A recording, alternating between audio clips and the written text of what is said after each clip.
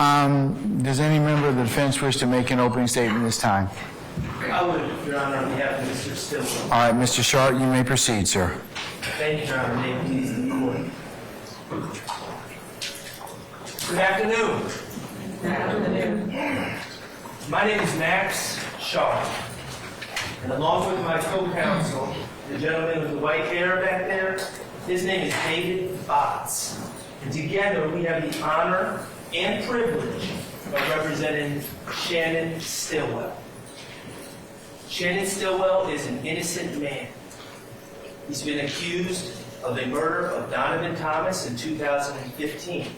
He is not guilty. He's been accused of a murder of Shamal Drinks in 2022. He is not guilty. He has been accused of conspiring to violate the Georgia State RICO law. He is not guilty.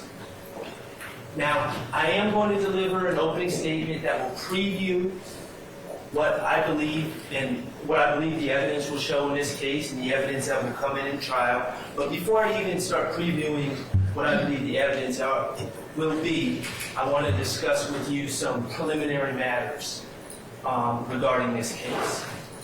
The first preliminary matter that I wish to discuss is my client's name. Okay? On the indictment, you will see, when you look at the indictment, that my client is listed as Shannon Stillwell, also known as Shannon Jackson. Okay? And there's a simple explanation for that. You will learn that his mother was a Stillwell, but he was raised by his paternal grandmother, Betty Jackson. So at times, he's been a Stillwell, at times he's been a Jackson. He's indicted as Shannon Stillwell. I know him as Shannon Stillwell, but throughout this trial, some people may say Shannon Jackson, some people may say Shannon Stillwell. I may slip up and say Shannon Jackson. But we're talking about the same person, Shannon Stillwell. Second preliminary matter. It has not been lost on me that my client, it's not lost on any of us, that my client is charged with 2 murders in this case. He's charged in 2015, and the evidence will show that he was wrongfully accused. And that case never went to court. He was accused in 2022, wrongfully, based largely on assumptions made about the 2015 case. We plead absolutely not guilty. With our backs straight and our eyes wide open, we plead not guilty to those charges. And finally, ladies and gentlemen, as far as preliminary matters, as you probably have realized, through jury selection and the fact that we have some visitors from the press here today and different things about this case, this is somewhat of a unique case. It's drawn some attention. But the thing I want to stress is that this case is no different than any other case in the state of Georgia or the United States of America as far as criminal cases go. And it has the same ground rules as any other case tried in this great union. The ground rules of this case are that the defendant, Shannon Stillwell, and all the other defendants are presumed innocent. The state bears the burden of proving their case against all the accused individually. And the state's burden of proof is the highest burden in our system, beyond a reasonable doubt. Beyond a reasonable doubt.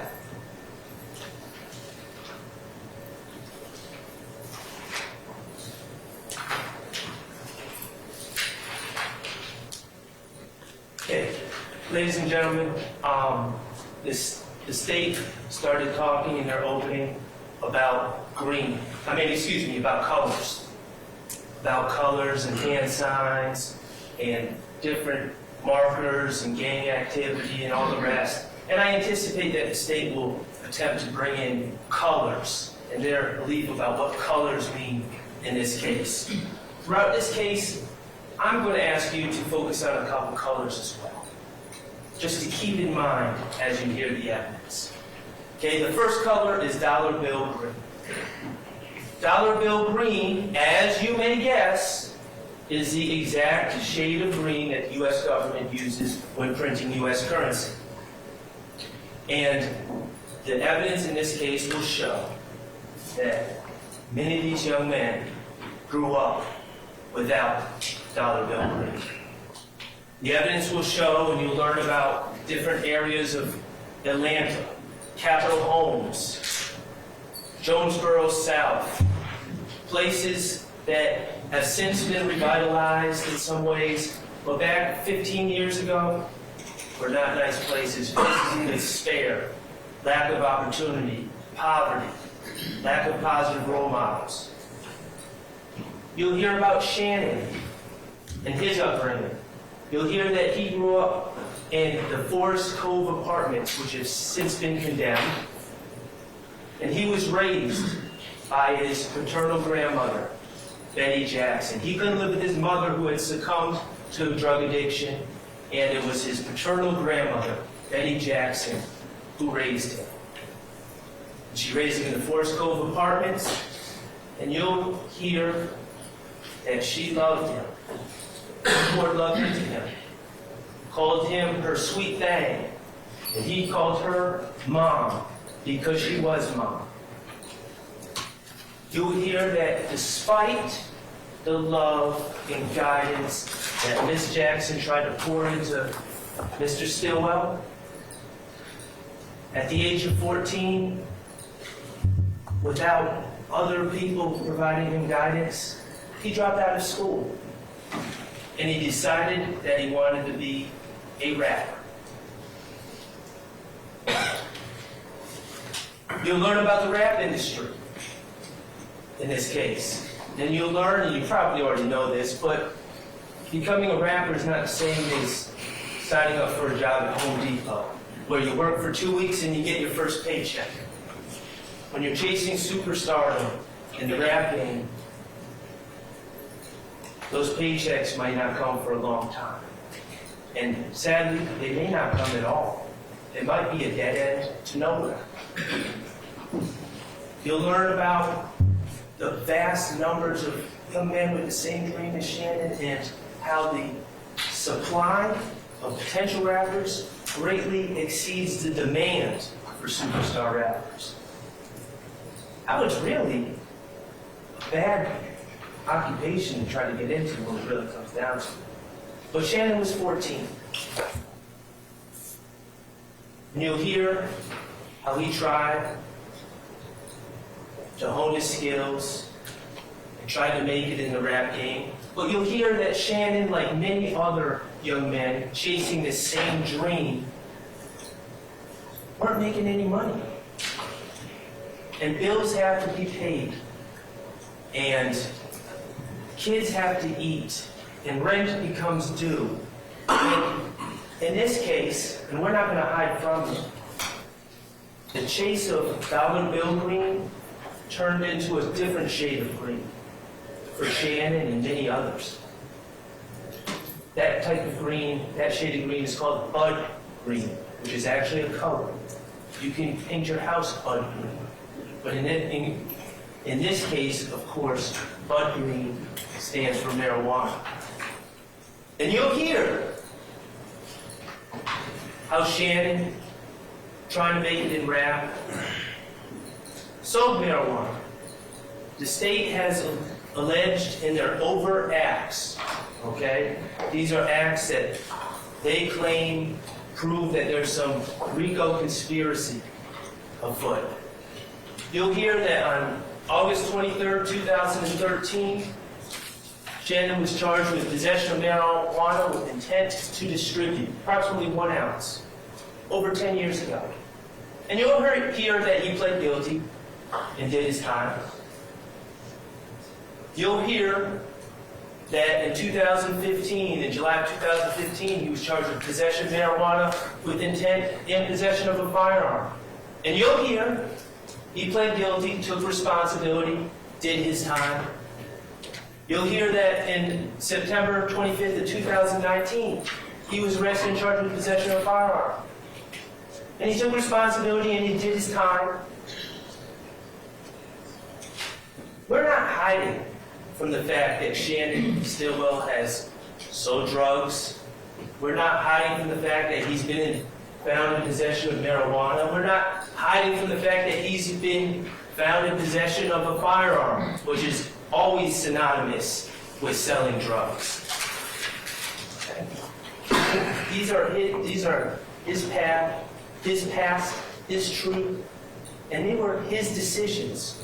His motivation was to make money for him, to live, to pay rent, to eat. Ladies and gentlemen, we're not hiding from the past, but the evidence will show that Shannon's decisions, starting over 10 years ago, had nothing to do with YSL or any other organization. You won't hear evidence that Shannon was selling marijuana and then calling someone from YSL saying, hey, I got some money to support the organization. Or calling Jeffery Williams and saying, hey, I got some money for you, man. No, it was for him. He was a drug dealer. He pled guilty. He did his time. Just like thousands of other people in Atlanta. This has nothing to do with YSL. Has nothing to do with the January 10th shooting of Donovan Thomas. And it has nothing to do with the 2022 shooting of Shamal Drinks.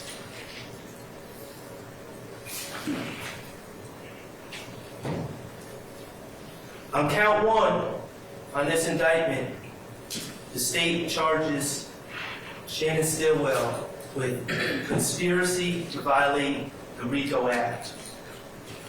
They say on or between January 24, 2013 and the 8th day of May 2022, he and others unlawfully conspired to acquire, maintain directly and indirectly an interest in and control of United States currency and other personal property through a pattern of racketeering. The state in their opening said, further the interests of YSL, further their goals.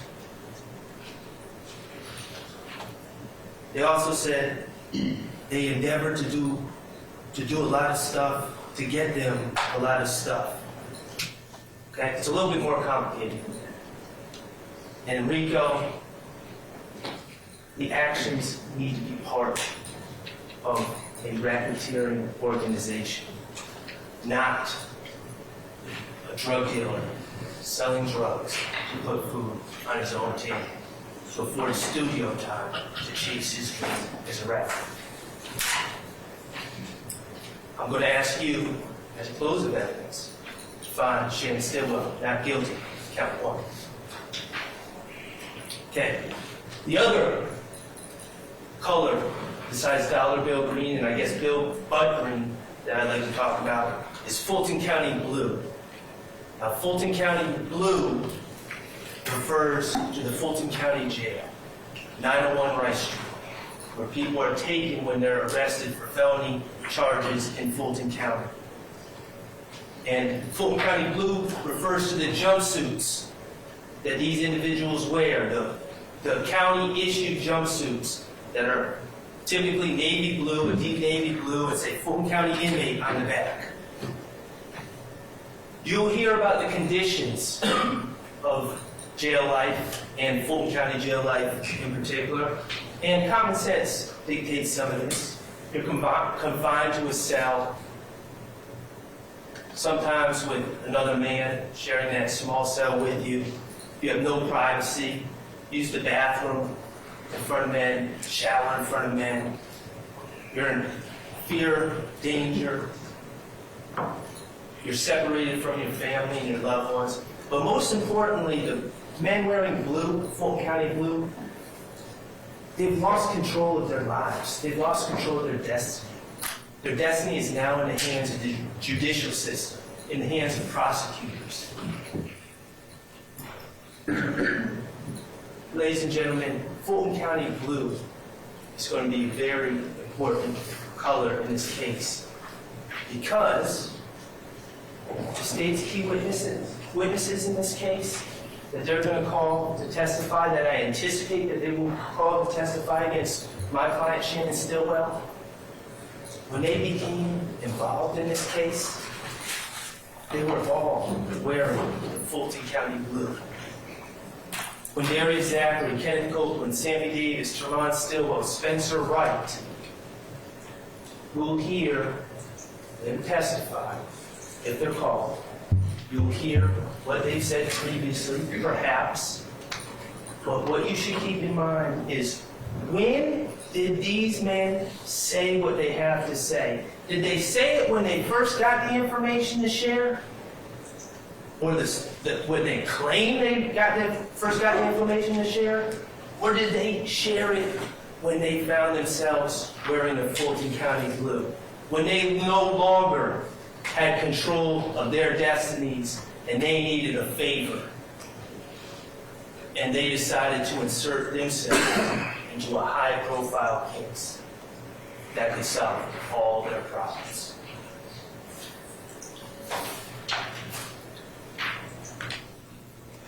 Okay. Let's talk about January 10, 2015.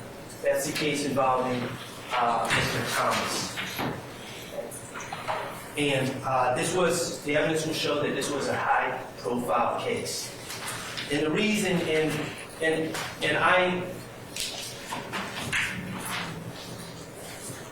this is not me talking. I anticipate the evidence will show. I anticipate the state's own witnesses, the state's own gang investigators will tell you, not me talking. I anticipate they will tell you that Donovan Thomas was a big deal, that he was a gang leader, that he was the leader of the Inglewood family Bloods in Atlanta, that he was high-ranking. And that's what made this case a big deal on the streets. You'll also hear that this case, the shooting of Donovan Thomas, was caught on surveillance video. Now, I'm not going to suggest that it's the highest quality surveillance video, but it was caught on surveillance video. And you'll be able to watch the surveillance video. And you'll see McDaniel Street in downtown Atlanta at about 7:20 p.m. on January 10, 2015. Remember, winter, it's cold, dark. And you'll see a car zoom down McDaniel Street towards Northside Drive, headed northwest, I believe. And you will see and you will hear testimony that Mr. Thomas was with other individuals. What they were doing, I don't know. But he was with other individuals in a parking lot in between two barbershops. One being Mr. George's barbershop and one being Mr. Bernard's barbershop. And you will hear that this car zoomed down this dark street on that January 9th, and it appears from the video that you will see that an individual starts shooting out of the sunroof in the direction of Donovan Thomas and others. And you'll see that surveillance video for what it is and what it isn't. And you will also see how quickly everything occurred that night. A matter of seconds. Detective Thorpe is the Atlanta Police Department detective that was assigned this case in January 2015, and you'll hear that he gathered the evidence from the crime scene. There was no DNA, there was no fingerprints of value. You'll hear that there were shell casings all along the street, but you won't ever hear that these shell casings were linked to any particular gun or Shannon Stillwell or anything else. And there were no eyewitnesses on January 10, 2015 coming forward saying, yes, I was here and this is what I saw. And I saw this person do this. There was none of that. And you'll hear that this case remained unsolved. No one had been charged for 9 months and 9 days.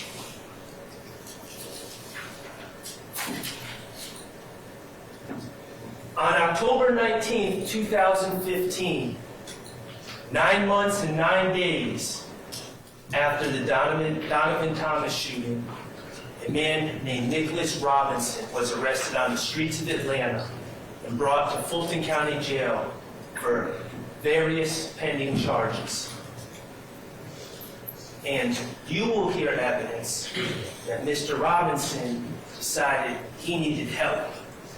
He didn't want to wear the Fulton County blue.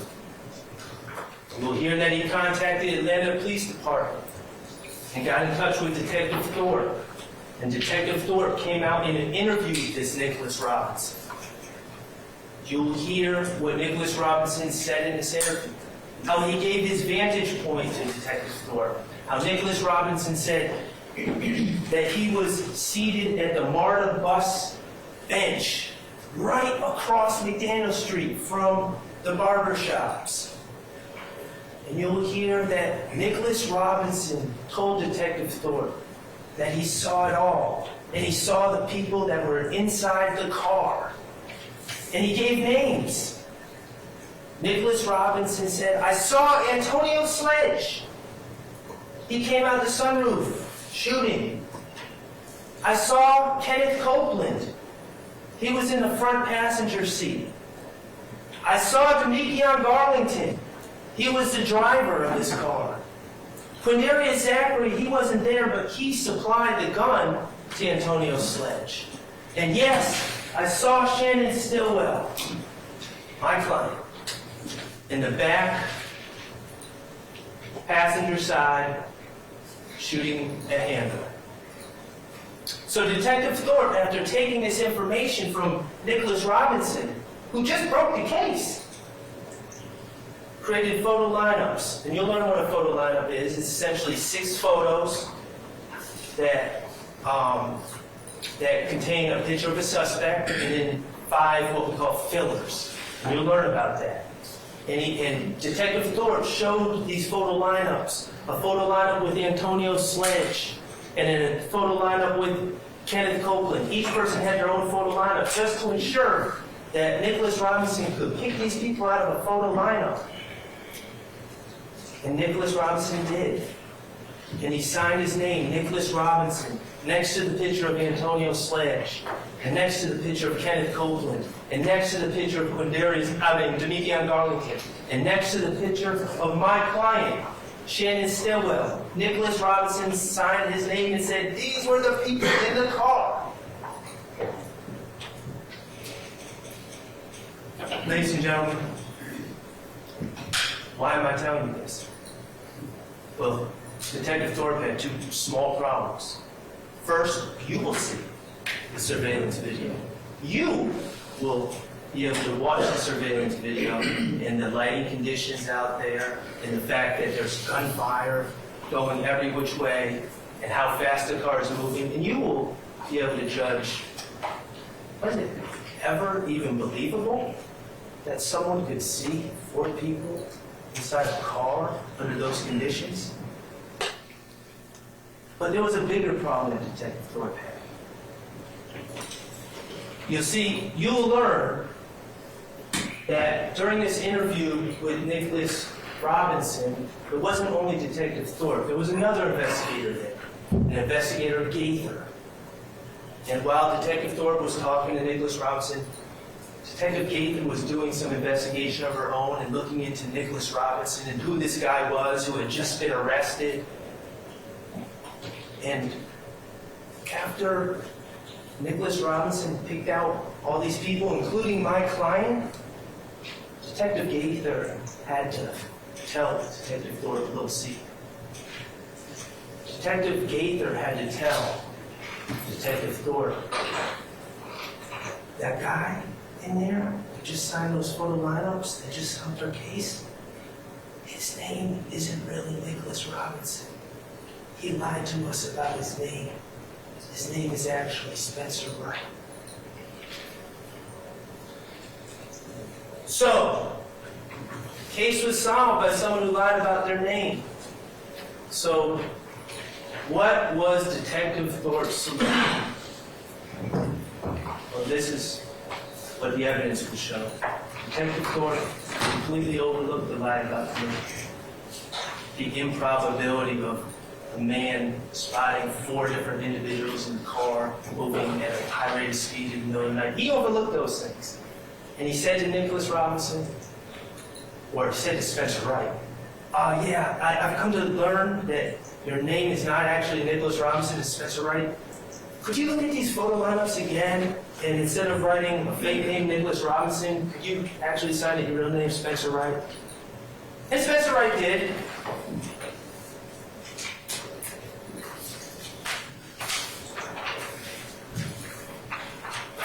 And what happened?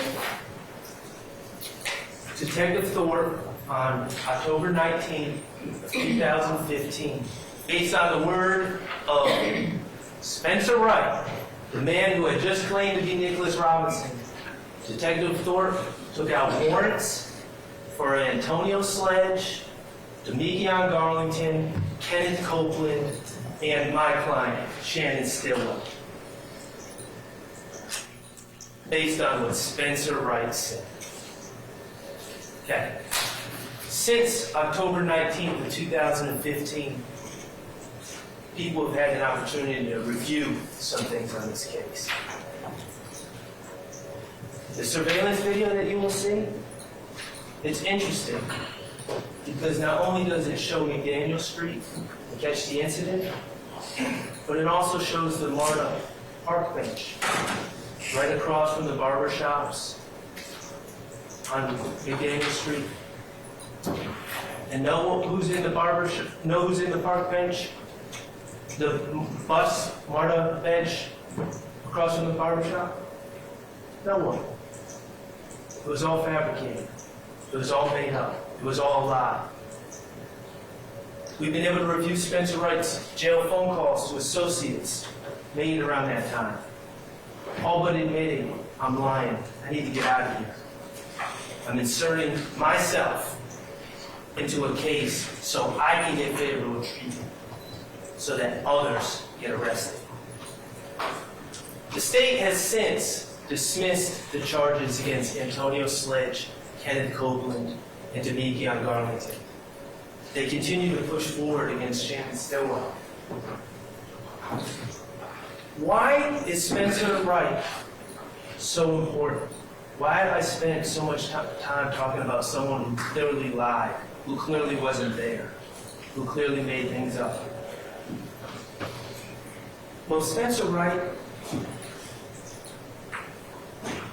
gives us the blueprint. He tells us what to look out for. What was Spencer Wright wearing when he fabricated his story? Fulton County blue. What did he want? What was he in search of when he fabricated his story? Control of his destiny. He didn't want it to be left in the judicial system. He wanted to use something to get a deal. He wanted to take back control. That's what men in blue do. Okay. In this case, I anticipate the state will bring 4 witnesses forward. All 4 have certain things in common, as I stated. When they supposedly came upon information that was relevant, never shared it with law enforcement. But once they were wearing blue and they needed something, that's when they came up with their stories. I anticipate the state will call Quindarius Zachary, ironically, one of the people accused by Spencer Wright. You'll learn that he claims he knew information from January 10, 2015. January, February, March, April, May, never shared this information with anyone. But lo and behold, you'll hear he found himself in custody for serious charges on August 5th of 2015. Then all of a sudden he had a story to tell. You'll hear he gave the second statement to law enforcement approximately a year later, where he was in a room with the gang investigators, with prosecutors, including the prosecutors that were handling his case and had control over his destiny, his future, and his attorney. And you'll hear that he gave a second statement and was looking for a deal. Quindarius Zachary is no longer wearing blue. Quindarius Zachary is not charged in this case. He got his deal. You'll hear about Kenneth Copeland. Again, someone ironically accused by Spencer Wright. You'll hear that Kenneth Copeland hates jail more than anything. The problem is, for someone that hates jail more than anything, he does a horrible job of avoiding it. And you'll hear that throughout this investigation, he's repeatedly arrested by Atlanta Police Department and other jurisdictions. And you'll hear 2 of those arrests were on June 10th of 2015 for guns, found in possession of guns. October 28, 2021, guns, found in possession of guns. And he makes it very clear about what he thinks about wearing the blue. But the interesting thing about him is, as you will hear, is every time he's arrested, law enforcement runs out to talk to him. And he goes through the same song and dance about how he'll do anything. Just please don't make me wear that blue. Kenneth Copeland is no longer wearing blue. And he's not charged in this case. I anticipate you may hear from a man named Sammy Davis, who claims he was at the scene on January 10, 2015. January through December 2015, never once went to law enforcement. 2016, never once went to law enforcement. But then in March 17, 2017, when he's in jail, wearing blue, law enforcement comes out and talks to him. You'll hear his story. His story about how 2 cars were driving down McDaniel Street, and the first car sent a signal to the second car saying, Donovan Thomas is just leaving the barber shop, as a signal like it's time to shoot. And how the second car pulled up in front of the barber shop and stopped in the middle of the street. Just stopped. And then people started shooting at Donovan Thomas. You'll hear Sammy Davis' story. You'll also see the video. You'll see that there's no first car, second car. You'll see that there's no signal. You'll see that Donovan Thomas wasn't just leaving the barber shop, that he had, in fact, like the state had already stated, been hanging out with friends in that parking lot for quite some time prior to the shooting. And most importantly, you'll hear, or you'll see on the video, that Sammy Davis' claims that this car stopped are 100% wrong. The car never stops. The car drives on by. Bullets flying everywhere. You'll be able to listen to Sammy Davis' story and compare it to the surveillance video and figure out how much value you should give his story. And finally, I anticipate you may hear from a man named Tremont Stillwell. A man who curiously claims he's my client's uncle. Not sure what that's about. You'll hear that he claimed to come across important information in January of 2015. And he claimed he came across this important information while talking to someone with his wife, Vanetta Guffey, right there. You'll hear throughout all of 2015, never said a word to law enforcement. Wasn't until March 22nd, 2016. Guess what color Tremont Stillwell was wearing at that time? You got it. When he was in jail for serious charges, and he needed help. He needed help from law enforcement to start to reclaim his destiny, control over his life, to escape the monotony and the filth of the Fulton County Jail. And you'll hear that he claimed to have information. You'll hear that the state, to their credit, went to try to corroborate whatever Tremont Stillwell was talking about and talked to his wife, who is now deceased. Her name is Vanetta Guffey. She is now deceased. But you'll hear that she was interviewed on May 11th of 2016 when she was still alive. And you'll hear what she had to say about Tremont Stillwell's claims.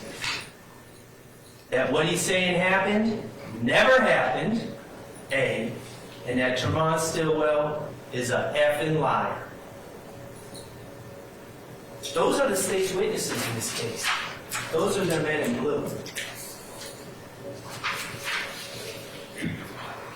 Count 2 of this indictment is the count that charges my client, Shannon Stillwell, along with a whole new group of individuals, with the murder of Donovan Thomas. There will be no forensic evidence, there will be no ballistic evidence. There will be no eyewitnesses that presented themselves at the scene to say, I saw this occur. The surveillance video will not give insight as to whether Shannon Stillwell was there or not. The state's case will rest entirely on the word of men in blue. When the evidence is done and trial's done in this case, I'm going to ask that you return a verdict of not guilty to count 2, murder. Okay. Hold on one second, Shannon. Now, I would like to preview a little bit about my client's life after the Donovan Thomas murder. Remember, on October 19th, 2015, the Atlanta Police Department, Detective Thornton, and the news broadcast to the world, and more specifically to the streets, and more specifically to the Inglewood family blood gang that Donovan Thomas was the head of, that my client was responsible. Based on the word of Spencer Wright, based on the word of someone that even the state is saying lied. First they said wasn't completely accurate. No, it was a lie. Based on that, they broadcast to everyone that my client was responsible. And there has been repercussions. You'll hear in 2015, people pulled up to my client as he stood outside a store, shot a gun at his head, and grazed his forehead. Thankfully, he's still with us. You'll hear that later in 2015, my client went to go get a fish dinner with the mother of his child and another young lady named Tiara Jones at JJ's Fish at the corner of University and Pryor. And members of the gang spotted them there, stalked that car, drove behind the car, and unleashed bullets upon that car, hitting that poor lady, the driver, Tiara Jones, in the face, killing her, causing the car to crash and spin, breaking bones in my client's body, collapsing his lungs. The streets have not cared that Spencer Wright is a liar. Since that time, my client's life has changed in some small ways and some big ways that I think make sense. Shannon Stillwell, since that time, has been careful about his surroundings. He tends to back into parking spots. He tends to run red lights at intersections, not to be a sitting duck. for IF gang members or anyone else. He habitually changes residences. And yes, he does habitually rent cars, including a white Audi. He does this, the evidence will show, so no one can associate him with any particular car. None of the IF gang members can know where he is. And yes, when he rents cars, he does tint their windows, so no one can see in. That's the life he leads since 2015. And yes, when he leaves the house late at night, he does conceal his identity. It was during COVID, but he does wear a mask.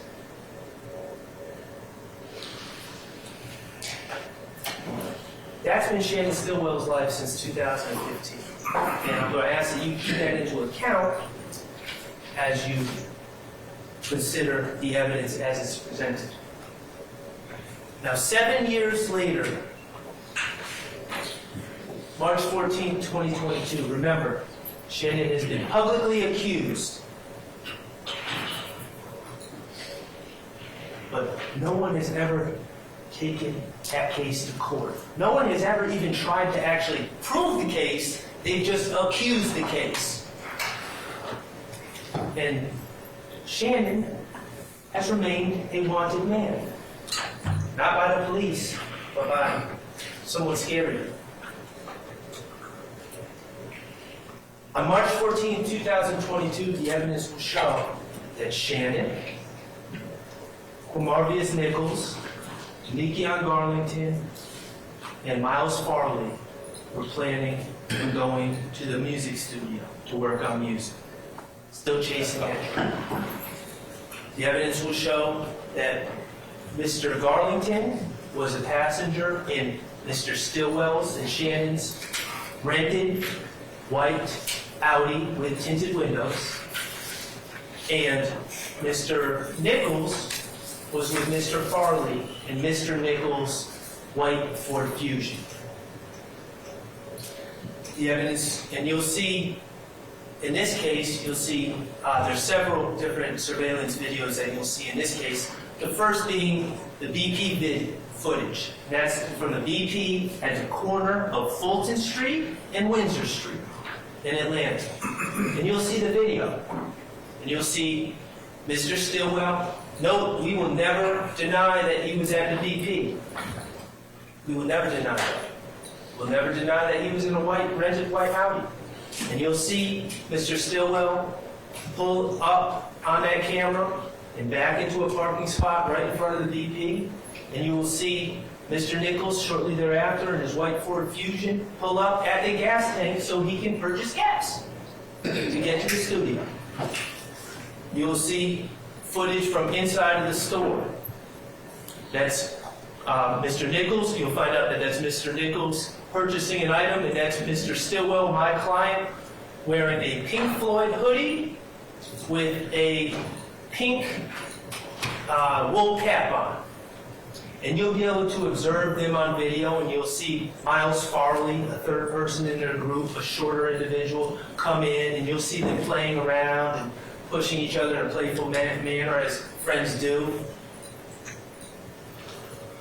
I'm going to ask you to observe them on a video and ask yourself, does that appear to be men on a mission?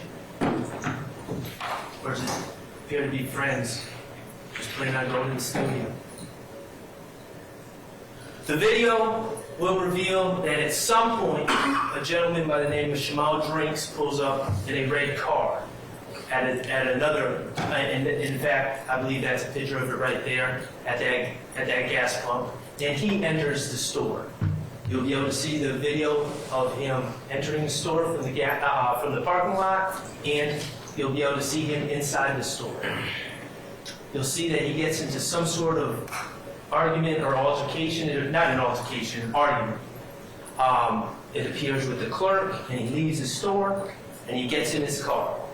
There will be no interaction whatsoever between Mr. Drinks and my client, Mr. Drinks and Mr. Farley, Mr. Drinks and Mr. Nichols, Mr. Drinks, and Mr. Garlington. There'll be no interaction at all.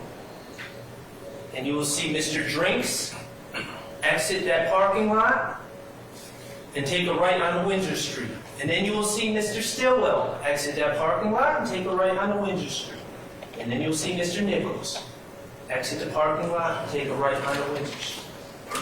And that's where the FedEx surveillance footage will take over.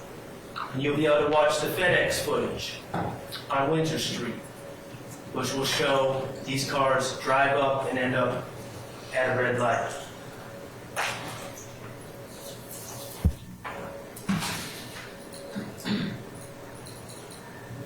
You will see my client's car, white Audi, run a red light. You will see Mr. Nichols follow my client's car and run a red light. Eventually, cars come in to replace him, and traffic flow continues and continues for several minutes. And eventually, a man who's just happened to be going the other way looks into Mr. Drinks' car, which is still sitting there, and notices that Mr. Drinks has been shot. What you will not see on this video is any indication at all that this shooting occurred while my client's car was beside Mr. Drinks. You will not see any muzzle flash, you will not see any commotion, you will not see any fight, you will not see anything at all that suggests that that's when the shooting occurred.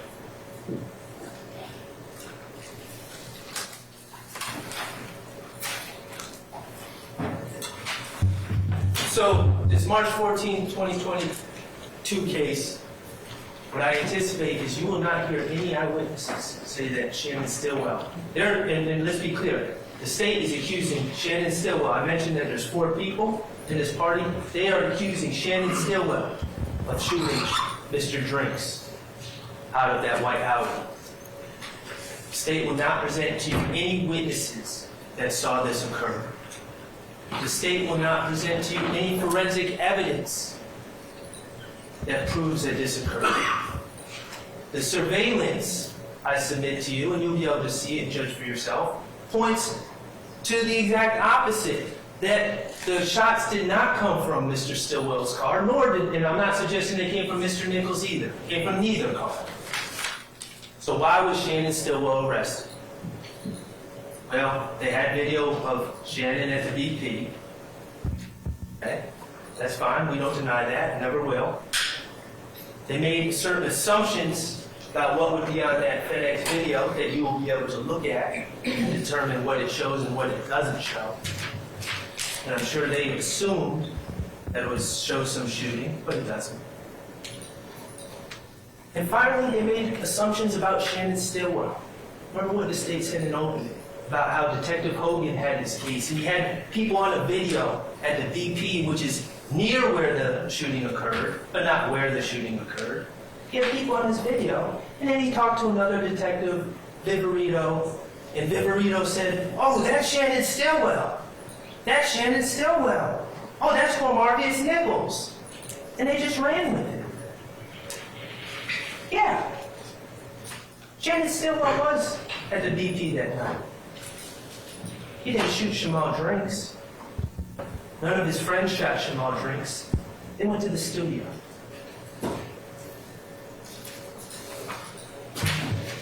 Since these warrants were taken out for Shannon Stillwell, and I'll tell you the warrants were taken out and Shannon Stillwell was arrested in that same white Audi on March 17, 2022, 3 days later.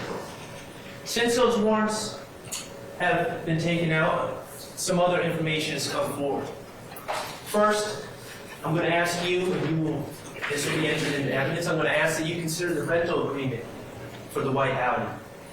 You will learn that on March 16, 2 days after this alleged shooting, when every other person who has a guilty conscience, anyone who has a guilty conscience is trying to get out of the rental car, Shannon extended his lease. I'm going to ask you to consider and really think about that. Extending a lease of a car that you supposedly just killed someone. Are those the actions of someone who's guilty of that crime? You're going to hear about the wiretap on Demekion Garlington's phone. Remember, Demekion Garlington was in Mr. Stillwell's car. And the state hinted at it a little bit. They were talking about Jaden Myrick and people wanting to attack a man named Lucci. And based on these concerns in the jail, the state applied for it, and you'll learn what a wiretap is. They applied for a wiretap and received a wiretap for Demekion Garlington's phone. The phone of the person who was with Shannon Stillwell on March 14, 2022.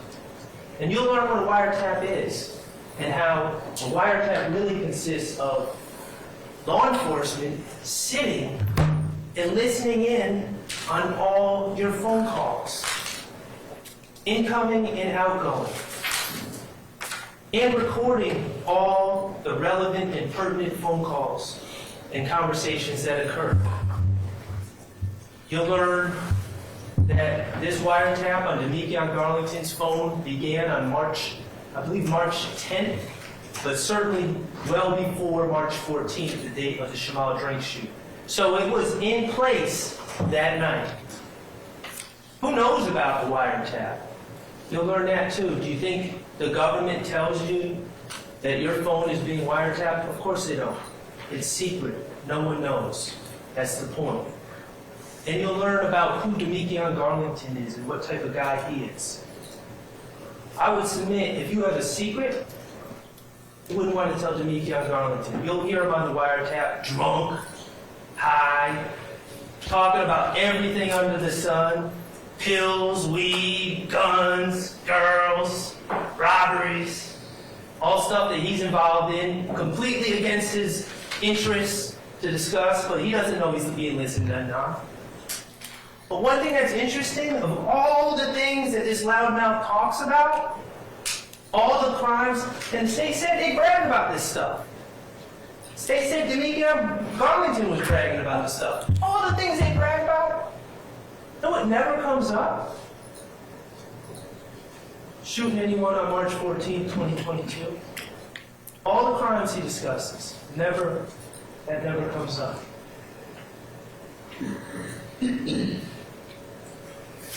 Finally, and most importantly, the science about this March 14, 2022 case. We're going to learn about gunshot residue. Gunshot residue testing that tests for microscopic particles that contain a combination of lead, barium, and antimony. Particles that come from the explosion of a gun and the gunshot primer that causes it. Synonymous with a firearm that has been fired. Who does gunshot residue testing? Georgia Bureau of Investigation, APD, all sorts of agencies to build cases against defendants. You'll learn how gunshot residue is collected. How you take a surface or a body part or an object, and you take these adhesive stubs, these official gunshot residue kits, and you dab the surface of an item as much as you want. You can use multiple stubs. And then you take these stubs and you place them under an electron microscope. And a scientist can look under this microscope and see if there's any particles of gunshot residue that are on said item. You'll hear that Shannon Stillwell was arrested on March 17th in that same white Audi that he was in on the 14th. And you will hear that the crime scene technicians, in this case, made a specific decision to pick the best place on a car to test for gunshot residue. When the gun is fired, the gunshot residue would plume upwards. And so they take the best part of the car, the headliner. And for all of you that don't know what the headliner is, that's the cloth top of the car, as pictured right there.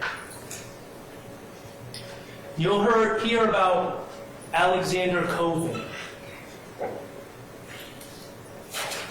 a scientist, a man in search of the truth, a man who works for GBI, not for me, not for Shannon Stillwell. And you'll hear how that headliner that was collected from that white Audi on March 17th was brought to Alexander Coven at the Georgia Bureau of Investigation. And you'll hear he's an expert in gunshot residue collection and analysis and detection. And you'll hear how Mr. Coven, as he was trained, took that gunshot residue kit and took those adhesive tabs and dabbed that headliner again and again and again and again and again and again, dozens of times. And then he wanted to make sure what he did was sufficient. So he took a second tab, adhesive tab, a fresh one, and continued to dab that headliner again and again and again and again and again to pick up any particles that would be on the headliner from that white Audi. And he took those tabs, those adhesive tabs, and he put them under his microscope that he uses when he's building cases for the state.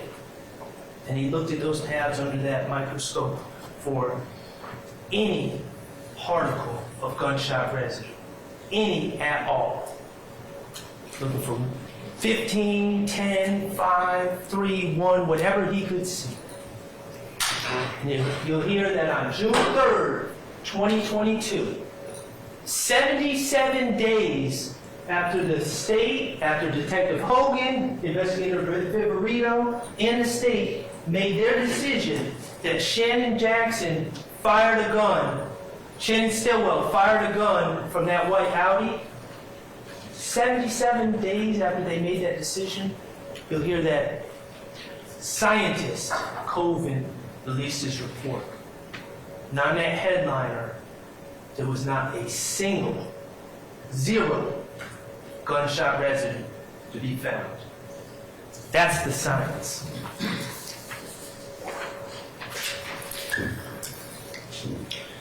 Ladies and gentlemen, regarding the March 14, 2022 case, the state has made 5 charges, 5 different counts against Shannon Stillwell, my client. First is count 49 on this indictment. It is murder, alleging that he shot out of the white Audi, his shot Shamal Drinks. The science belies those accusations. I'm going to ask you to find Shannon Stillwell not guilty of that count. Now, count 50 and 51 deal with violations of the Criminal Street Gang Act, Gang Activity Act, and they are essentially charges that say that Mr. Stillwell committed murder to further the interests of YSL, and he committed murder on behalf of YSL for the purposes of increasing his standing within the gang. Y'all are smart people. Obviously, I don't need to say it, but it'll make me feel better if I say it. If he's not guilty of count 49, murder, he cannot be guilty of count 50, and he cannot be guilty of count 51. Counts 52 and 54 similarly charge Shannon Stillwell with possession of a firearm by a convicted felon on March 14th of 2022 on the belief that he used a firearm to kill Shamal Drinks. If the state does not prove that case beyond a reasonable doubt, he cannot be found guilty of count 52. And in count 54 charges Shannon Stillwell with possession of a firearm during the commission of a felony, that felony being murder. Obviously, if he didn't commit the murder, then he cannot be in possession of a firearm during the commission of said felony.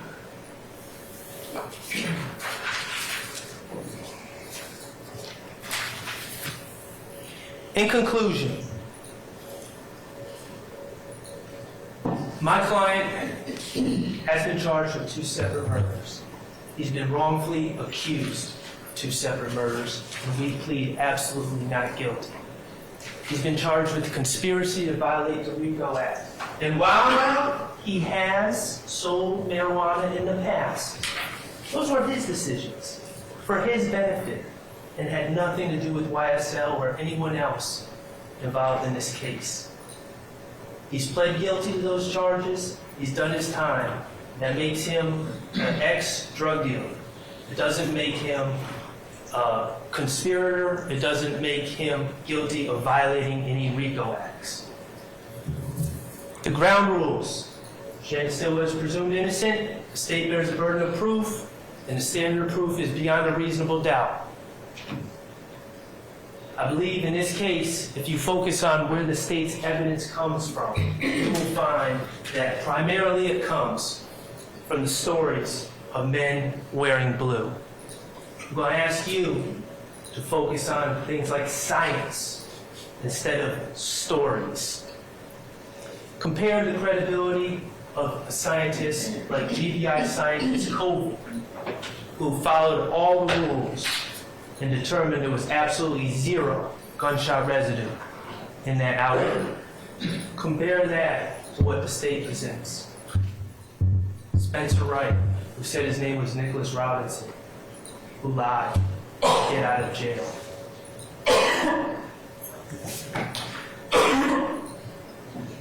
Spencer Wright duped Detective Thorpe on October 19th of 2015, and that is on Detective Thorpe. I am going to do my best to make sure that the truth comes out in this case. Make sure that no one wearing blue will be able to dupe anyone during this trial. My client, Shannon Stillwell, is not guilty. Thank you very much. If you wish to make an opening statement at this point in time, please go ahead. All right. I'm going to now share my screen with court's permission. Yes, ma'am. Go right ahead. Thank you.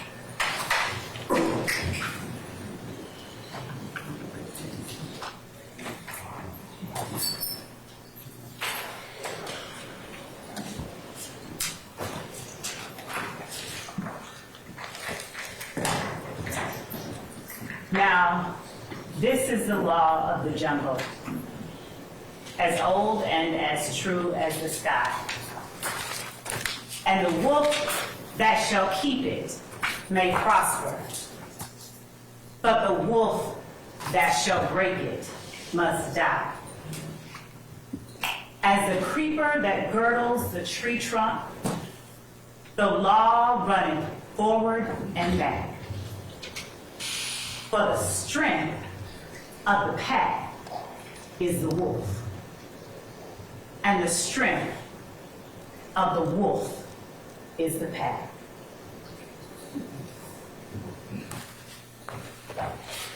Thank you so much, ladies and gentlemen, for being patient. Thank you so much for being honest during this very lengthy process that preceded this point here today during the voir dire process. I appreciate you all being here, exercising your civic duty, and honoring your obligation to pay close attention to what's going on in this courtroom for the next several, however many weeks.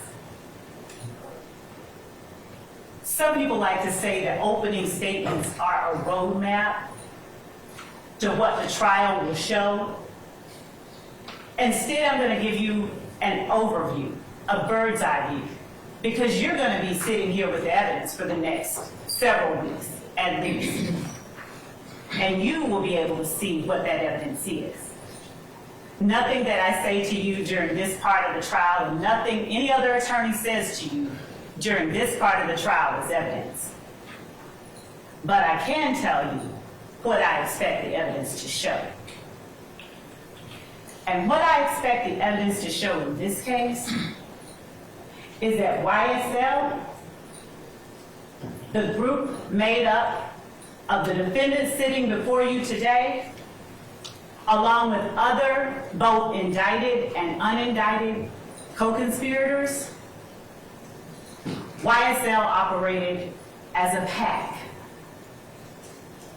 The quote that I read to you earlier is from one of my favorite books as a kid, The Jungle Book. In case anybody recognized it, those were right out Kipling's words and not mine. But they are appropriate for where we are today.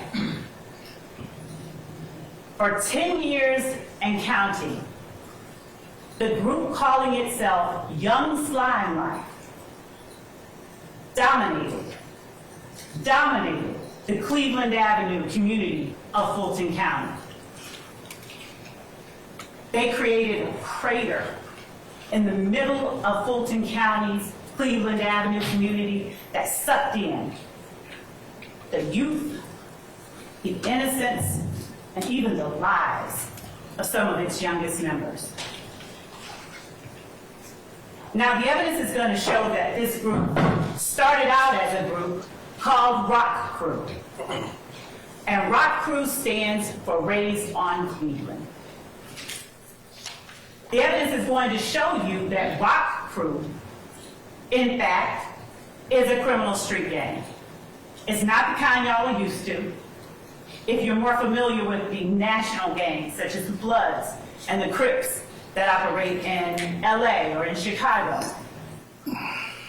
But make no mistake about it, Rock Crew is and was a gang.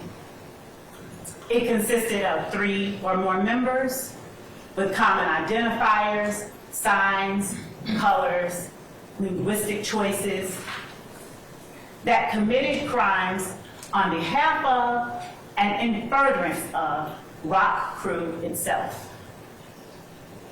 That particular organization aligned itself under an umbrella of a larger, more traditional street gang called Sex, Money, Murder, Bloods. They adopted the nomenclature. They would do things like replace C's in words with the letter B, because traditionally Crips and Bloods were not aligned with one another. So Cleveland Avenue became Believeland. Some of you may have indicated during voir dire you've heard or are familiar with the Cleveland Avenue area. Maybe you've even heard of Cleveland Avenue Day. The evidence will show that this is where that comes from. The evidence will also show that sometime in 2012 or thereabouts, an internal rift or divide occurred among the members of Rock Crew. Now, the defendant, Jeffery Williams, seated back there yawning right now, he was an original member of Rock Crew. And the kind of crimes that Rock Crew did consisted of smashing grab burglaries, stealing ATM machines, things of that nature. When Rock Crew split up, YSL, or Young Slime Life, was formed. And the defendant, Jeffery Williams, was its proclaimed leader. Young Slime Life came about and consisted of 3 or more people when it began. 3 or more people who were willing to and who did commit criminal street gang activity, that is crimes, that were intended to further the purposes and advance the directives of YSL itself. Now, there will be no evidence of a written contract or anything like that. You won't see bylaws of YSL, because this was a group of people associated in fact, who used common identifiers, common names, common colors, common symbols, to communicate with one another and to express themselves to the rest of the world. So YSL, as the evidence will show, they didn't move individually. The members and associates of YSL, they moved like a pack, with the defendant Jeffery Williams as its head.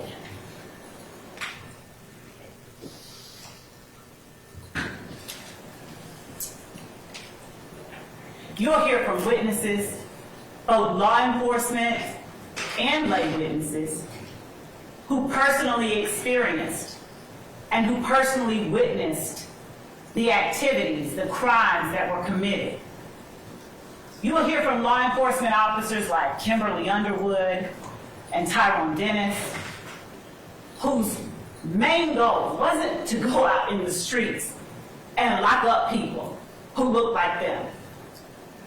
It was actually to touch souls in the streets, to touch young people, and to alert them of the dangers and the drawbacks of becoming a part of and becoming involved in gangs like YSL and Rock Crew. You'll hear about conversations with educators.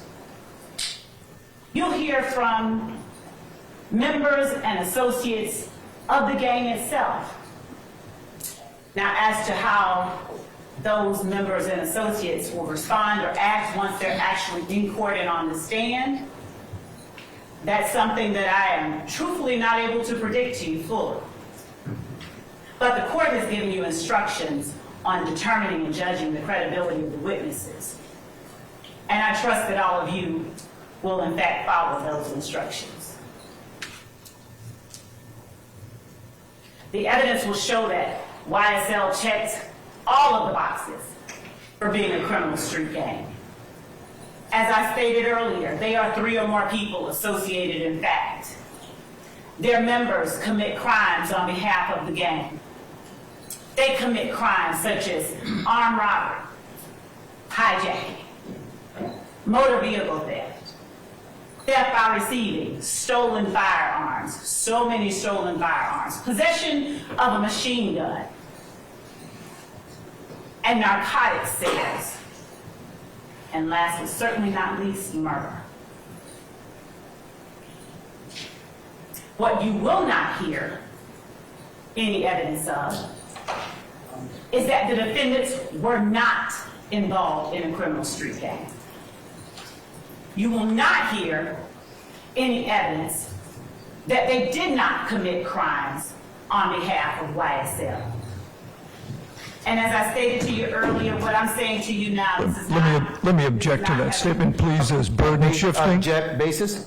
Burden shifting, and under Parker versus the state at 277,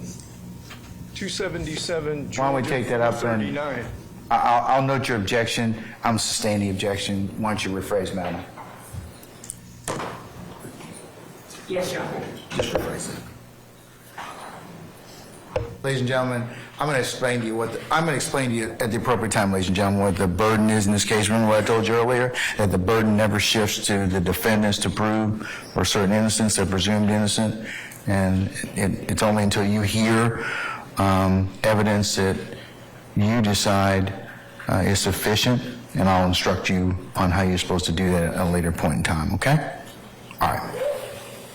The evidence will show that YSL did not adhere and does not adhere to all of the customs of a traditional street gang.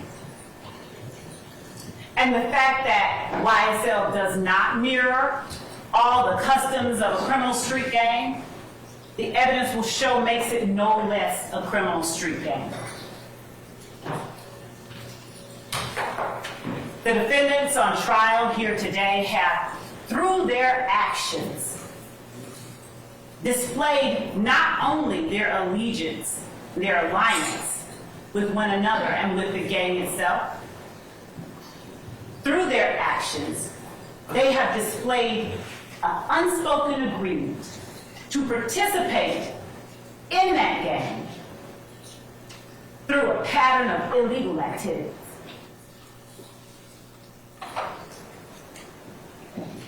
And again, the head of this gang is seated in this courtroom too. The last paragraph of that poem that I read or spoke to you earlier goes as follows. Because of his age and his cunning, because of his right This and is his argument. This is not, What's your objection, Mr. Harvey? that it's argument. Okay, Mr. Harvey, hold on. Madam, it is argument at this point in time, so I'll sustain the objection, okay? Yes, sure. All right. The evidence will show that these defendants, that the members and associates of YSL, they knew who their leader was, and they knew the repercussions of not obeying their leader. You will hear evidence that when members and associates of YSL got in trouble, got locked up, the first person they called was either this defendant or one of his family members. Now, they didn't call him directly because he knew and they knew that he needed to have distance between himself and the crimes members and associates of YSL were committing on behalf of the gang. So they would reach out to his sister and have his sister reach out to somebody else and eventually get back to King Slime, as they called him. You will hear evidence that members of YSL committed armed robberies. You'll hear evidence that to slime someone is to do them dirty, and that sometimes members of YSL committed crimes against other family members of their fellow gang members. You'll hear evidence that when one of the associates or members of YSL did something to what Jeffery Williams had perhaps considered a friend, they were threatened with their very life. Tell them to get that stuff back or they will be killed. You'll hear evidence that YSL, they had opposition within the city of Atlanta and Fulton County. That there were other gangs that were at various points in time at odds and even at war with YSL. One of those gangs was known as the IF gang, IF, Inglewood Family. You will hear experts come in here and tell you more about how the Inglewood family bloods in any way made its way down to Fulton County. You will also hear evidence about how one of the members, one of the beloved, of whom YSL considered an opposition group, was gunned down. Donovan Thomas on January the 1st, 2015. January the 10th, my apologies. 2015. Gunned down. Openly and notoriously. Because the evidence will show that part of the reasons that criminal street gangs operate the way that they do is to establish dominance and to establish control and to establish fear. You're going to hear that this gang stole at least 3 lives from this community over the last 10 years. At least 3 that are referenced in this indictment. You'll find that as a result of this gang's activities, a young woman who had nothing to do with either YSL or any of their opposition was gunned down by people trying to get back at YSL for what they did. You'll hear evidence that after the murder of Donovan Thomas, no less than 50 shootings occurred over the course of the next several months. You'll hear evidence that hundreds of bullets were fired into cars, into homes, and into people as a result of the rift Young's limelight had with other people in the community. So what are they accused of, and what are you here for today? The judge read the 4-hour-long indictment to you 12 months ago. He didn't read it to you again today, but he generally gave you what each defendant is being charged with and what the state has the burden of proving beyond a reasonable doubt as it relates to each defendant. But just to broadly touch on those, the crimes that the state is proving to you over the next several weeks include conspiracy to violate the Racketeer Influence and Corrupt Organizations Act. That is an absolute mouthful. So we'll just say RICO. There's no substantive allegation of RICO violations here. And by that I mean there's a difference. Here the state is alleging that these defendants, they had an agreement, unspoken, but no less an agreement, to obtain property, things of value, cell phones, cars, stolen guns, through a pattern of illegal activity. The evidence will show that it's sort of like if two people said, okay, you know what, we're gonna go toilet paper our dean of admissions house. And they sat there thinking and talking about it, and someone overheard them and reported them to the police. And the police came and said, okay, I'm gonna arrest you all for conspiracy, for planning to go and do this. The evidence will show that it's not enough that they were planning to do it. Somebody has to do at least one thing in order for those two people to be found guilty of conspiracy. So say one of you goes and says, let me go get the toilet paper now. Then y'all are in trouble. That's what we have here, and that's what the evidence is going to show. There was an agreement among the members of YSL to obtain property and things of value through a pattern of illegal activity. And it is their actions over the course of the last 10 years. It did not stop, by the way, in 2015.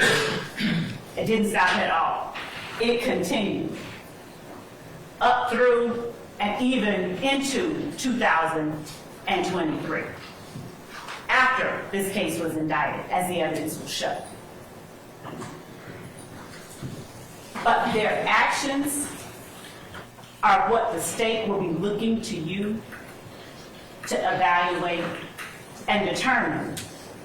Does this action show that they are agreeing to participate in this organization, this enterprise, through racketeering activity? You'll see evidence, as I stated, of not just drug sales, trap houses, drug houses, whole houses out of which drug sales were conducted,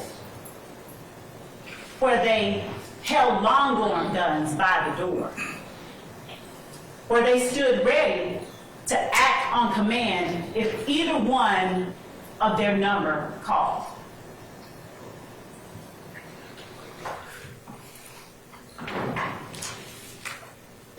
Who's on trial before you today is Rodelius Ryan, Flamarius Nichols, Marquavius Huey, Jeffery Williams,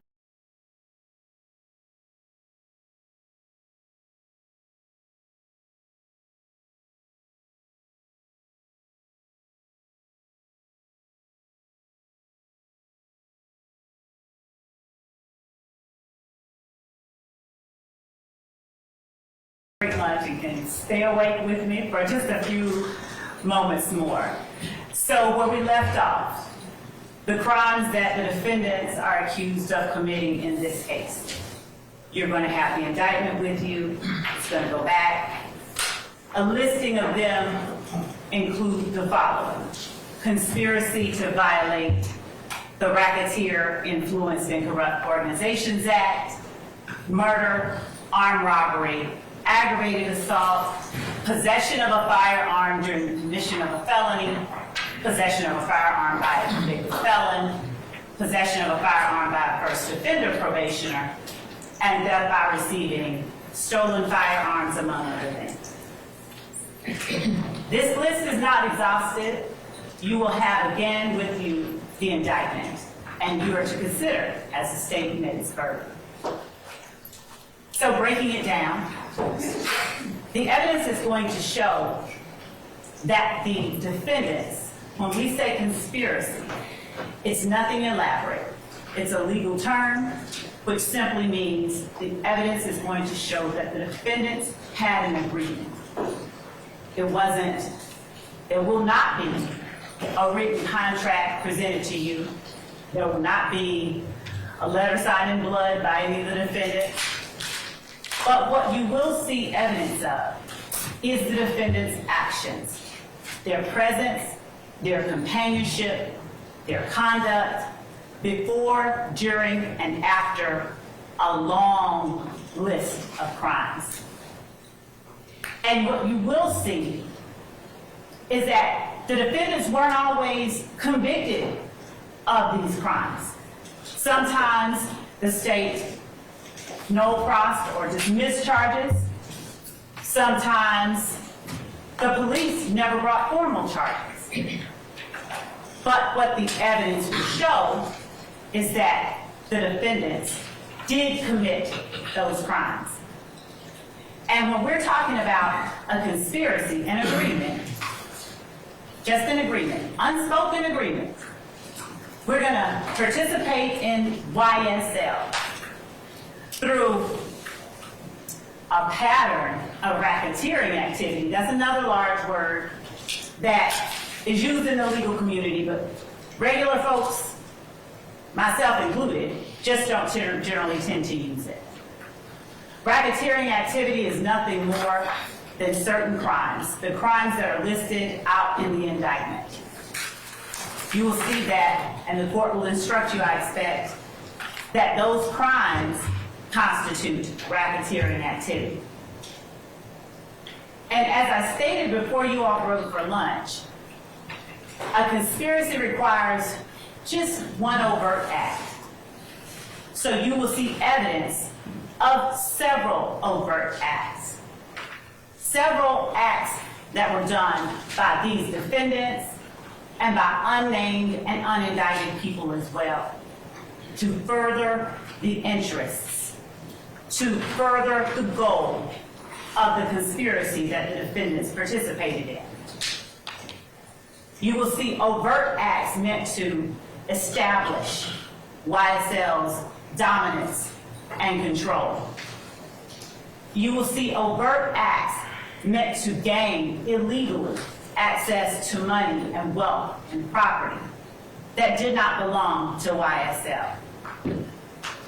You will see overt acts, steps taken on the part of various individuals to act to protect the group as a whole. Steps that have nothing to do with a recording label. Steps that have nothing to do with an A&R executive.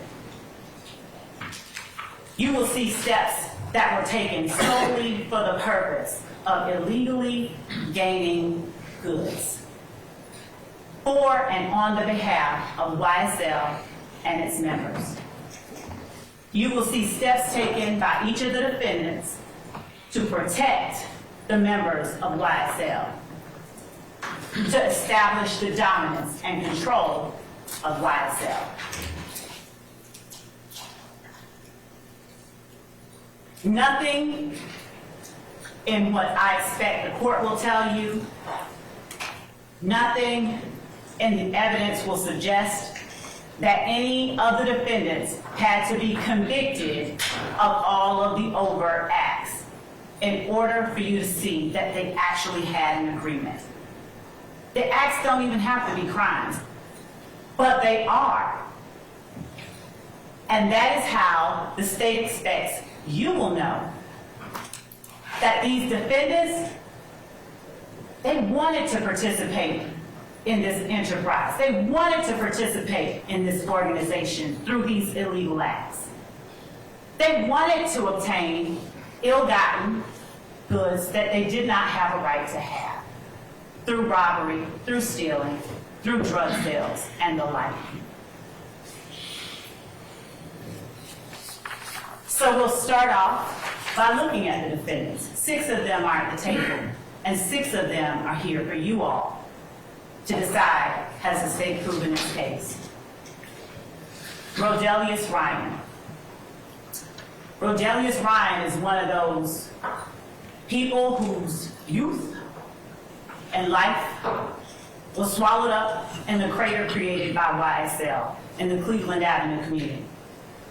The evidence is going to show that in 2019, Rodelius Ryan was 15 years old,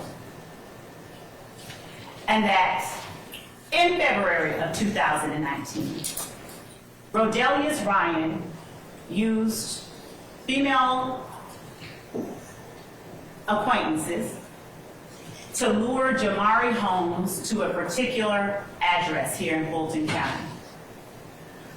The female acquaintance lured Jamari Holmes to that address, telling Jamari that he would get sex and weed once they got there.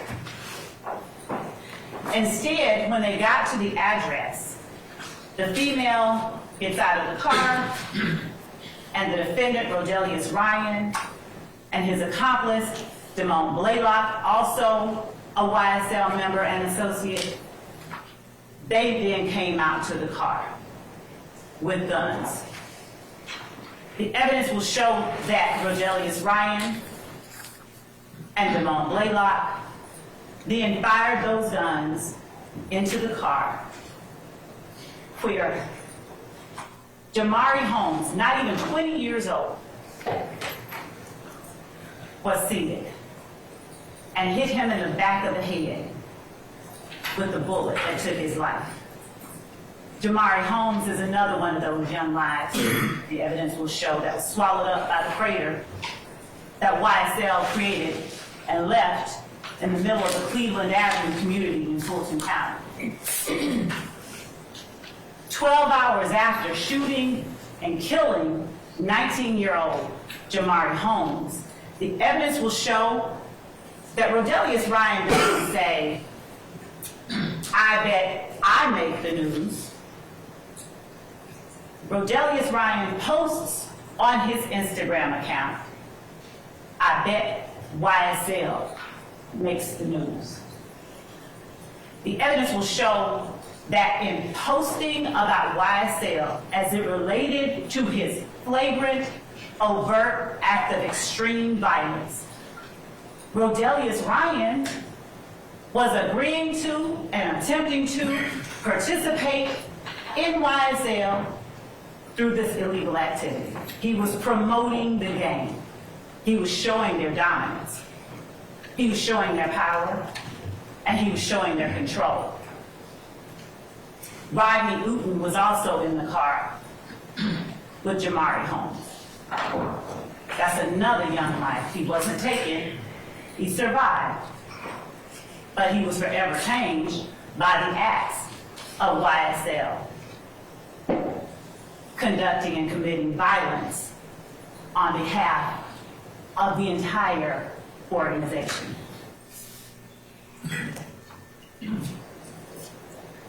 And in case it hasn't been lost on you, Rodelius Ryan's Instagram handle that he used, Slime Business Rod.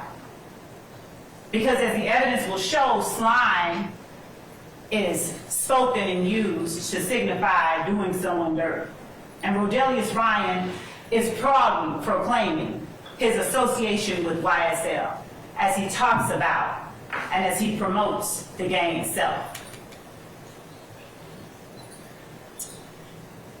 Rodelius Ryan's accomplice, another YSL member who's not here today, but who is a co-conspirator. What did he post after they killed Jamari Holmes? The evidence will show that Damone Blaylock didn't say friendship over females. He didn't say Blaylock over buddies.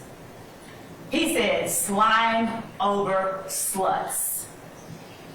Slime over sluts, while posting a YSL gang hand sign with the caption, slime over sluts, a green heart emoji, and a green snake emoji, which I expect the evidence will show are the common identifiers associated with YSL.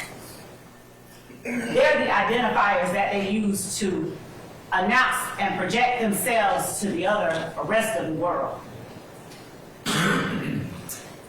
And then, on February the 25th, 2019, Rodelius Ryan made another posting where he's flashing cash money on his Instagram page with the caption, "Fuck YFN." YFN being a rival criminal street gang. The evidence will show that none of this was a part of what anybody has to do to be a part of a record label. The evidence will show that these acts were done in furtherance of and to promote the goals of the enterprise, the criminal street gang that is Young Slime Life.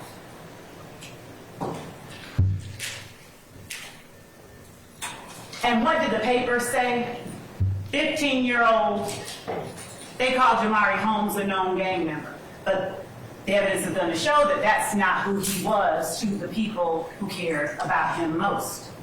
Jamari Holmes was Jamari Holmes. He was a baby, a child, found shot to death inside a stolen car, police said. Jamari Holmes was just the latest victim of YSL's quest to maintain and retain dominance and control of the Cleveland Avenue community in Fulton County.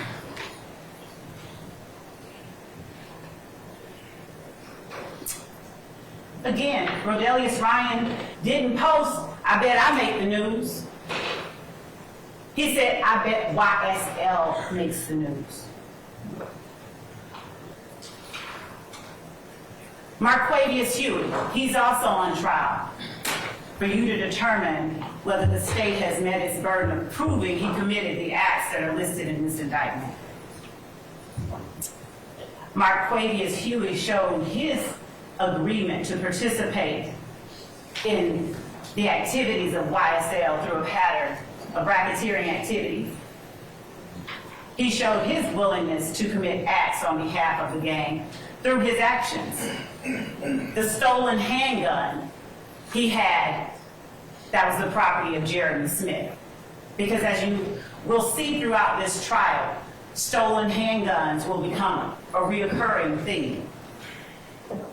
There's no need for a legitimate organization not comprised of people committing crimes on behalf of the organization to have all these stolen handguns.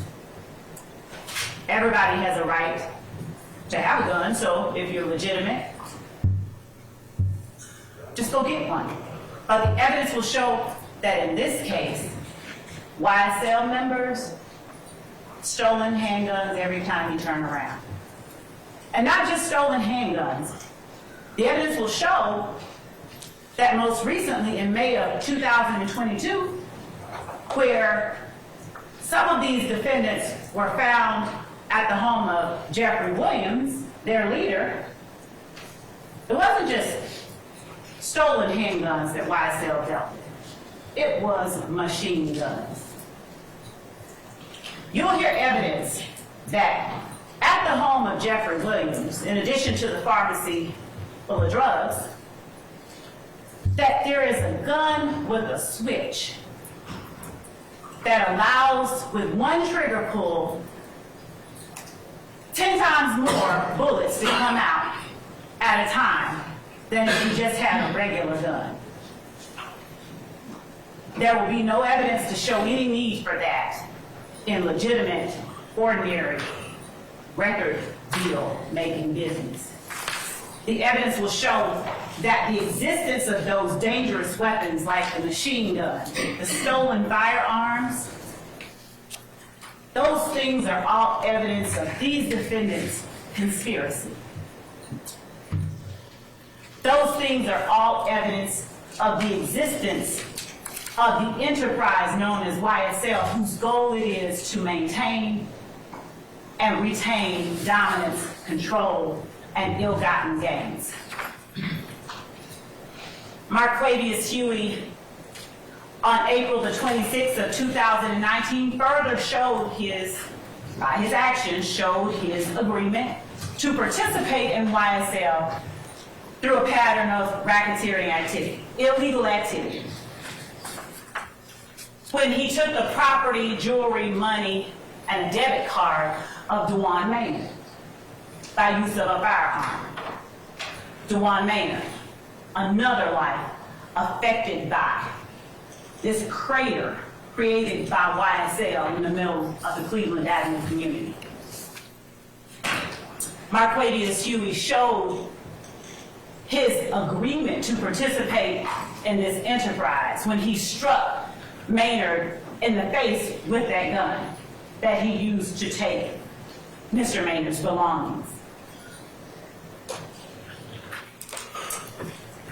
Marquavius Huey hijacked on October 1st of 2020 a Buick LaCrosse from yet another victim of YSL's violence, Gary Holloman, by force in violation of the law. Mr. Holloman has since passed away, not from that incident. So he won't be here to tell you what he was feeling and how he was able to tell the police who it was that committed this armed robbery. What you will hear evidence of is the extraction from Marquavius Huey's phone, where he's planning the armed robbery, where he set up with Mr. Holloman a ruse so that he could have the opportunity, along with another uncharged, unfound individual, so he could have the opportunity to put a gun in Mr. Holloman's face and rob him. What Marquavius Huey did was kind of slimy, the evidence will show. He told Mr. Holloman, hey, your nephew in the Fulton County Jail, Tinquarius Mender, he needs some money on his books. So he wants me to meet with you to get money to put on his books. So Mr. Holloman, because he loves his nephew, and any friend of his nephew coming to him that way is legit, right?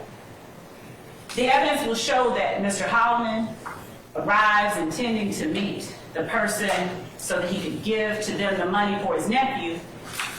And to his shock and horror, he's met with the butt of a gun, two people, one with a long gun, one with a handgun, demanding his money.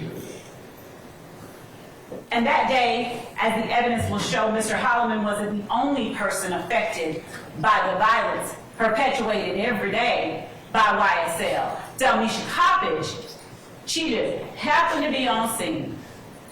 She just happened to be right there conversing with and talking to Mr. Holloman when the defendant and his accomplice came up, held him at gunpoint, and demanded their belongings. You'll hear how they directed Delmisha Coppage to just sit on the ground, just give me your stuff. you'll hear how they robbed Delmisha Cockridge at gunpoint. The evidence is going to show Mr. Huey's tight relationship with their leader, Jeffery Williams. The evidence will show that Mr. Huey, on various occasions, checked in with, reached out to Mr. Williams to see, hey, I got this stolen item. You want first dibs on it?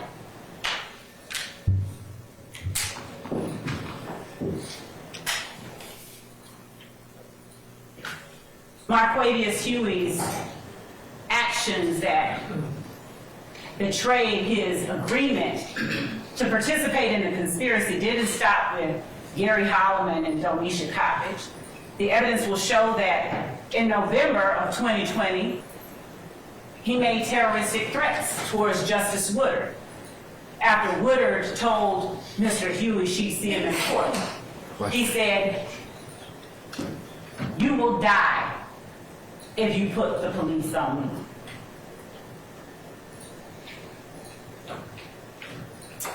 Showing their association, showing their agreement, showing their intention to participate in this organization, this enterprise through a pattern of racketeering activity.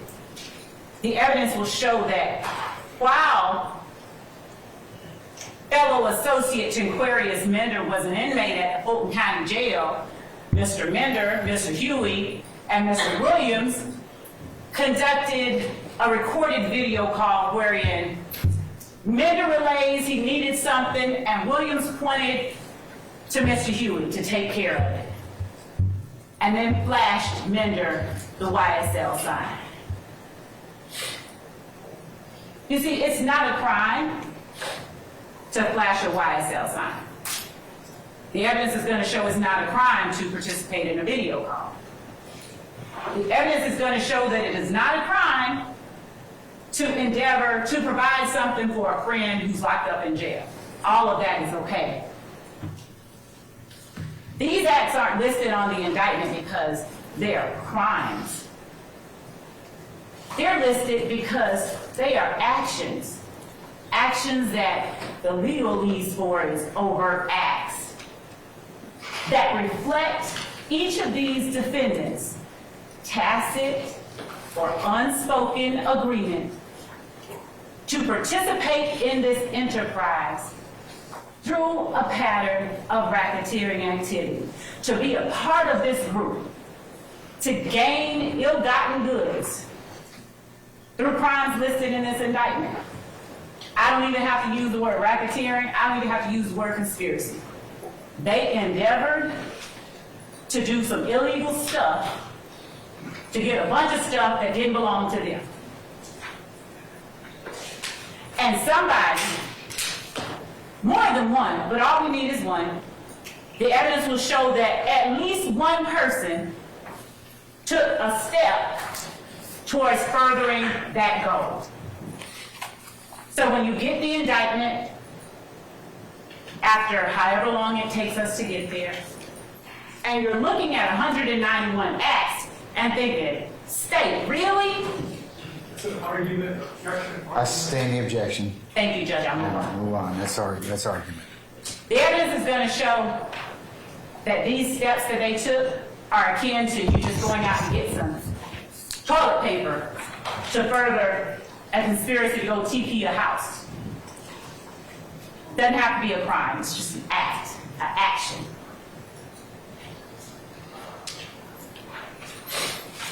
The evidence is going to show that the defendant Jeffery Williams' words and actions also betray his participation in the conspiracy.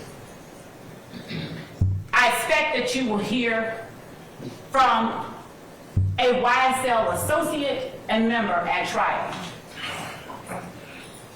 that the defendant Jeffery Williams rented a car. Notwithstanding that Jeffery Williams had his own cars, but he rented a car, which happened to be a silver Infiniti sedan, that other YSL members, among them Demonte Kendrick, and Shannon Stillwell, used when they openly and notoriously gunned down Donovan Thomas on January the 10th of 2015. The evidence will show that after that horrific act, I expect yet another YSL associate will come in here and tell you that Jeffery Williams paid them money, gave them money to go to Miami and lay low in the wake of the Donovan Thomas murder.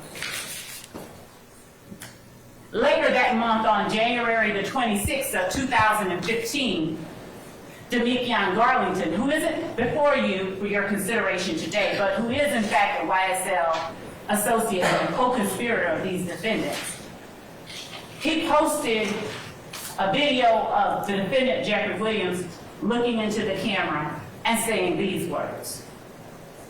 So, I think lied to their mama, lied to their kids, lied to their brothers and sisters, and then get right into the courtroom and tell the God's honest truth. Don't get it. Y'all need to get fucking killed, bro. That's from me and YSL. The defendant's words tell you that there is an enterprise. The defendant's words establish his willingness and agreement to participate in this enterprise through illegal activities. He didn't say that's from me. He said that's from me and YSL. And as the evidence will show, that's akin to him saying that's from me and my pack.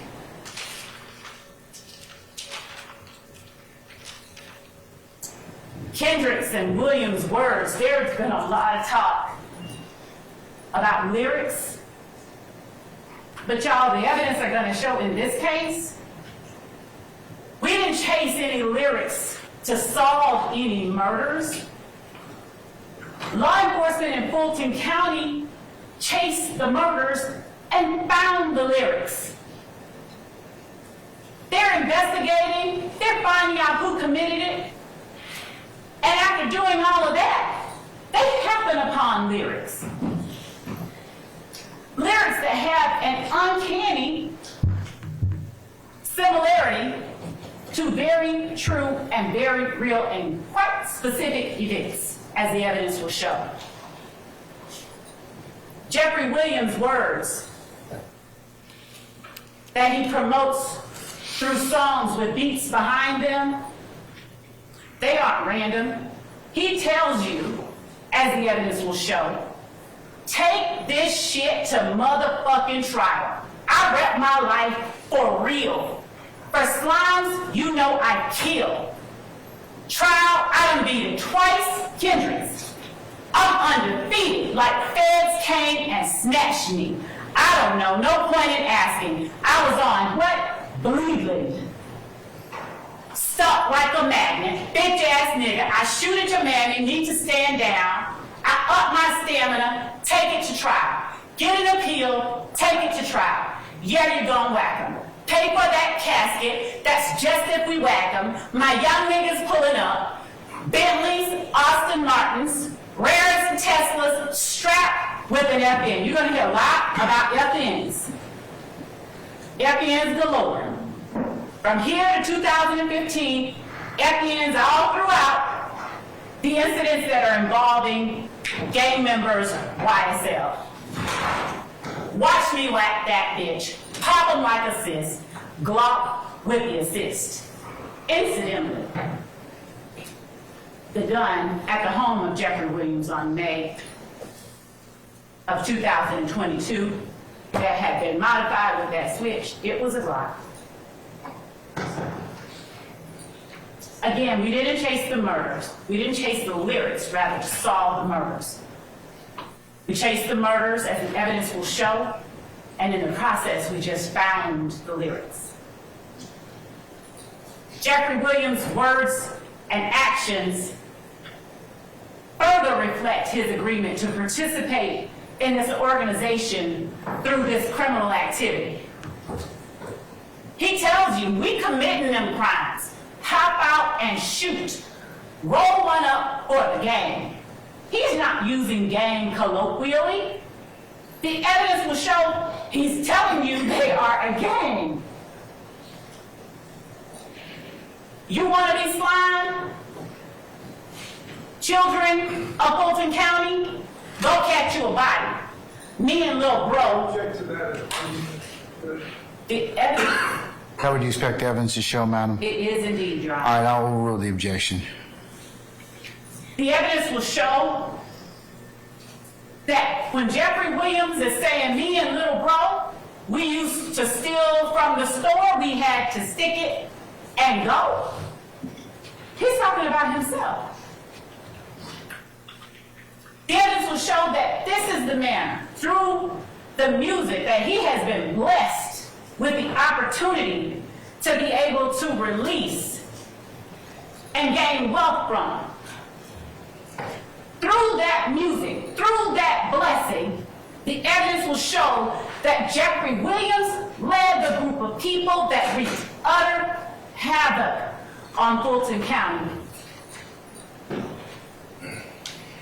Jeffery Williams' words and actions, as the evidence will show to the members of his gang, you'll hear in a conversation he has with them, y'all ain't beat him up or shot him yet, y'all he's getting soft.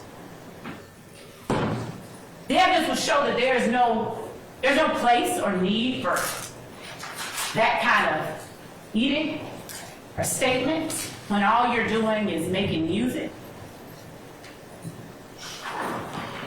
And to clarify and put a very clear and fine point on it, the evidence will show that no one is attempting to take away from Mr. Williams the fact that he has had a lucrative rap career.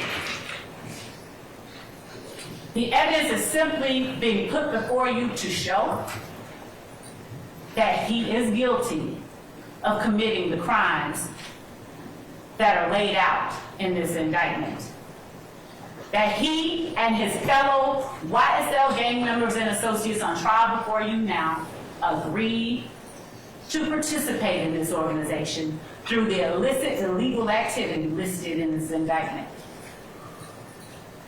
And that they further committed all the other crimes listed in the indictment beyond count one.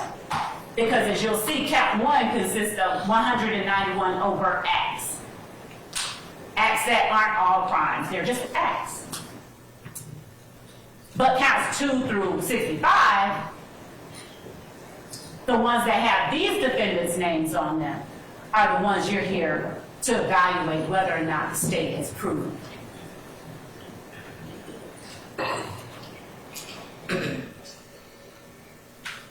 Actions and words, words and actions.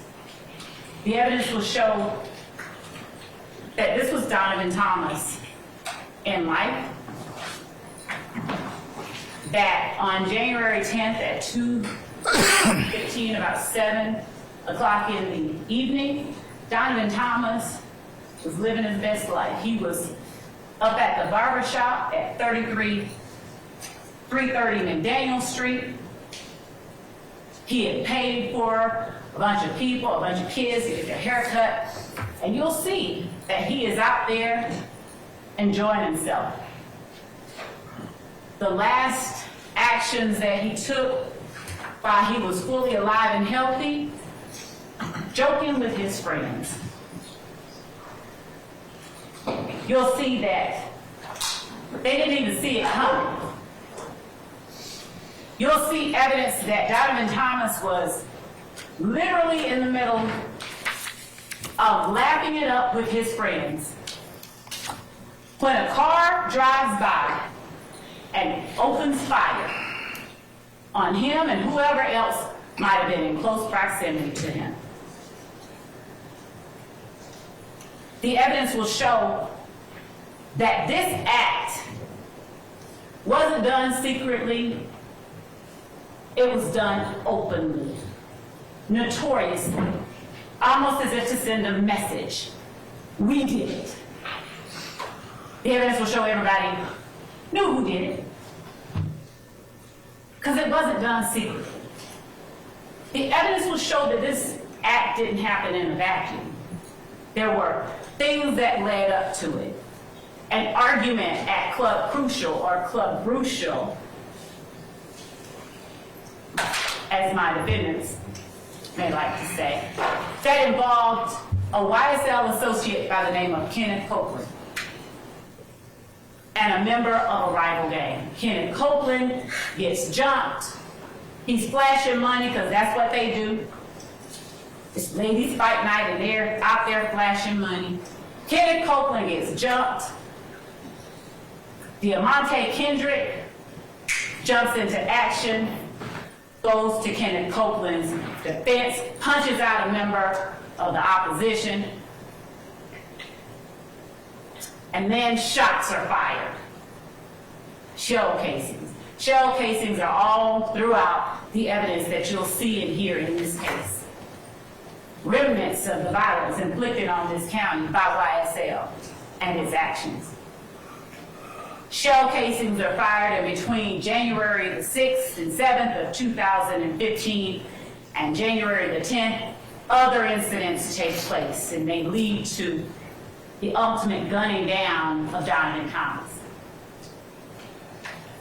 As the evidence will show, in the ensuing months, there were series of shootings and retaliatory shootings. Most notably, the mother of rapper Rayshawn Bennett gets shot. Her house is shot up twice. She gets shot one time. And the evidence will show that there is not always cooperation, because there is a code that people adhere to when this type of violence is surrounding them. No snitching. So the evidence will show that even as people were getting shot, even as people were bleeding, even as people were being taken to the hospital to have their wounds attended to, they weren't always forthcoming. They weren't always willing to talk to and to trust law enforcement, not even if it would serve their own purposes. The evidence will show that members of YSL ultimately, as a result of those shootings and retaliatory shootings or shootings, ballistics or firearms matches started coming back to various people. And then one YSL member, Quindaria Zachary, he gets caught with a gun. The shell casings from that gun go to match some of these shootings. Quindaria Zachary is caught. He starts telling. The evidence will show that Quindaria Zachary was a straw purchaser for YSL. A straw purchaser is nothing more than somebody who goes and gets guns for somebody who's not supposed to have them. And that's what Quindaria Zachary did. Firearms found in the hands of Kenneth Copeland led to further revelations to the police and law enforcement. The evidence will show members of YSL were so eager, so gangster about acting on behalf of and in the protection of the defendant Jeffery Williams and YSL, that when Wayne Carter, otherwise known as Lil Wayne, came to town to perform at the compound while the defendant Jeffery Williams was performing in Lil Wayne's hometown, according to word from the people that talked, getting booed at the time, members of YSL show up at the compound, locked and loaded with guns. Evidence will show that security knew to be on the lookout for members of YSL. The authorities were alerted to ongoing public rifts and back and forth between the defendant, Jeffery Williams, and members of his gang, and statements being made publicly on social media about, towards, and threatening Wayne Carter. So when Tyrone Dennis, who is working an extra job, he is a law enforcement officer, show up with the defendant's sisters and Trontavia Stevens, and ultimately Jimmy Winfrey with guns, when he sees Walter Murphy try to secret a gun underneath the wheel well of a car, he calls him out. He's like, "What are you doing?" Walter Murphy's like, "Oh, hey. The evidence will show that the YSL gang members that showed up at the compound that night were not allowed entry into Lil Wayne's concert, his venue. So what they did was they waited until Lil Wayne leaves, gets in his tour bus, and is attempting to leave the area.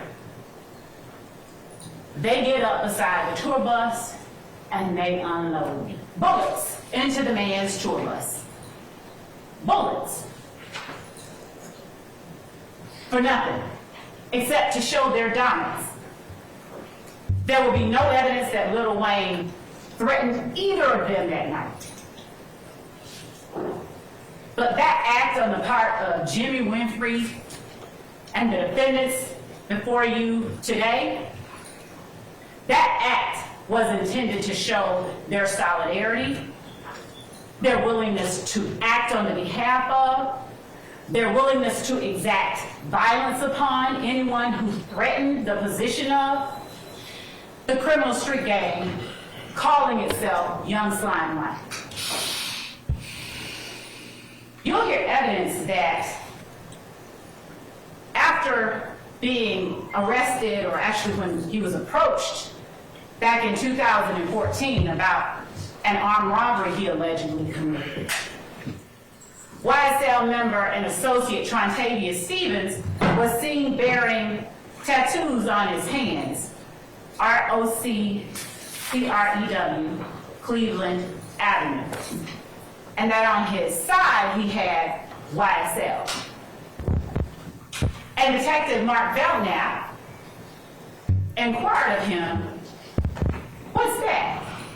Though Belknap knew, because he had been working the streets of Atlanta for a long time. He was familiar with RICO. But as gang investigators, they're taught to interact with and talk to people when they see indicia of criminal street gang activity. You'll hear that Trontavia Stevens told Belknap, "Well, Rock Crew is the name we used to call ourselves." Then we started going by YSL, which stands for Young Slimelight, or it did stand for Young Slimelight. But then, when my friend Jeffery Williams started becoming successful, we changed that name to Young Successful Life. The words of a member of the gang himself. The only time, as the evidence will show, that members of YSL don't want to call themselves and acknowledge that they are in fact a gang is when it would be to their detriment. The evidence will show that any other day of the week, they are loudly and proudly promoting their criminal activities.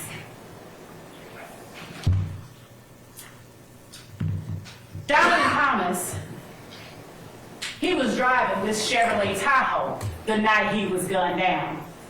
The evidence will show that this location here is the barbershop right up from the Texaco at the corner of McDaniel and Northside Drive in Atlanta, Fulton County. We asked you during voir dire, you heard us say, how many of you are familiar with this area? This is that area.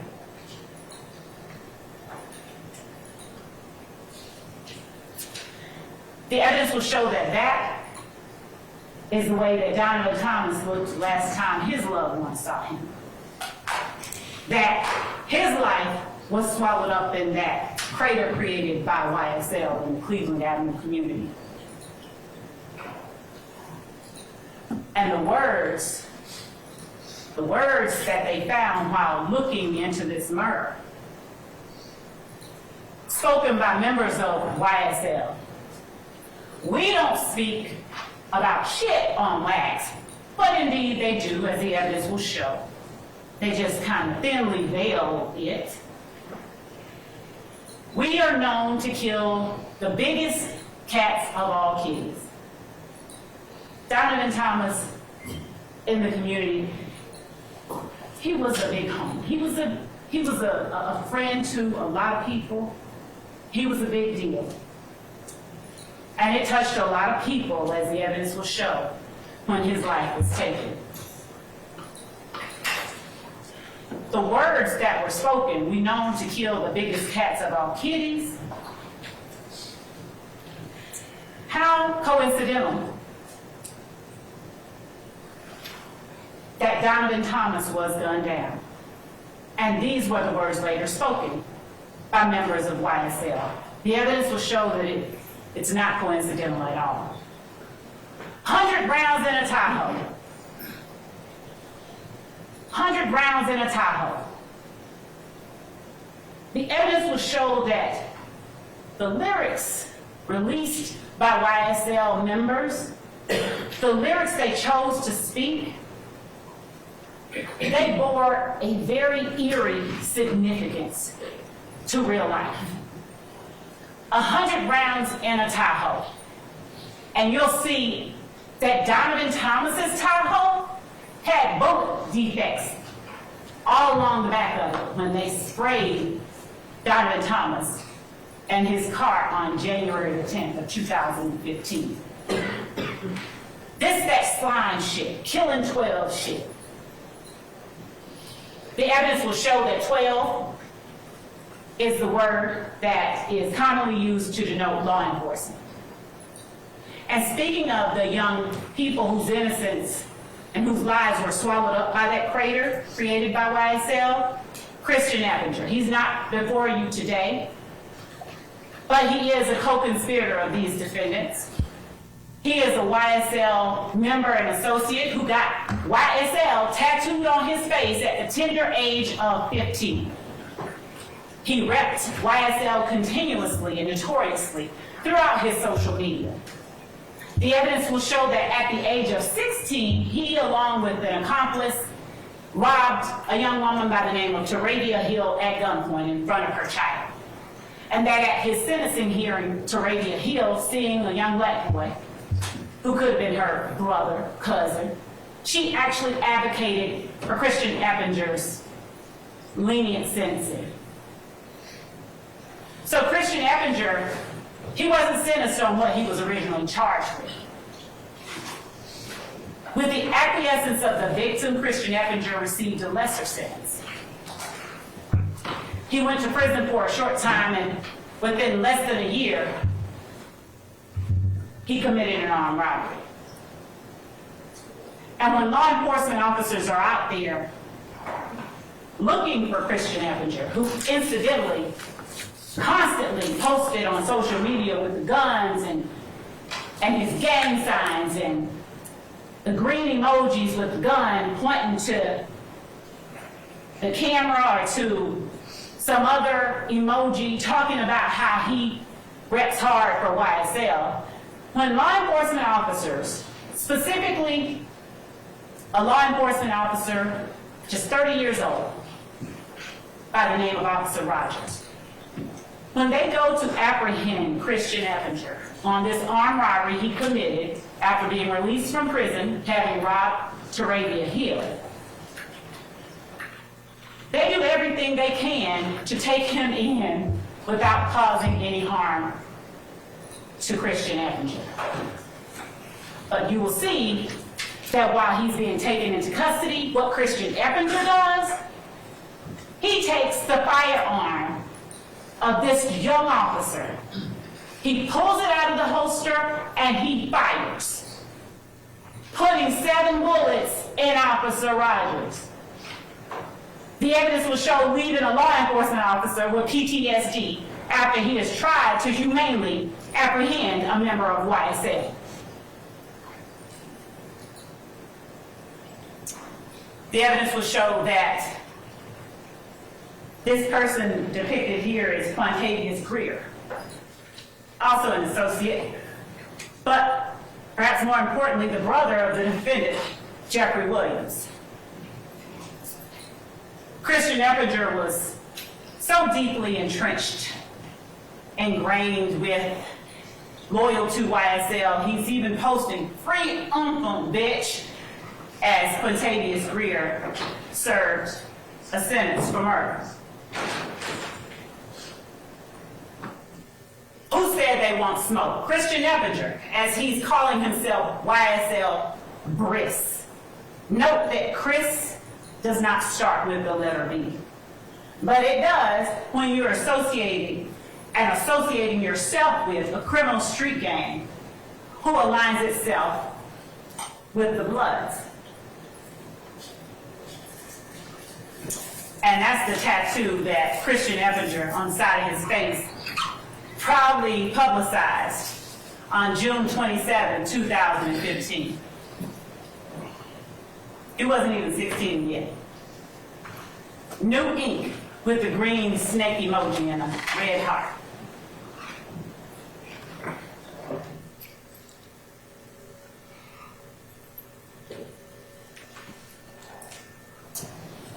The evidence will show that though you'll hear over and over the names of the 6 people on trial before you today, that the 6 people on trial before you are not the people who were most viciously affected by the acts of this criminal street gang.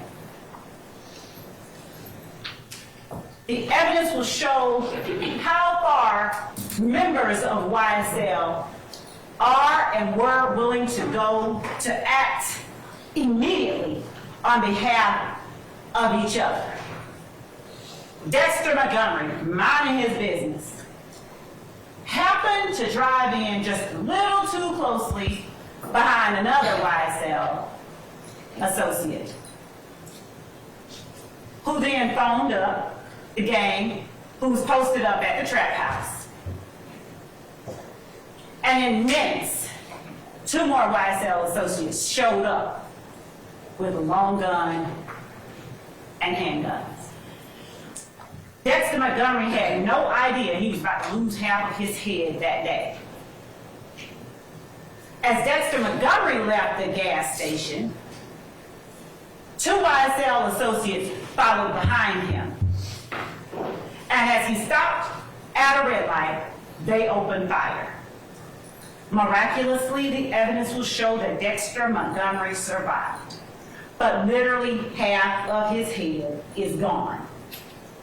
You'll hear from and see Dexter Montgomery during the course of this trial. The evidence will show that after that happened, law enforcement, at first it wasn't the gang unit, but the gang unit recognized some of the players, Walter Murphy, other members of YSL. And so they began to assist in the investigation. And they learned. The YSL gang members said, we got a call that one of us needed some help. He didn't know who this was pulling up behind him, so we just responded. You'll hear that investigators, Gaither and Dennis, said, well, wait a minute, did you know what you were responding to? They're like, no, we don't have to know. If our boy needs help, we're gonna respond. They said, well, where'd you get the gun? Oh, they're by the door of the trap house that we were in. They're just there, ready for us to use when we need to. Their words, I can't make it up. The evidence will show that actions of YSL gang members and associates on behalf of their leader when they felt someone disrespected Jeffery Williams or any other member of their pack, they made threats. Not quiet, whispered threats, loud, public threats with wide, vivid displays of firearms. We're not going back and forth. This about to be some Biggie and Tupac shit and shooting up Wayne Carter's tour bus. the evidence will show that all of those actions, they're not elements of the offenses that are charged in the indictment. We don't have to show those things in order for you to find them guilty, but the evidence will show that those things prove the existence of the conspiracy, of the agreement itself. The agreement on the part of these defendants and other charged and uncharged co-conspirators to be a part of this organization known as Young Slime Life through a pattern of this illegal activity outlined in the indictment.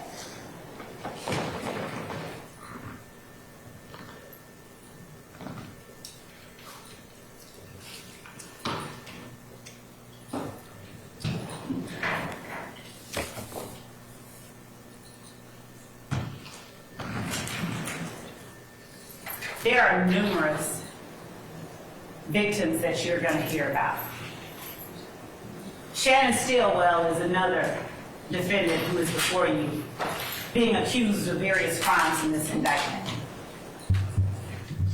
Shannon Stillwell is alleged by one of his own crew, by another YSL, two other YSL members, to have been one of the gunmen who took the life of Donovan Thomas. The evidence will show that Shannon Stillwell was arrested. He was arrested after some investigation by the Atlanta Police Department.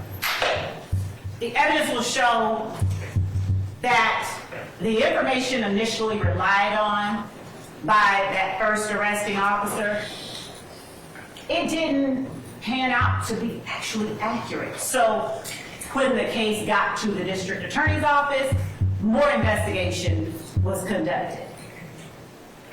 The evidence will show that the office didn't just take the word of the person who originally identified certain people as having committed the murder of Donovan Thomas.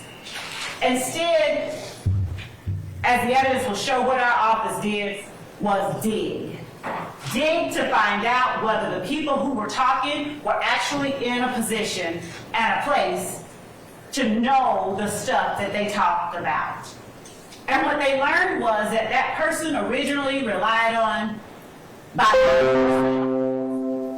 Investigator Thorpe, that person was just lying.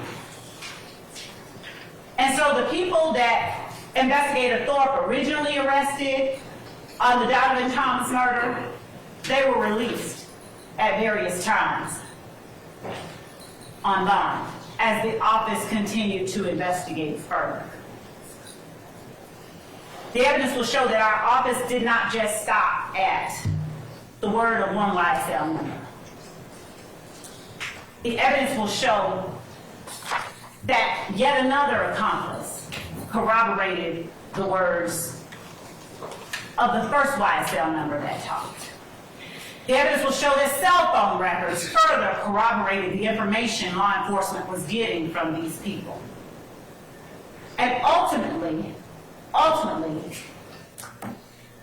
Shannon Stillwell, Demonte Kendrick, Justin Cobb, Javoris Bradford, they were all indicted in this particular instrument that you'll have for your consideration. But the only two people who are in front of you for you now to determine whether or not state has met his burden are Demonte Kendrick and Shannon Stillwell as it relates to Donovan Thomas's murder.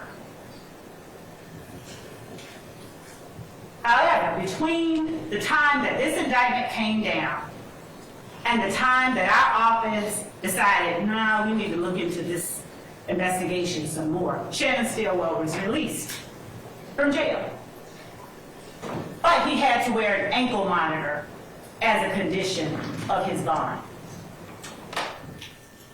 The evidence will show that during the time in 2015, after a lot of arrests were made following the murder of Donovan Thomas, that the violence in Fulton County the gun violence that had continued over the course of that year, it kind of subsided a little bit. Basis. Argument. I sustain the objection. Yes, Your Honor. The evidence will show that around 2019, 2020, law enforcement investigators, they started noticing some activity on the part of gang members. They started paying particular attention. One of those investigators was investigator Marissa Vitorito. You'll see and hear from investigator Vitorito, and you'll learn that one of her jobs as a law enforcement officer, one of her background experiences was that she was a probation officer, so she had a lot of information about a lot of YSL gang members. You'll hear that initially, after Shamal Drinks was gunned down, Detective Hogan with the Atlanta Police Department, he didn't have any leads. As a matter of fact, he came back to the precinct lamenting the fact that he had no leads on this homicide that just occurred at Windsor and the I-20 entrance ramp. Young man killed, gunned down inside his car. When investigator Vitorito began talking to Detective Hogan, she saw that Detective Hogan did have some footage from the gas station right up from that location. And that investigator Hogan was looking to find the people in the gas station because that gas station was the last place that Shamal Drinks was seen alive. One of the people in the surveillance footage was wearing a very distinct hoodie and coat. And as it would happen, investigator Vitorito had hours earlier been at a Waters Road location, one of YSL's hangouts, as the evidence will show a place from which they conducted transactions, and that the Waters Road address had been shot up, and investigator Vitorito happened upon Shannon Stillwell and other members of YSL in the same outfit he was seen in the surveillance video on at the time Shamal Drinks was inside the gas station. The evidence will show that further investigation revealed that Shannon Stillwell was wearing an ankle monitor at the time that Shamal Drinks was gunned down. And that ankle monitor put him right there at the place that Shamal Drinks took his last breath. The evidence will show that in this murder, much like in the Donovan Thomas murder, there was a rental car involved. A rental car which these defendants had gone and gotten the windows blacked out, tinted on, earlier the day that Shamal Drinks was gunned down. Tinted the windows of a rental car. The evidence will show that it was to evade being seen by the opposition. The evidence will show that as a result of all of this violence and activity, during the midst of it all, investigator Vitorito had secured a wiretap for Demekion Darlington, YSL gang member and associate. She was able to listen and detect hours of the goings-on of the enterprise. She learned throughout the course of her own investigation and during her time looking into YSL that a rival gang member, Rayshawn Bennett, ended up at the Fulton County Jail at the same time YSL gang member Jaden Myrick was there.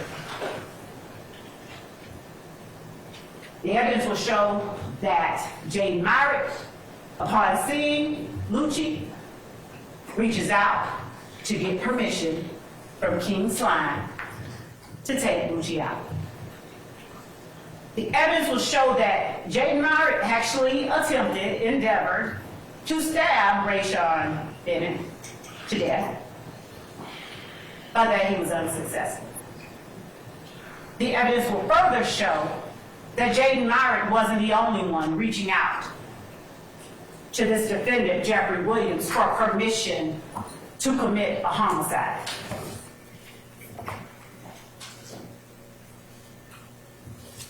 Looking at Shannon Stillwell's words along with his actions, happening upon the lyrics while trying to solve the murder, the evidence will show that law enforcement found one nugget spoken by Shannon Stillwell. "I just beat a murder rap. Paid my lawyer $30 for that." After he was released on bond for the murder of Donovan Thomas, and before he actually took the life of Shamal Drinks. The evidence will show that the young man on the left is Shamal Drinks in life, and that the photograph on the right is what was left of Shamal Drinks after YSL and the crater it created in the middle of the Cleveland Avenue community took that life from his family, friends, and loved ones. I said a lot, and I'm not the only one you get to hear from today. So you might be happy, I'm about to sit down. I want to ask you to make use of those notepads and those pencils that you have in your possession. The court's already given you the instruction, take notes. Rely on your memory. Use the notes to document and help you remember after you've heard weeks and weeks and weeks and scores of witnesses who said what. I expect that as you listen to and evaluate witnesses who come in to testify, there will be witnesses who you discover changed their stories from the time they first made a statement to the time they actually had to appear here in court, in public, and tell them folks. I expect that the evidence will show that there are some witnesses you will assess are just scared. Some are embarrassed, some are intimidated, some don't want to remember, some just plain don't remember. The court alone gives you the law on how to deal with and how to assess those witnesses. I only ask that you follow closely the instructions that the court gives to you. Look at who the witnesses are. Look at who they look at while they're on the stand, who they don't look at or won't look at while on the stand. Look at how they answer questions posed to them from the state versus questions posed to them from the defense. And if the occasion arises that you find that a witness, as presented in court, says something different than what they said previously, you determine why it is you believe that they said something different once they got in court. Words and actions. The defendant's actions coupled with their words. They prove the existence of the enterprise. Their actions and their words, the evidence will show, proves their agreement to participate in this enterprise through these illegal activities outlined in the indictment. Preserving, protecting, enhancing the reputation, power, and territory of the enterprise through acts including murder, assault, and threats of violence are what the evidence will show these defendants did. over the last 10 years. The evidence will show that the violence didn't stop in 2015. Preserving, protecting, and enhancing the reputation, power, territory of the enterprise by the posting of messages, images, videos, and songs demonstrating their allegiance to the enterprise and a willingness to engage in violence on its behalf are what you'll see evidence of over the course of the next several weeks. Maintaining armed individuals ready and willing to preserve, protect, and enhance the reputation, power, and territory of the enterprise through the use of violence. It's what the witnesses and the evidence you will see proves to you. Obtaining money and other property through illegal activities like robbery, theft, and illegal drug sales and distribution. And obstructing law enforcement, killing 12 shifts. Investigations and court proceedings through witness intimidation and attacks upon law enforcement officers. You'll see it for yourself. The children whose innocence this organization claimed as its own. And in the end, the evidence is going to show you that YSL is a RICO enterprise, nothing fancy about it. The evidence is going to show you that it's also a criminal street gang. Those two are not mutually exclusive. That these defendants participated in this enterprise in a way that had nothing at all to do with the record label, except maybe their actions as reflected in their songs made their music more real and perhaps more appealable to somebody. The evidence will show that the defendants, they talk about YSL while they talk about the crimes they committed. And while they talk about the crimes they're going to commit, you'll see that this evidence proves that YSL is a criminal organization. The defendants have been associating together for many years, committing crimes together against the general public, against rival gang members, as the evidence will show, against law enforcement, and against each other. The evidence will show they agreed, they willingly participated in these activities.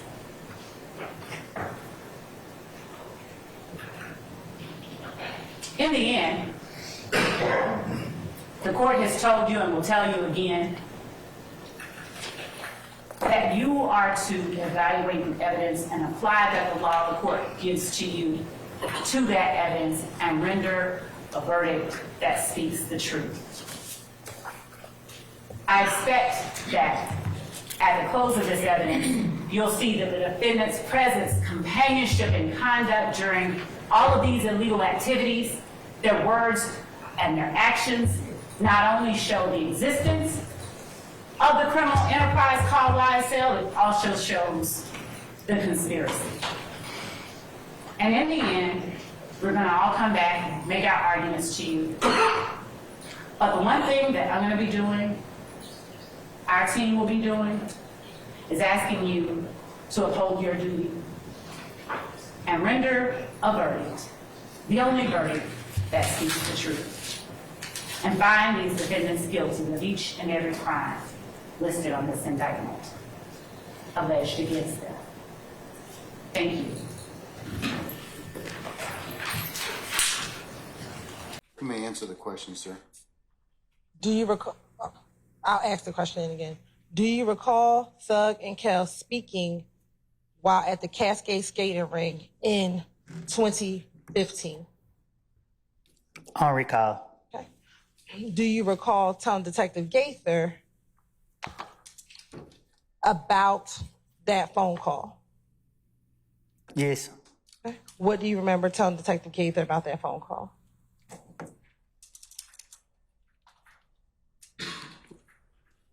My word for word? Whatever you remember. Oh, I don't know. I don't recall. Okay.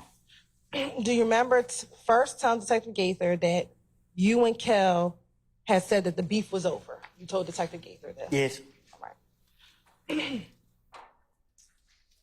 Do you recall, again, telling Detective Gaither in this interview that Kel asked you to call Thug?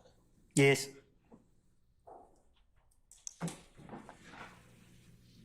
Do you recall what Thug said in 2015 to Kel? Yes. Yes, you remember what Thug said?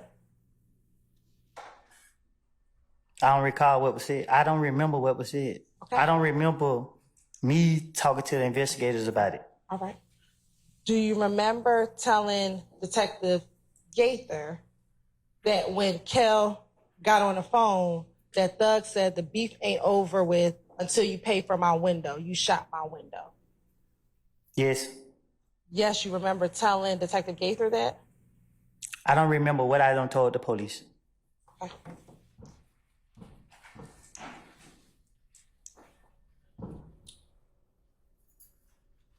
Let me ask you this. Are you just saying yes now to speed up your questioning? Most definitely. Okay.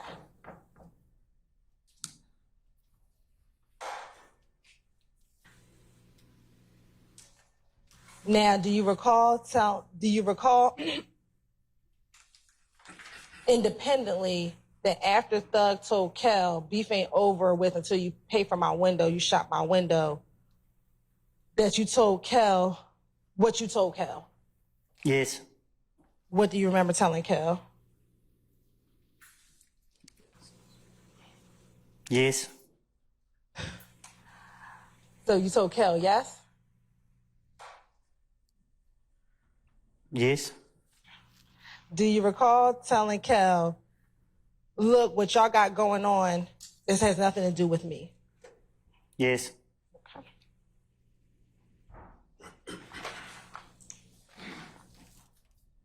Do you recall also that you told Thug that your beef with Kel is over with? Yes. Okay. Do you recall what Thug said to you after you said that? Yes. What did he say to you? What did who say to me? What did Thug say to you? When? While he was on FaceTime at the Cascade skating ring. Who's on FaceTime at the Cascade game ring? Do you remember testifying earlier that you told Detective Thorpe in January 11th that Kel and Thug... I don't remember what I told the investigator or Detective Thorpe or whatever. Okay. Do you remember telling Detective Gaither in this January 28th interview that Thug said, nigga, I don't care about none of it. Look what y'all got going on. You still shot at me. Just pay for my window. You gonna pay for my window. Hey man, I ain't letting that go. Yes. Yes, you remember Thug saying that? Doug say that? You said yes, so I'm asking you, what do you remember? Cause I keep telling you I don't remember. You keep asking me questions, so I'm just saying yes. Okay, so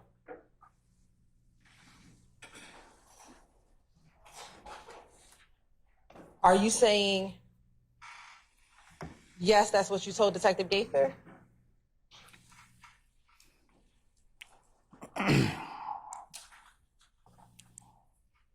I know I ain't complete school, but I think I'm speaking proper English. I told you, I don't recall nothing I said to no polices. You keep sitting right here asking me the same question over and over and over and over and over. I'm tired of it. I'm drained. Okay. Well, if you would just answer the questions I properly. am answering the question. You asked me, I said yes, yes. When I say yes, you ask me the same question over and over and over and over and over. But did you just tell the court and this jury that you're saying yes just to move the process along? I think I said it loud and clear. So again, will you just answer the questions and we can move the process along? You keep asking, okay, yes. What are you answering yes to? Your question. I answered the question you posed. Are you lying when you say yes? Huh? Are you lying when you say yes? Am I lying about what? Any question that I've asked you so far? Objection made. Oral, sir. I can't be lying because I told you up front that I don't recall. During the January 28th interview,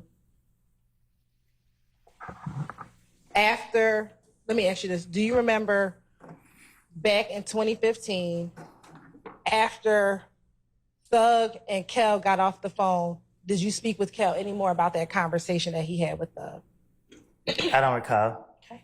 Do you recall telling Detective Gaither that Kel asked for you to call Nut so that y'all could talk about what his conversation was with Thug? I don't recall. Do you recall whether or not you just told Kel to just pay for the window? I don't recall having a conversation with Kel. Me and him would never have a conversation together. Do you recall telling Detective Gaither, so you hung up the phone and me and Kel started talking like, man, bro, it's over, bro, just pay for the window? I don't talk like that. Okay. Do you recall telling Detective Gaither that Kel's response was, I pay for a window, that nigga tried me? Say that again? Do you recall telling Detective Gaither that Kel's response to you was, I pay for a window, that nigga tried me? I say that? I'm trying to understand who said what. I'm asking you, do you recall telling Detective Gaither? Overruled, sir. Do you recall telling Detective Gaither that? I don't recall. All right.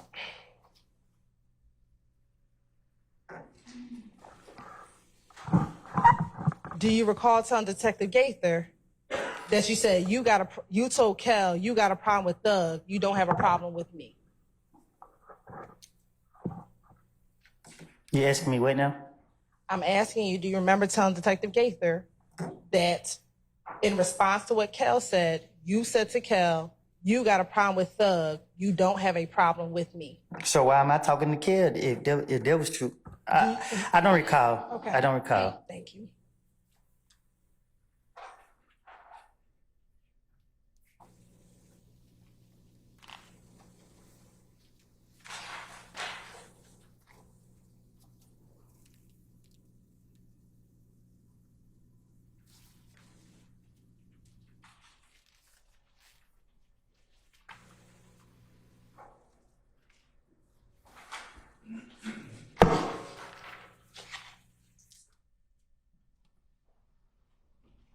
Okay. Do you recall telling Detective Gaither also about the night at Club Crucial when Kel hit you in the back of the head? I probably did.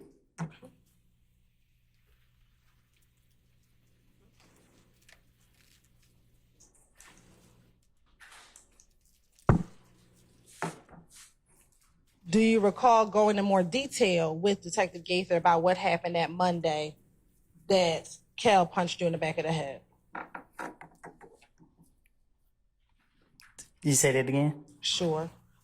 Do you remember going in more detail with Detective Gaither and Detective Dennis about that Monday night at Crucial? I don't know. I don't know to recall.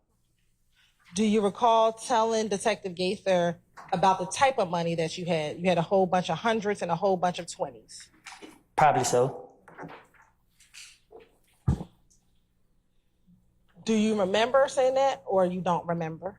I don't remember. I don't remember when they was questioning me. Whatever I said, I don't recall what I said. Okay. It was just I can't repeat what I said because I just said what I said. And what you told them, was that the truth about what happened that Monday at Club Crucial?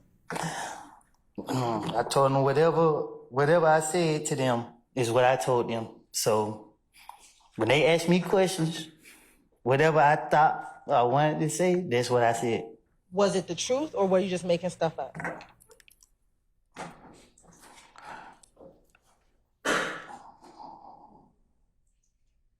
I don't recall what I was telling them, so I can't answer that.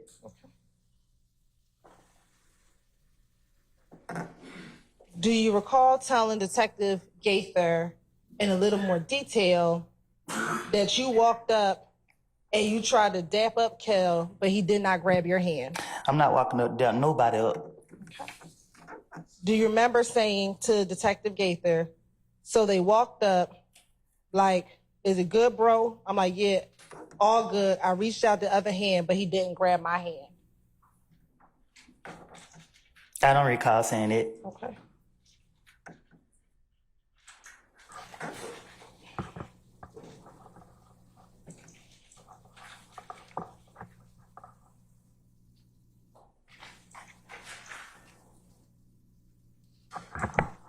Do you recall seeing an individual named Pokey at Club Crucial on this same night where Kel punched you in the back of the head? Okay, let me make myself clear, right? Because you keep asking me about things I don't told investigators in the past. I can't say from when to when, but so much was going on. My name was on everything. The police kept coming to grab me. Every time they grabbed me, I had a different story for them. I know 100% facts, and I'm telling you now, I was not truthful. I was saying whatever they wanted me to say. I was saying whatever I could come up with. I was trying my best to convince them that I didn't do nothing, that I'm an innocent person, and that people put their hands on me. When they ask me about any of these things, you sitting here keep asking me step by step by step by step. And I'm telling you now, because you asked me, was I being truthful? Okay. I know I wasn't being truthful. So is your testimony today that you lied in every interview that you did in 2015? See, you the way you asking that, I don't recall what I was saying in the interviews, but I'm telling you now, when they was questioning me 2015, 14, whenever they was questioning me, I was lying. I was making up stories. So when they were asking me about this right here, I was making it up. When they were asking me about this right here, I was making it up. And when they was getting me and they were letting me go, I'm just telling you. Do you recall telling every detective? Every time they got me, I have told the police, I tell y'all whatever y'all want to hear, just let me go. Do you recall telling every detective in every interview, you got to believe me, I'm telling y'all the truth? Okay. That sound like me. Do you recall telling every detective in every interview that you can go fact check what I'm telling you? Say that again? Sure. Do you recall telling every detective in every interview that you had in 2015, you can go check what I'm saying so you can believe me? Probably. I don't know if I said it or I ain't said it. In some of those interviews, were you in custody? Were you arrested in some of those interviews? I think so. Okay. Do you recall telling detectives in those interviews that you're just trying to get out of jail, so I'm going to tell you all what happened so you can check it and I can get out of jail? Yeah, I told the investigators that I remember, I think, in one of the interviews, they was locking me up and my child's birthday was coming up.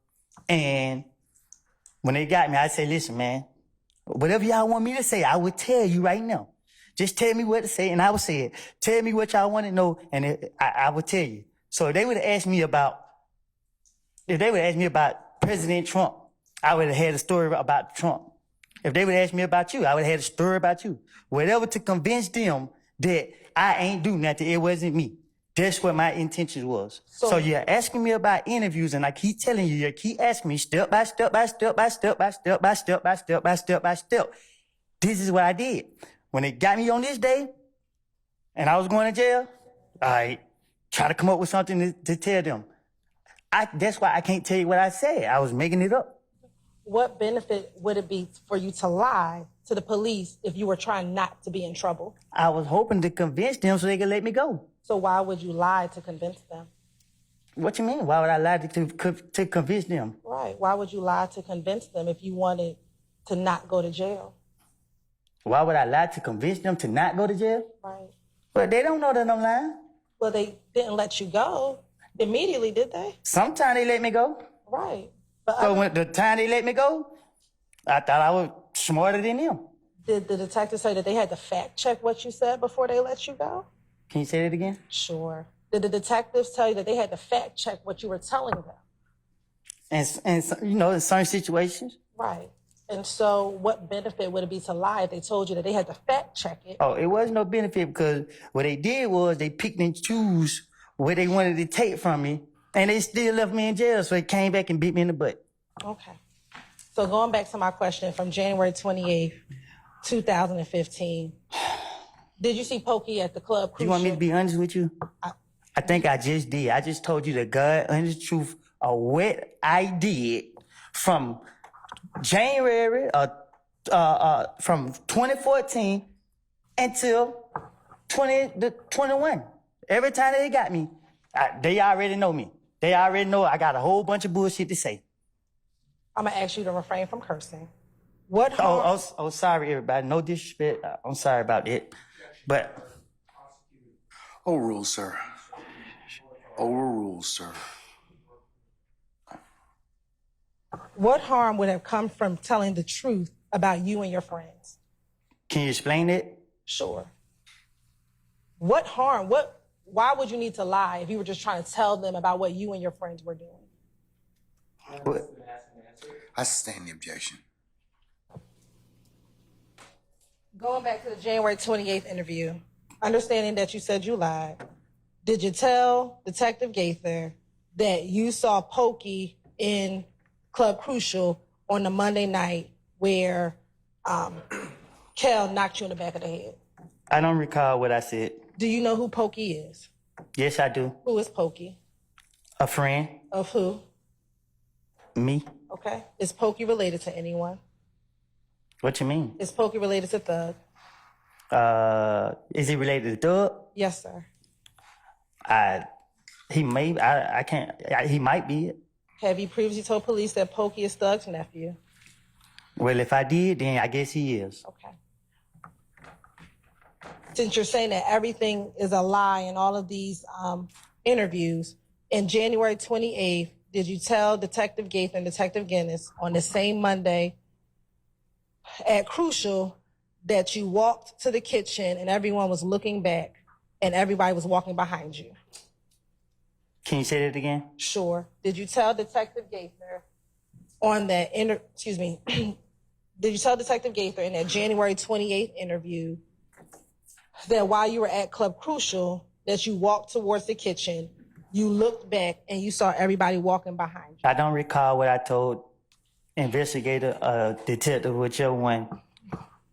Your Honor, I'm asking you. I think he's finished already. So were you done with your answer? And it was not a response. Yeah. All right. Okay, So this is yes or no? I so, mean, no. I don't think the witness answered. Sir, please sit down. Please sit down. Thank you. He has to Just please sit down, okay?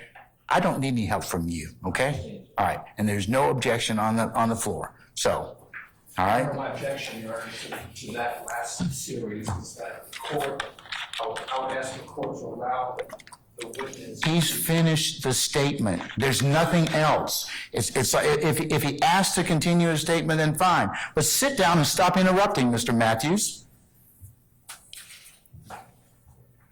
Mr. Stevens, are you finished with your last response, or did you finish? Was there anything else you were going to say? But I lost my train of thoughts, Your Honor. But I mean, she can continue. No. If you weren't finished, we'll let you finish that statement if you wish to. But you have to. I don't wish to. All right. When you trail off, what happens is that the examiner thinks that you're done. Okay. Yes, sir. And that's causing a little bit of confusion because the folks out here think you want to say more things. So if you have more things to say, just go ahead and just continue to talk. Okay. Yes, sir. I'm trying to my best to And complete your answer. Yes, sir. Fair enough? Yes, sir, Your Honor. Okay. All right.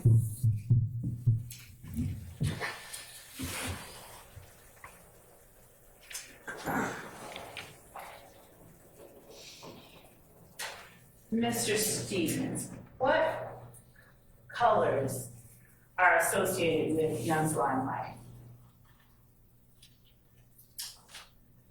The gang.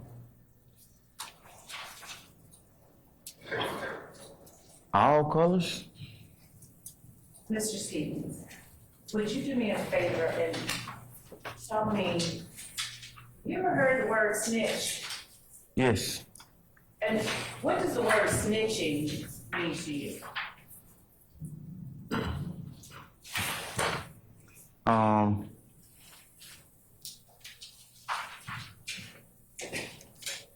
Excuse me, Miss Lowe. Madam in the black, get rid of your gum. Remove yourself from my courtroom and get rid of your gum. In the earrings, you, yes, you, get rid of your gum. I apologize, Miss Lowe.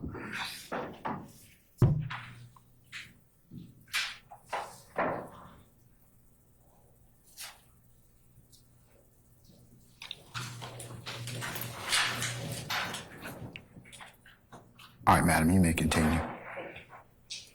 You may answer, Mr. Stevens. What does snitching mean to you? It doesn't mean anything to me, but I'm aware of the term that you, yes, I'm aware. What is the meaning of the term? What's the definition? It doesn't mean anything to me, but I'm aware of the term.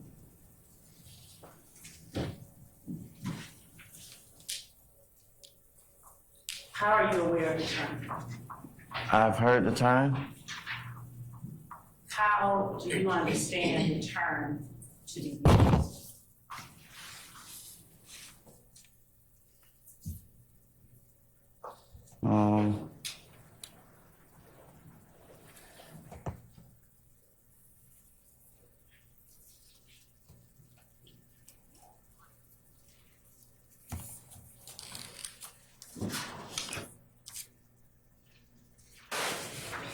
I'm not aware of the term to be used.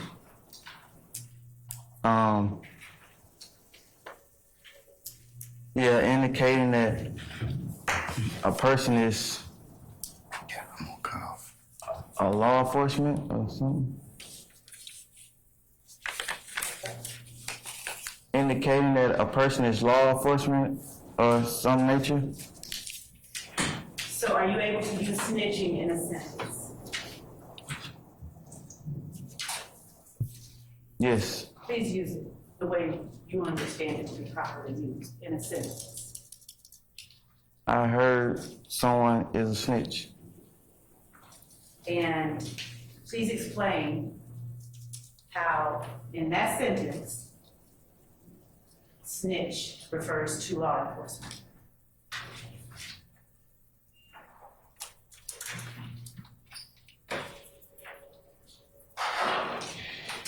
I can't. Why did you use it that way? I mean, I've seen movies, and that's the direction that the movie was going in. Maybe even used the term. Maybe even got it from like movies. Yeah. And the way you understand the term, is it a good thing or a bad thing to be known as a snitch?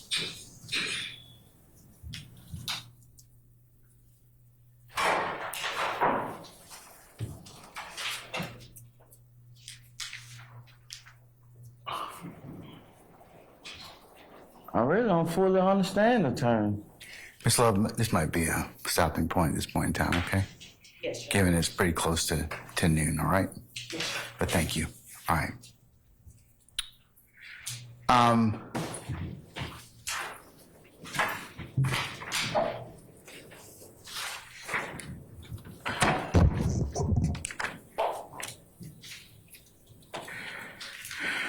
Mr. Murphy, I'm sorry. I'm Mr. Stevens.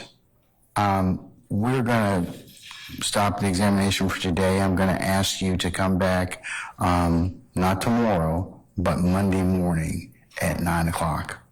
Okay, so you need to be here by about 8:45, okay? Yes, sir, Your All Honor. right. And don't discuss your testimony with anybody except the attorneys in the pendency, okay? And I'll just remind you, you're under oath at this point in time, okay? Yes, sir, Your All Honor. right, thank you, sir. I'm gonna excuse you at this point, okay? All right. All right, thank you.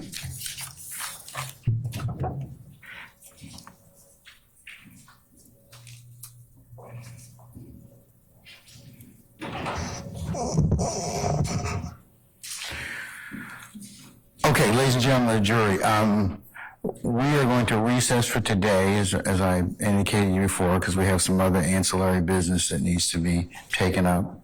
And then I told you I'd tell you about tomorrow. Given the court schedule and some other obligations, we're going to just recess you till Monday, okay? Unless you all really want to come back. Hearing no objection, I think that motion will carry, and we will go ahead and have you come back on Monday, and that will be Monday, January the 8th. Now, for next week, I'm going to tell you that we're going to work the 8th or the 11th. On the 12th, that'll be next Friday, I have another matter that does not concern anybody here in this courtroom. I'm going to take that up on the 12th, so you'll basically get next Friday, the 12th, is an administrative day. Consistent with my earlier indications to you, remember that January the 15th is the official observance of the King holiday. So we will not be here. We will not be here through that Friday the 19th, and then we'll pick up on a regular schedule starting on the 22nd of January. That's Monday. All right, but for the short term, come back on Monday. We'll work till Thursday. We should have regular days on those days. And then that Friday, the next Friday, you will be down while we take up some other matters, all right? All right. Ladies and gentlemen, do you have any ministerial inquiry with me at this point in time? Monday meet 8:30. Say again? Does Monday meet 8:30? Yes, if you could arrive by 8:30 and we'll get started as close to 9 or as you well know at this point in time, given I gotta account for a lot of folks and take up a lot of things. So yes, you are correct. So you just arrive here 8:30ish and you can have your first of many, I'm sure, cups of coffee and get settled, okay?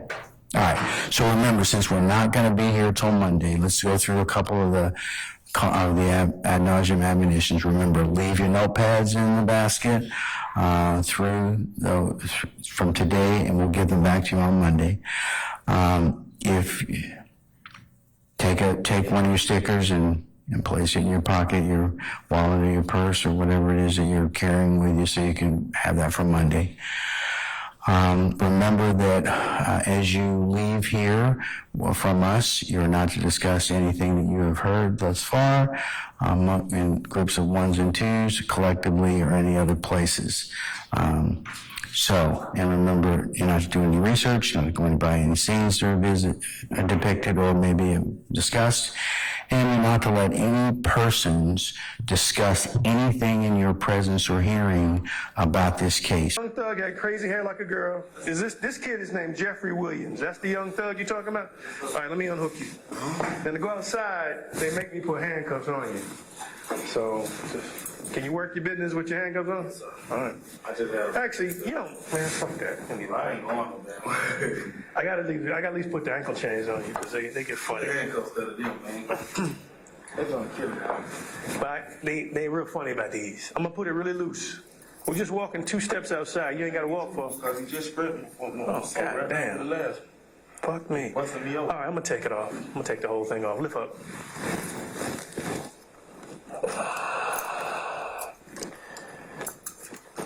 And how long have you known Thug? You say he knew his daddy? I've been knowing his daddy since the football field by like a couple of years ago. He used to play football, skinny years? I know his daddy coaching his son 2 years ago. All right, I gotta put these on. No, you put them on front. John a Roselle fan. Say it one more time. John a Roselle fan, Recreation Center on Cleveland Avenue. Oh, that new one they built at the end of the road. Never been in there. Been there. I know, but see, I was over there in the 80s. It's still new to me. I was over there back when all that shit was hopping. All right, it's right here. You good? Yes, sir. All right. Hey, man, just trying to make it happen. Oh, yeah. Whenever I step out, I keep it going because, the time, because of a future. Yeah. But I keep 2 going because you never know about this. Because sometimes it works. Well, this is really good. Huh? That's a rule? I wanted to keep going because in 2 more years I will be retired. But Nah, I'm not, it's gonna be a minute. I got 2 summers left. Nah, I go back and forth to the DA's office on certain assignments, you know. Somebody said they heard you retire. I'm like, what?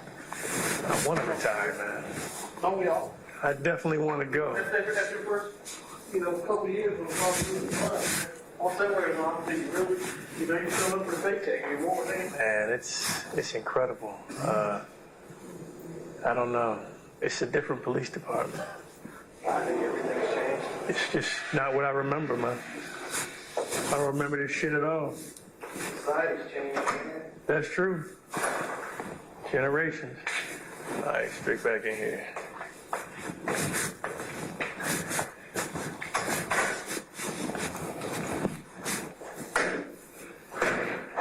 All right, you got any questions for me about this thing? Because I understand you say you don't want to testify and all that. It ain't about all that. That's on you. You know, I'm sure based off what you said, the DA is going to come to you and say stuff to you. But it's a serious crime. Let me tell you why. You got a situation where police officers interrupt an armed robbery in progress. Let's just pretend that Red, or the guy in the silver car you're following, let's just say he is a bank. You go rob a bank, you wait outside. Listen to me. If you go in the bank and there's gunfire, and your partner stays outside, and y'all leave together after that particular robbery, whether you get money or not, the one driving, the one sitting in the car, the one that was back across town organizing that shit, are all guilty of the same thing. So the police officers, based on what they told me, were in fear. And they didn't know who the victim was. They knew someone was being shot at, and that would be Red. Now, I don't know what his cooperation level is. I hadn't talked to him. I don't know what's up. But I have to write it all up. I got to show the reason why the situation happened. How am I charged with something that haven't read? Well, what I'm saying is, he's been talked to. What I'm saying is, I can't go into that part of the investigation, is what I meant to say. That day, I didn't necessarily have a chance to run down things with him. I'm trying to find out exactly everything. My main concern was the people that were injured. You were injured. The other 2 guys were injured. I want to make sure you guys were healthy first. They told preliminary stories like you told a preliminary story. You both, all 3 of y'all. Thug has to be. I get you the real story, though. Well, they're not going to, if they don't tell me about Thug. They ain't finna come tell you nothing extra. They have, though. They not going to, huh? But they have. They have said, they're saying that Red was robbing y'all. It doesn't make any sense if that's where he always is. Well, look, if you have any questions, your wife has my cell phone number. Hey, if you don't mind her knowing your business to that degree. No, she know. I can't talk to her. I'll let you talk to her maybe on the way back, but thing of it is, this is an investigation where I got to understand why there was gunfire, why the police had to get involved with gunfire, because they believe you were going to run them over. You know, they were scared of the car. I ain't nowhere near a police officer. So. Okay. I ain't seen a police officer. Me personally, seeing the police, I would have stopped. You sure? Yeah, I would have stopped. I mean, if I'd have seen the police, knowing there was police involved, sir, I would have actually stopped. I ain't me. So who did you think it was blocking? Who did you think it was blocking you in? I don't want no trouble or none of that. You feel what I'm saying? Who do you think it was blocking you in with the car? I'm thinking it's some folks that DK. You feel what I'm saying? You feel what I'm saying? You thought it was the people he was robbing? Yeah, I'm thinking maybe. You know what I'm saying? We getting combed out here because I ain't know nothing about it. Oh, okay, so you thinking the victims are retaliating? Yeah, you see what I'm saying? Okay. I ain't seen them. If I seen blue suit, shit, I'm stopping. Okay, well, everybody, the witnesses from the park lot, like I said, the ones that looked through their windows saw the officers in full uniform to get out the car. Yeah, I don't know what they seen. Okay. I can't. You didn't see him. I'm driving, so I can't tell you. Well, here's the thing. Here's the thing. Who's who and what's what. Let me tell you why I don't believe that, and I'm just keeping it real with you. The reason why I don't believe that, again with the tape, I'm not going to bring it back out. It's going to be in my report. Tell you exactly what you said. You said that when DK got out the car and hopped out the car, started busting, 12 backed up in the Taurus. Now, I know who the fuck 12 is, you do too. 12 ain't backed up in no Taurus. Listen to me, you already told me the car backed up, the Taurus. It came, well, whatever I'm saying, you know it's the police because you called them 12. Then you said 12 started shooting into the car. That's on the tape. You're talking to your wife and the other dude. Y'all talking, you saying 12 shooting, police shooting. You even said, listen to me, you even said DK was shooting at 12. That's what I'm going to put up as evidence. So that right there, no, hold on. Listen to me. Bean, hold on, Bean. Everything I told him. If you don't clear this up, I'm going to present what I got in those jail conversations. And you're saying you knew it was the police because you're calling them 12. Everybody in the street know police is 12.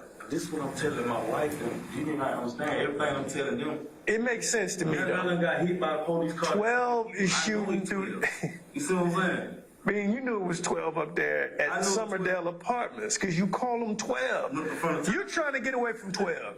Now, that's the one thing you're going to hold on to, you can hold on to it. Now listen to you ask me. Mm-hmm. I'm telling you, I know it's 12 because the same Taurus ran me over. You're not getting that part right there. That's how I know it's 12. For me to get in here and tell my wife who these folks is, you see what I'm saying? I didn't know these were these people at the time this was going on. So you saying the same car you saw in the parking lot that blocked you in eventually is the car that ran you over? Well, the one that was near your car. You see what I'm saying? That's what I'm trying to take. The stuff that I'm telling them, some of that stuff true, some of it not true. So when did you know it was the police? After you got ran over? She hit me with the car. Now I know damn, when I see them, I see the car. I'm like, damn, this is police. Police just ran me on the Taurus, so this is the same police. So I can tell my wife them this. All right. You see what I'm saying? From the beginning, right. From the beginning, from me to you, I can't tell you this was the police. Okay. Because I would have stopped for the police. All right. Now, when you looked inside of Mr. Huey's phone, did you see any conversations in his phone regarding an individual by the name of Lucci? I did. Okay. And generally, what information was in the phone that you saw about an individual Lucci? What did you see in the phone? I would see that when Lucci or Mr. Rayshawn Bennett, when Mr. Bennett would have, there was a handful of performances or appearances within the city of Atlanta. The flyer would be shared either by Mr. Williams or Mr. Huey, and Mr. Huey would talk about going to handle that. And would be told or asked to go handle that. And you said he would be talking to Mr. Williams. How did you know, when you're saying Mr. Williams, who are you referring to? Jeffery Williams, also known as Young Thug. How did you know he was speaking with Jeffery Williams? Based on the phone numbers that he was in communication with, as well as how they were named in the phone, but the phone numbers themselves. I'm going to first show you what's been admitted as 227 VV2C. Okay. And it should come up on your screen in a moment.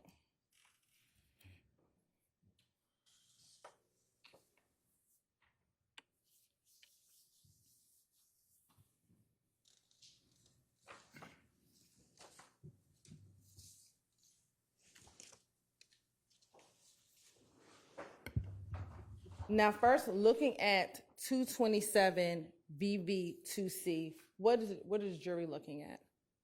You're looking at when you extract a phone. If you go to your address book in your phone, you'll pull up contacts or a contact card.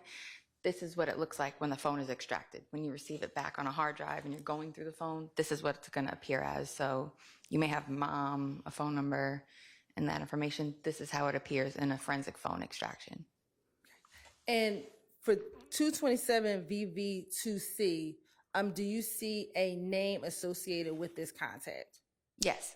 And what is the name? It's named Slime, and it has some emojis with the name. Okay. And are you able to tell what the emojis are? It looks like a snake emoji, and I don't know if you guys can see. It should be like the iPhone emoji. Okay. And then in this phone, when it says deleted, do you know what that means? I would assume that I don't see it on my copy where it says deleted.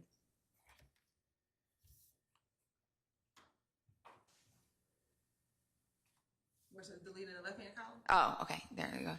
So yeah, that would be, I would assume that means that contact was deleted or removed from the device at some point, but still stored in the memory of the device somewhere. Okay. And where it has other, what is in the other category? That would be the number associated with that contact. All right. And then for the created category, what's the created category? That's going to be the date that the contact was added to the phone. So say you meet somebody, you add their contact to your phone, you put them in your address book, that's going to be that date. All right.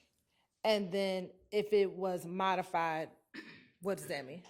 Modified could be you change their name, you add a last name, you delete the contact, or you modify the number in any way. All right. And what was the phone number associated with this contact in the phone? 213-910-1192. Now I'm going to also show you 227 VV2D. Okay.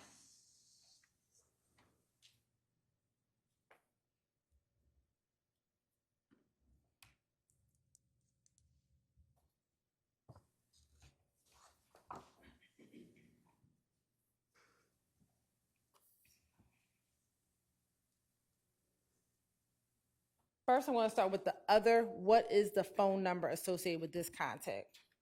213-910-1192. And is that the same phone number from 227 VV2C? It is. Right. And when you look at the name, what is in the name section? So here, it's going to appear as almost like a bug type emoji, but I had a chance to review the physical device. It is a spider emoji. That's just how it translates to, I don't know if you have friends, if you have an iPhone, your friend is the Android, sometimes the emojis don't translate correctly.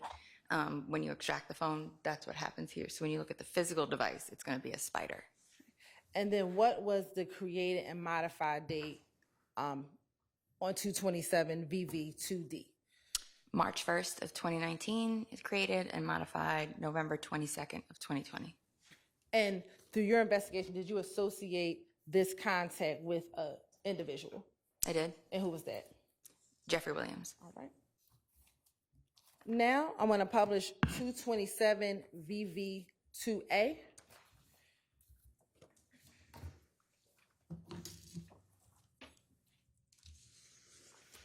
Okay.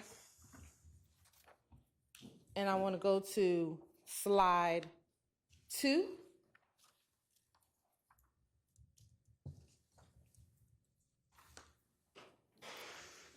What's being depicted in slide 2? And if we can zoom in, because I know it's pretty tiny. So just like in your phone when you send a message, typically the message you're sending is going to be in green for iPhones, blue if the sent recipient has an iPhone. It's going to be on the right-hand side of the conversation. What that is going to be is it's a flyer for a YFN Lucci performance or appearance. Okay. And who sent the flyer, and to whom did the flyer get sent to? Mr. Huey sent that flyer to Mr. Williams. All right. And looking at slide 3, in the middle, what is in the middle? Is that this attachment of what the flyer is?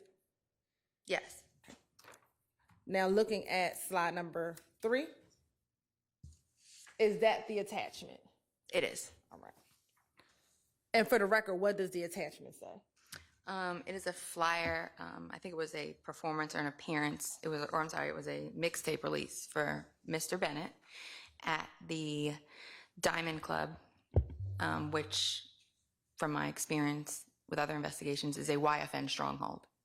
And if you need to, you can use the screen to help point out as well. Yeah, so you'll see it's just he's saying he has a mixtape release, and this is at the Diamond Club on Northside Drive. Now looking at slide 3.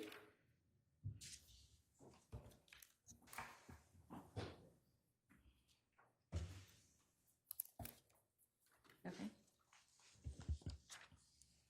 Slide 4, excuse me. starting at slide 4. And if you can either read from the screen behind you or from your paper, or read from the screen behind you, and so we can show the jury. Tell the jurors about the conversation that is happening as a result of this flyer. So it's a little confusing, but at the time, if you look at the time and dates these messages are sent, the flyer and the initial conversation is started on Mr. Williams' phone that has a 213 area code or a Los Angeles area code.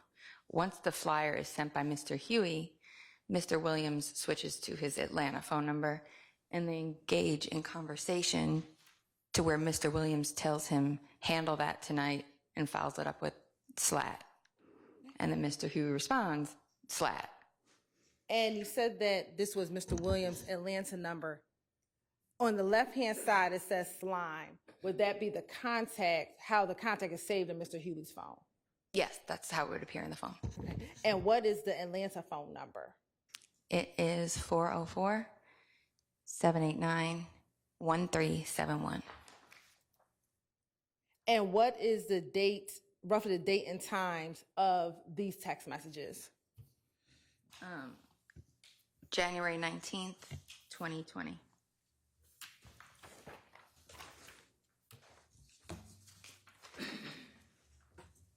Now going to page 5. What is being depicted on slide 5 of this PowerPoint? That is Mr. Williams using his Atlanta number to tell Mr. Huey on August 15th of 2020, go handle that, and he responds, slat.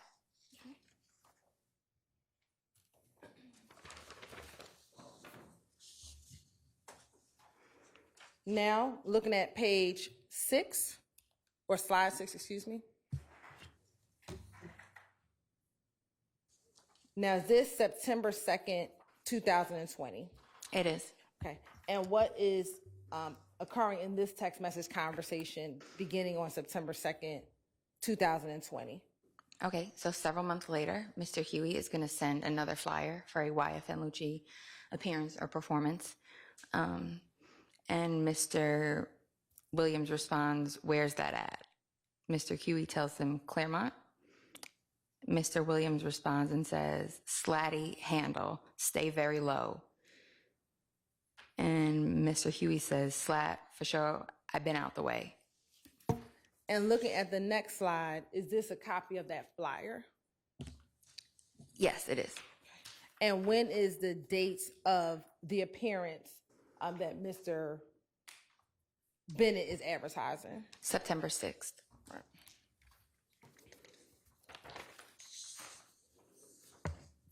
Now going to the next slide. Does that conversation continue? It does. Okay. And if you could say for the record what the conversation is as it continues. Mr. Huey tells Mr. Williams, I appreciate you for everything, my brother. Never about money with me. I'm built on loyalty. He sends the 100 emoji, which kind of means like, I'm for real about it. Mr. Williams says, slat, handle that, I got you. Mr. Huey responds, slat.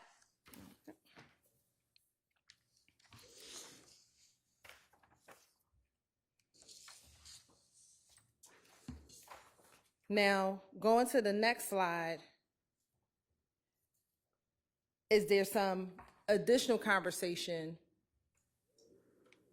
now with the 213 number that's identified as Spider or Mr. Williams? There is. Okay. And when is this conversation? July 20th of 2020. Okay. So this is after the first Lucci conversation, but before the second Lucci conversation? Yes. All right. And what is occurring in this conversation? Mr. Huey sends, in the first message, you see an attachment. It's a video clip of a friend that wanted really bad. He was like trying to get his career off the ground as a rapper here in Atlanta. He says, post this for me, my brother. And then he uses a derogatory term for somebody and says, that person's out here in LA, twin. Not referring to his friend, he's referring to somebody else, somebody of the opposition, it appears. Your Honor, I'm going to object to this Sustained. Yes. And is that just generally the context of this conversation? Correct. All right. Objection. Yesterday, did you tell myself and my colleagues, Ms. Love and others, about Little D and Shannon being in your vehicle the night of the murder? Huh? Yesterday, did you tell myself, Ms. Love, and a few of my other colleagues that Little D and Shannon were in the car with you the night of the murder of Donovan Thomas? I told you and them that what I told investigators in June when Nut got killed, something different because I was trying to finish my way out of a situation. So I said, I picked up D and Shannon. D never told me nothing. I made it up to clear myself up. And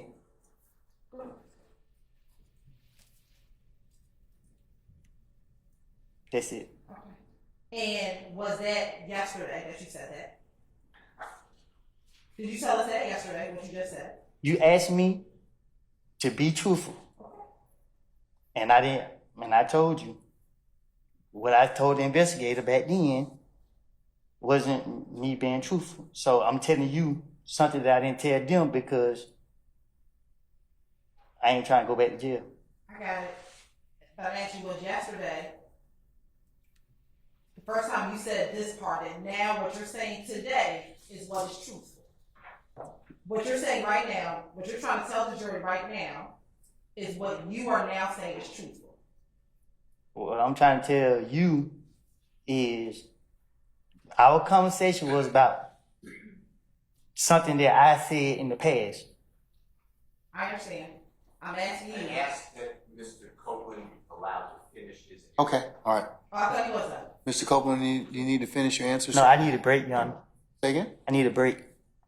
You need to use the restroom? No, I need a break. Like, I need a break. Sir, it's not time for us to take a break at this point. Well, in time. okay. Okay. I mean, unless you need to go to the bathroom or some other reason, we're not going to break at this point in time. Do you need a few moments?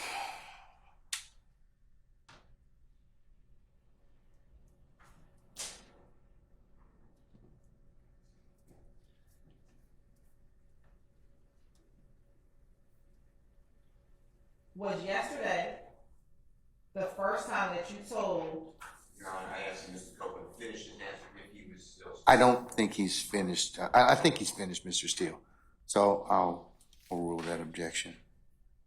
Was yesterday the first time that you told anyone from the state that what you said back in January of 2015 was a lie?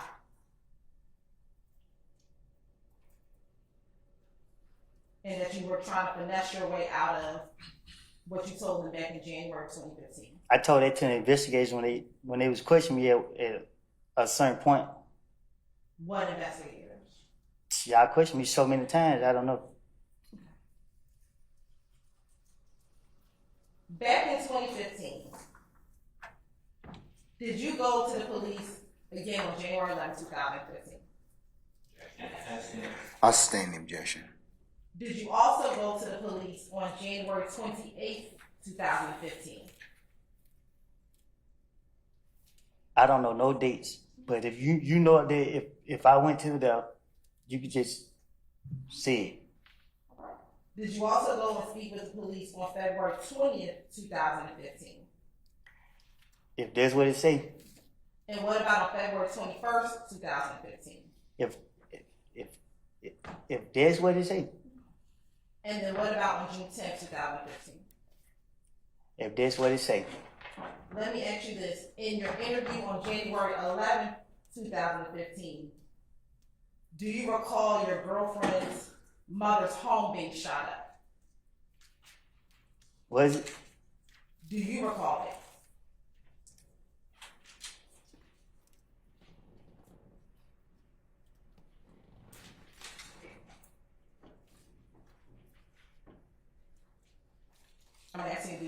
our mother's home being shot up that night after Nut was killed? I don't know if it was the same night or the next night. Do you also recall that the stepdad's house was shot up that same evening? I will object to. Basis.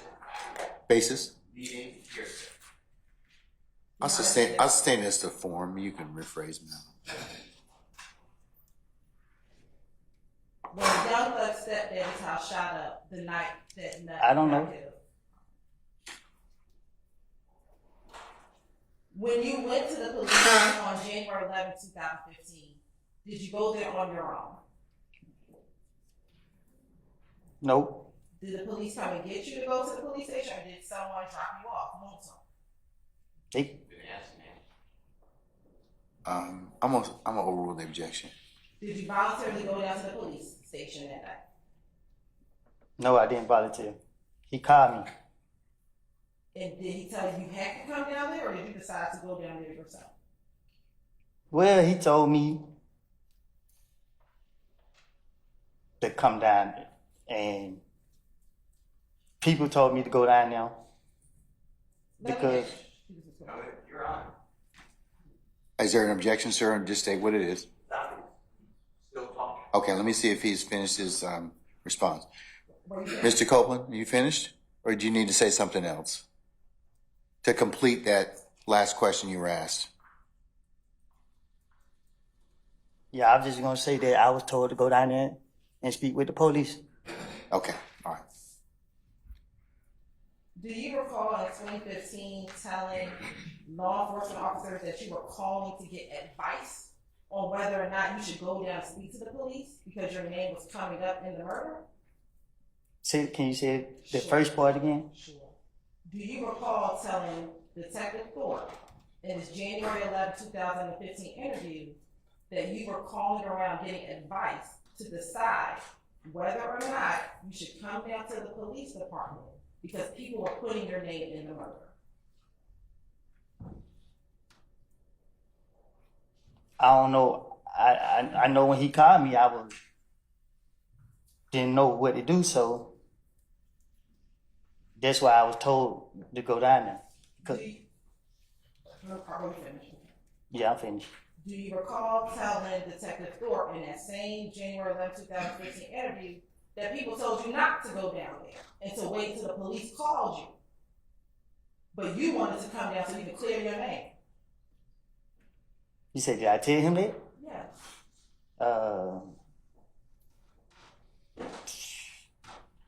I guess.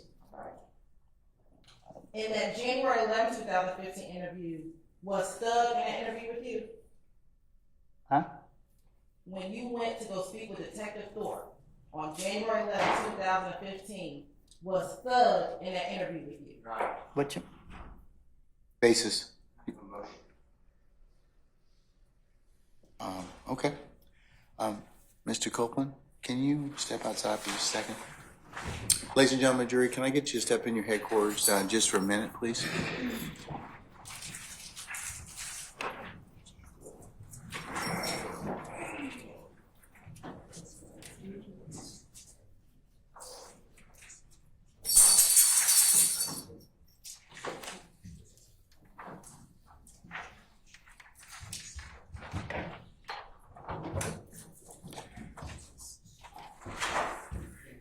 Tell Detective Thorpe that on the Sunday at Cascade Skating Ring, that you got Thug on FaceTime so Kel and Thug could speak.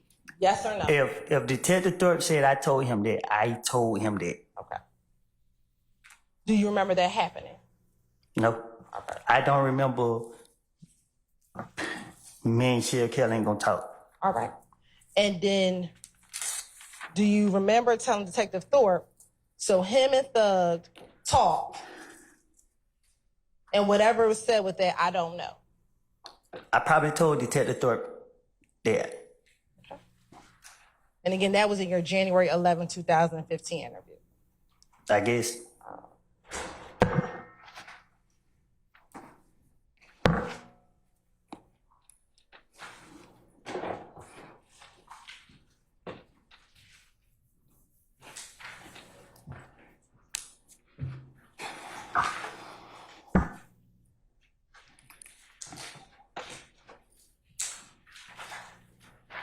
Now, did you also tell Detective Thorpe about a shooting that occurred at a gambling house in Lakewood? If that's what he said. Do you recall a shooting at the gambling house in Lakewood?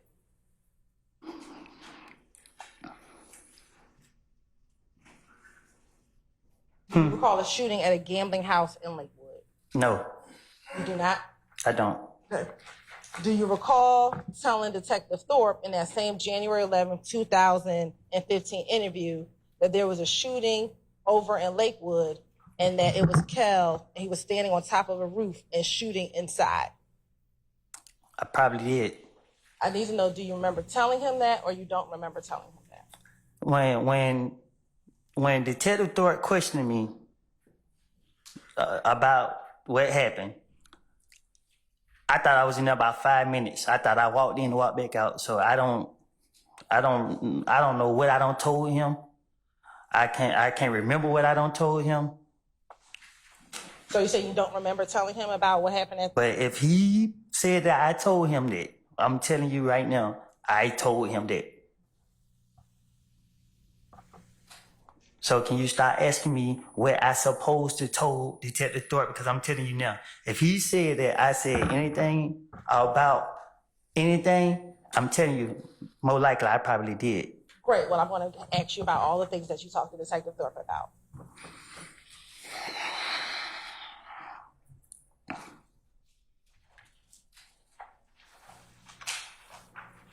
Did you also tell Detective Thorpe about the Friday before Nut was killed?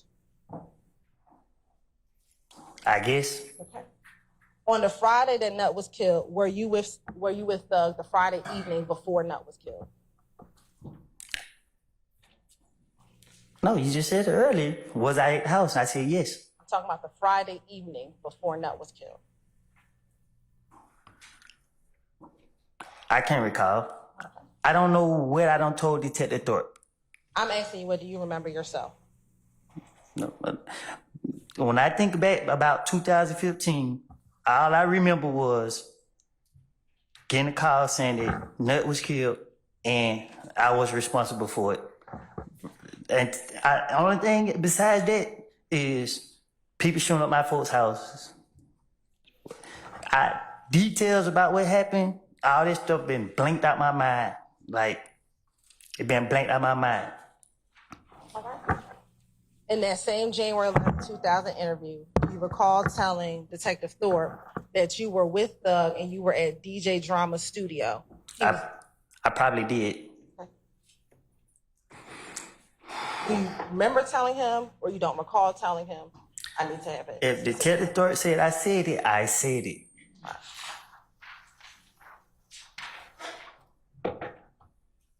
And then after leaving the studio, that is when you went over to your girl's house, which would be Deshawn's house. I guess.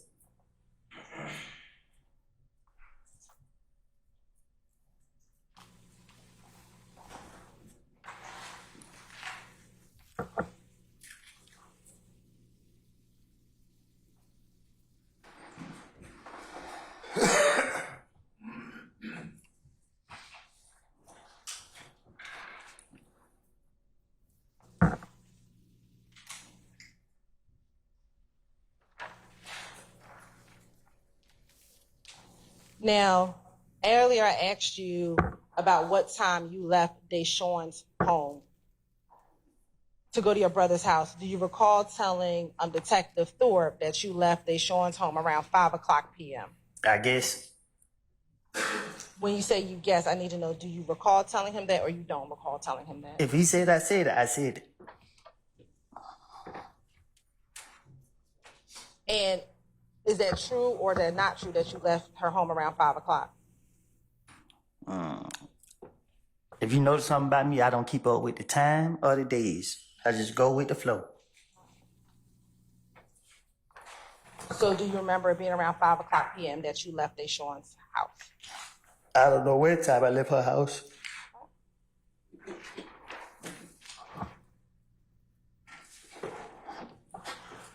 When you went to Mechanicsville, do you remember seeing anyone in Mechanicsville? What you mean? You said earlier that on the night before Nutt's murder, on the day of, you left Deshaun's house and you went to Mechanicsville. Do you remember seeing anyone when you went to Mechanicsville?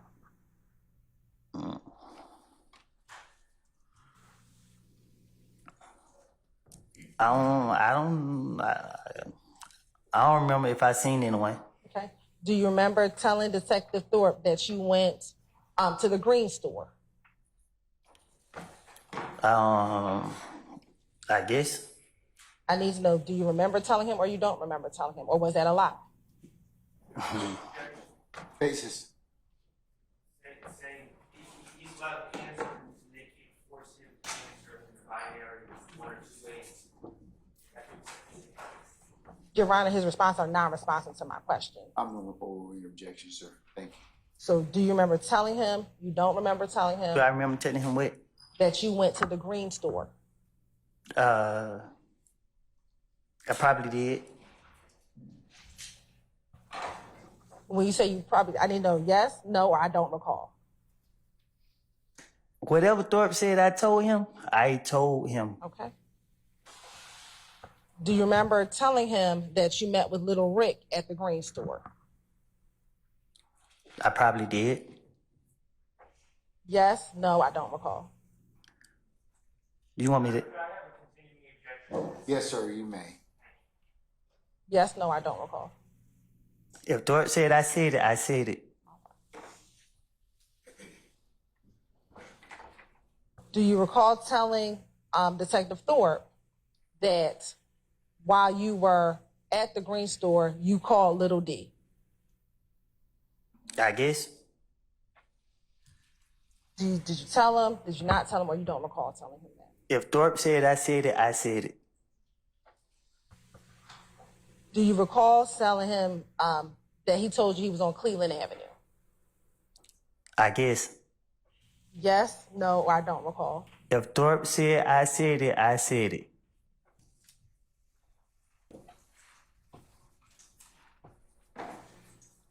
Now, when you got to Cleveland Avenue earlier today, you said that Little D and You're right. I think she's oriented to time and place. I'm going to overrule your objection, sir. Earlier today, you said that Little D and Shannon got into your vehicle. Do you recall saying that earlier today? I think I did. Okay. Back in January of 2015, did you ever tell Detective Thorpe? Your Honor, now I'm impeaching. I'll rule the question, sir. Did you ever tell Detective Thorpe that Shannon was in the vehicle with you and Little D back on the morning of January 10th, 2015? If he said I did, I did. I'm asking you, did you? Because you're saying you're saying today, you're saying the truth, and back then. To the commentary. I sustain the objection. Did you ever tell Detective Thorpe that Shannon was in the vehicle with you? I guess. Back in 2015, you did not tell Detective Thorpe that Shannon was in the car with you. Objection, asked and answered. I sustain the question.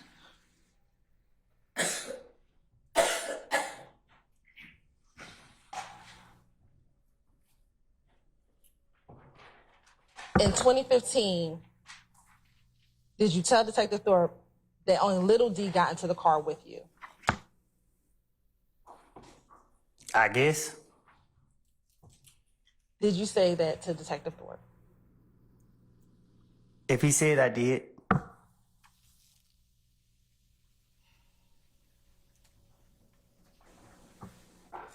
Back in 2015, did you then tell Detective Thorpe that Little D told you that Nut just got killed? Basis, sir.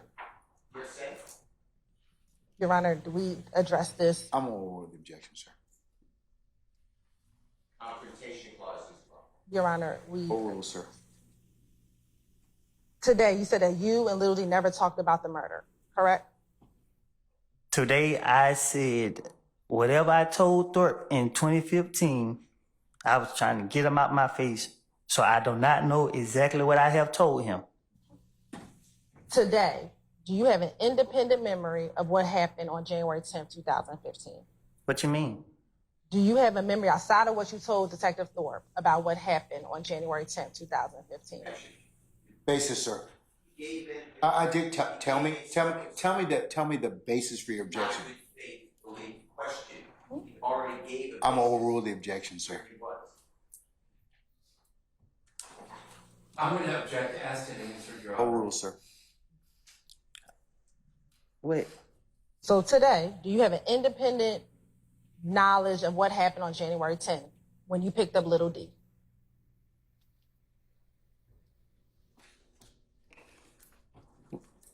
Can you say that one more time? Sure. Today, without remembering what you told Detective Thorpe, what is your memory of your interaction with Little D on January 10th, 2015? I don't have a memory. What you mean? Like, Okay. I just know that I picked up Lil D and Shannon, and that's when I got the call saying that I supposed to did this and did that. And in January 2015, you never told Detective Thorpe that you picked up Little D and Shannon. I guess.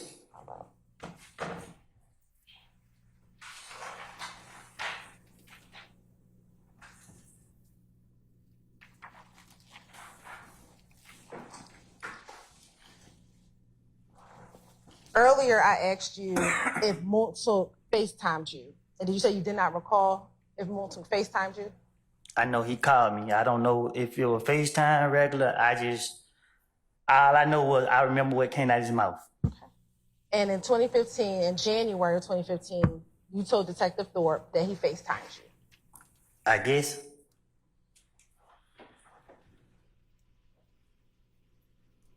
Do you remember telling Detective Thorpe that or no? Objection has been answered. Yeah, that's non-responsive. I guess it's non-responsive. I'm gonna overrule your objection, sir. You can answer the question, sir. I need to know if you remember or if you do not remember. If he said I said it, then I said it. Do you remember telling Detective Thorpe that? Objection, Your Honor, has been answered. Overrule, sir. That's not. Do you remember telling Detective Thorpe that he FaceTimed you? I guess. I guess it's non-responsive. Your Honor, Well, I object to the commentary. It's not responsive, Mr. Steele. I'm gonna overrule your objection. Do you recall? I don't know what I told Detective. I don't remember what I told Detective. Whatever his name is. Okay. Thank you. So you don't remember if you told Detective Thorpe that? I sustain the question, Mr. Fuller. Now, do you remember back in January 2015 giving Detective Thorpe Moontoon's phone number? I guess. I guess it's non-responsive. Your Honor, that's not a compromise. Overrule, sir. I need you to respond. Do you remember? I don't remember. I don't remember nothing I told Detective Thorpe. All right. So that's my response to every question you about to ask me. If it have anything to do with me speaking with him.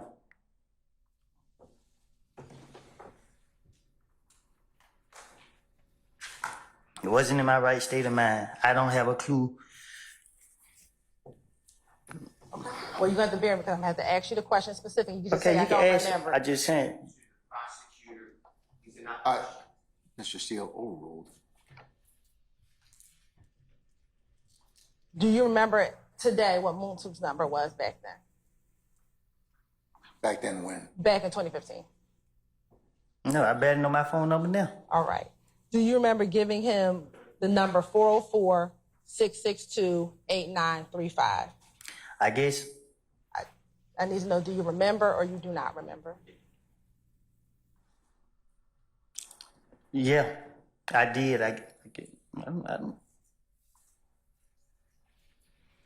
Do you remember what kind of car that Moontoon dropped you off in to take you to the police department on January 11, 2015? I don't know. I don't know if he asked me. I don't remember what I told him.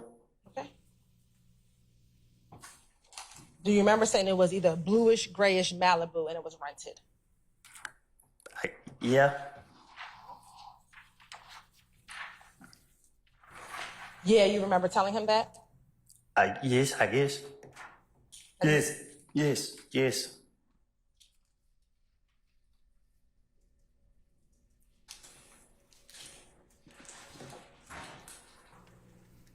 Earlier today, you said that you went down there because the police called you. Do you remember saying that? You're repeating previous testimony. Overruled, sir.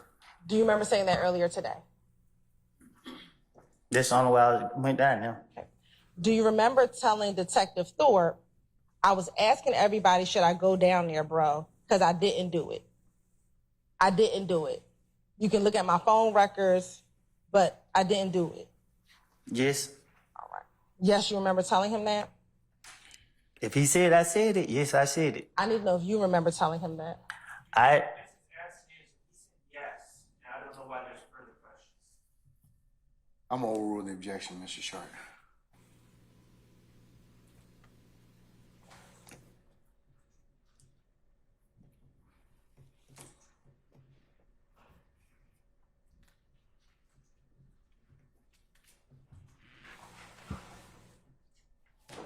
Do you also recall telling Detective Thorpe that you also advised Munson that he should come down and speak with the police? yes.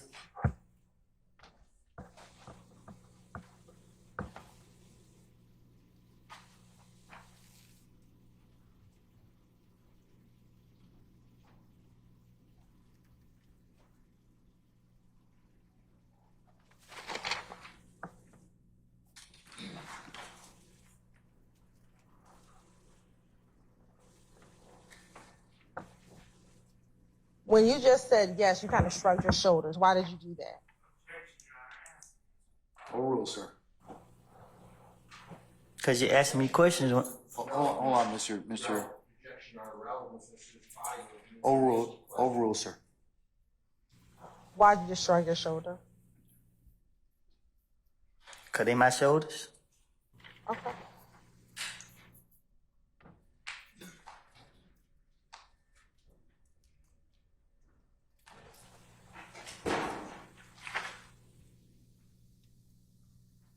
Was Kel the only person that you had problems with back in 2015?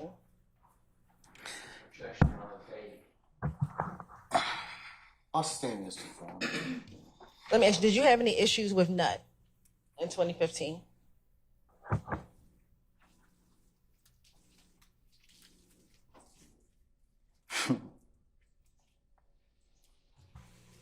Why'd you chuckle? Huh? I asked you if you had any issues with Nut, and then you said, and you chuckled. Why? Your Honor, there was a question posed. You can't ask another question. It's my objection. Overruled, sir. Overruled. I'm gonna overrule it, okay, for the time being. It's to answer the original question. Sir, I've overruled your objection, okay? So I'll ask you first, why did you chuckle when I asked the question?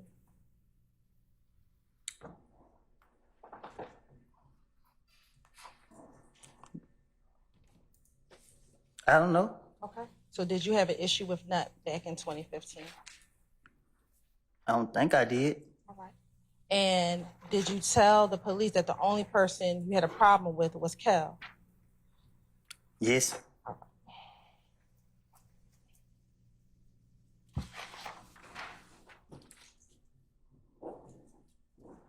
Now, after the murder of Donovan Thomas, did you try to call Bloody J? That what I said? I'm asking you, what do you remember? I guess. Do you remember or do you not remember? What I'm trying to call Bloody J for? Okay. So do you not remember calling Bloody J? But what would I need to talk to him for? So do you not remember calling Bloody J? I don't know. Okay. I don't remember. I don't recall. All right. Do you recall telling Detective Thorpe in that same January 11th interview that you called Bloody J on the phone? Yes. So why would you want to call Bloody J? You need to tell me. I'm not you, so why I'm would saying, you know what I supposed to say? I'm asking you now. I don't know. I don't have a clue. Why would I want to call him? Did you attempt to call anyone else the night that Donovan Thomas was murdered to tell them that you did not kill Donovan Thomas? Say that again? On January 10, 2015, did you attempt to call anyone who was affiliated with If Gang so that you can tell them that you did not kill Donovan?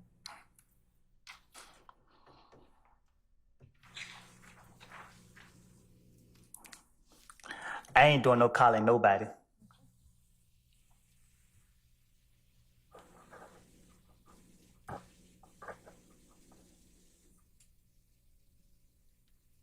Do you remember telling Detective Thorpe first that you tried to call Bloody J and that there was someone else that you could call, but it's no use? Yes.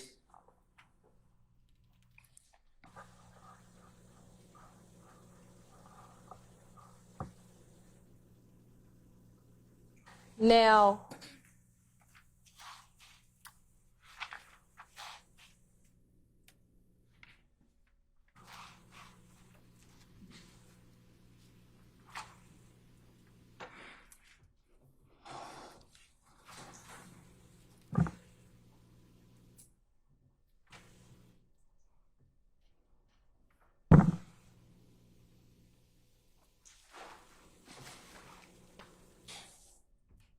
course indulgence for one moment.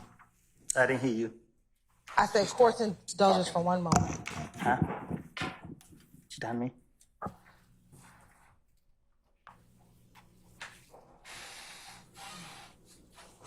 Do you recall Detective Thorpe asking you about an Infinity car on January 11, 2015? I guess. Do you remember him asking you, or you don't remember he asked you? When this is what I remember from talking to Detective Thorpe. I walked in the homicide building. He said, "Dang, man, I still got a bite on the street. You came in here? I don't think you did it." That's how they went to me. So you asked me these questions. I don't remember having a conversation with him, so I ain't saying I didn't. If you saying he said I did have this conversation with him, then I did. But I don't remember him. I don't remember these. And it's so I don't know what I don't told him. But I just know that I thought he let me walk right back out the door. I don't remember being in there no more than 5 minutes. And if you don't remember, that's all you have to say is you don't remember. I keep telling you I don't remember. And I have to ask you specific questions. So if you don't remember. Mr. Steele, I need to see an objection, not commentary, okay? So, no, that's not, that's. He doesn't instruct the witness in front of the jury. I object. I'm overly objection, sir. Prosecutor just said, I need you to say you don't recall. Hold on. Yeah.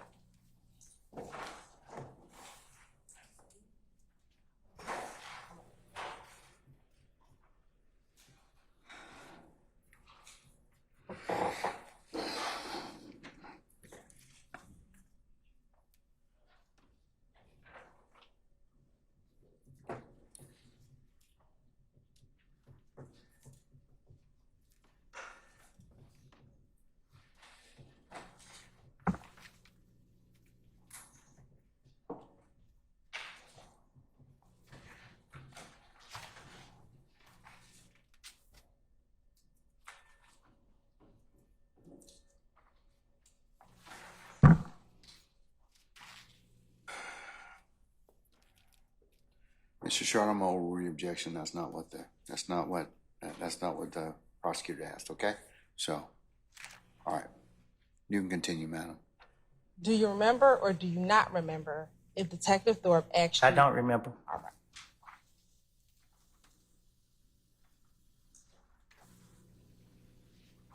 Do you remember Detective Thorpe asking you if you've ever been stopped in an Infinity before? Can you say that again? Sure. Do you remember Detective Thorpe asking you if you had ever been stopped in an Infinity before? Your Honor. Sure. Can we be oriented to the date of this meeting? Sure. We're talking about the same January 11, 2015 interview. I don't know what man. I don't. Whatever you told me to say, I don't know. I don't. Do you remember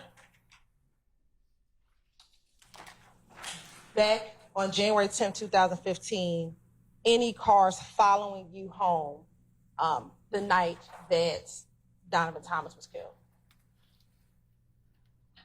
Can you say that again? Sure. On the night that Donovan Thomas was killed, do you recall any cars following you home, specifically following you into Carver Homes? I don't remember.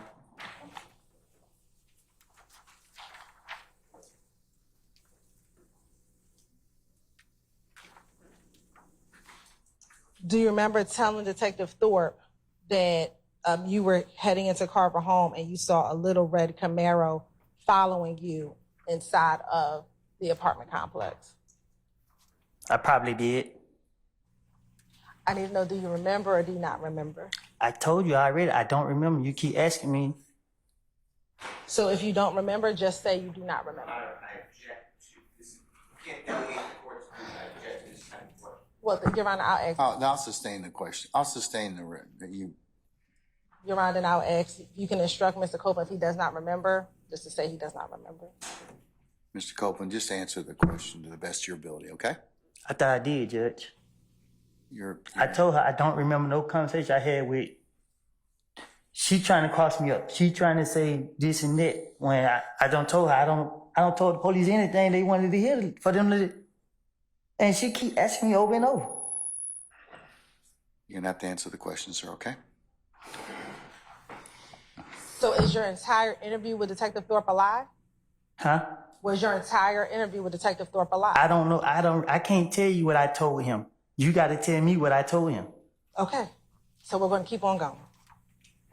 But I don't. When you tell me what I told him, I'm telling you now. I probably did tell him that. I'm telling you, I told him that. Okay. Well, So. But you have to tell me which ones are lies and which ones. You're correct, sir. Mr. Copeland, do you have something else you want to add to that response? I can't remember. Do you want me to repeat the question? I can't remember what I had to say. Do you want me to repeat your response up until that point in time? You got to tell me what was said. Okay, hold on just a second. We can help you out with that.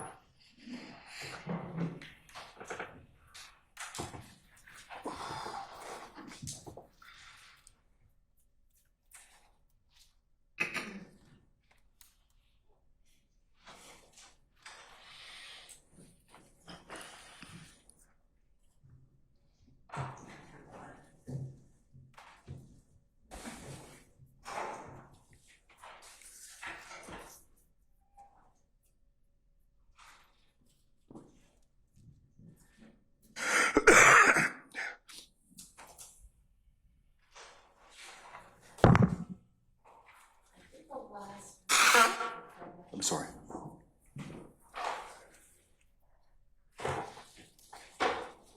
When you told me now, I probably did tell him that. I am telling you I told him that, so. Can you say that again?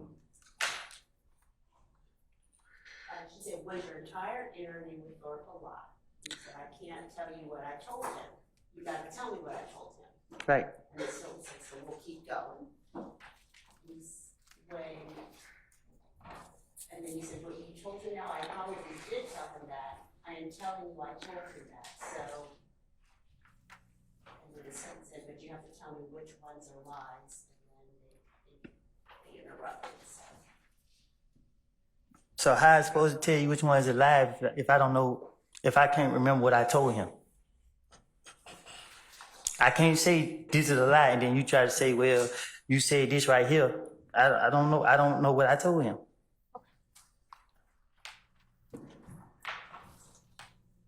Back in 2015, did you tell Detective Thorpe in the same January 11th interview that you get blamed for everything and that your name comes up in everything?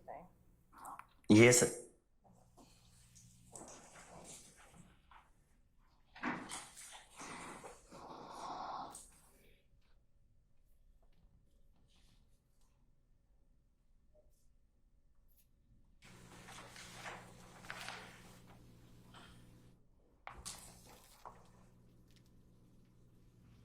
back in January of 2015, did they shoot at your, at Deshaun's mother's home the night of the murder? I don't know if it was the same night, but at one point it was. And did that shooting prompt you to go speak with Detective Thorpe on the morning of January 11, 2015? They called me. I think that's how he was able to get my phone number.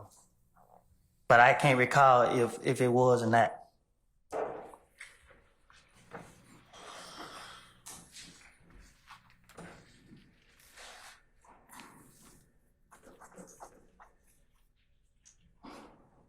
Were you scared because they were shooting up your family's house back on January 10, 2015? What you mean? Mr. Sharp. I object to the use of the pronoun they. I would ask for specificity. So vague? Vague? Is your objection vague? All right, I'll sustain that. Were you afraid because your girlfriend's mother's house was being shot up? What you mean? Were you afraid because people in your family's homes were being shot up on that back in January 2015? Were you afraid because people's homes were being shot up? You asking me, was I afraid, or what did I tell the police I was afraid? I'm asking you now, were you afraid?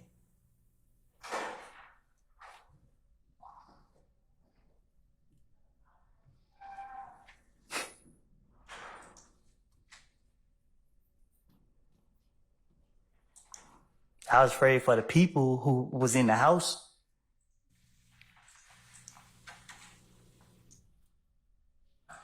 And do you know who all was in the house? You shook your head. Is that a no for the record? No. Okay. I don't remember who was in the house.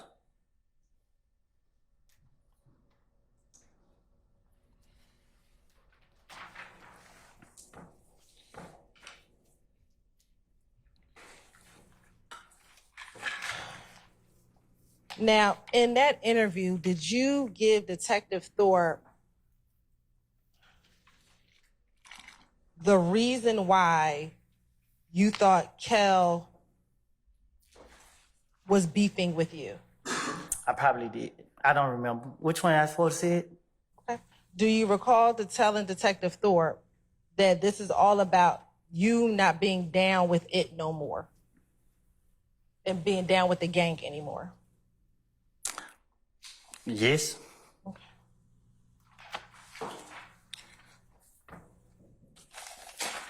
Do you recall telling him that it's also because they now think that you're with Thug and that you're claiming YSL? Yes. Yes, you remember telling him that? I guess. If that's what he said, I said. Do you recall or do you not recall to tell Detective Thorpe that? I don't know what I done told this man. Okay.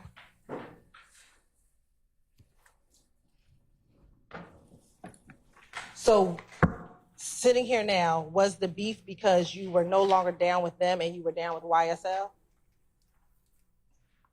Yes, I guess. Is it yes or you guess? If that's what he said? I'm asking you right now today. I don't know.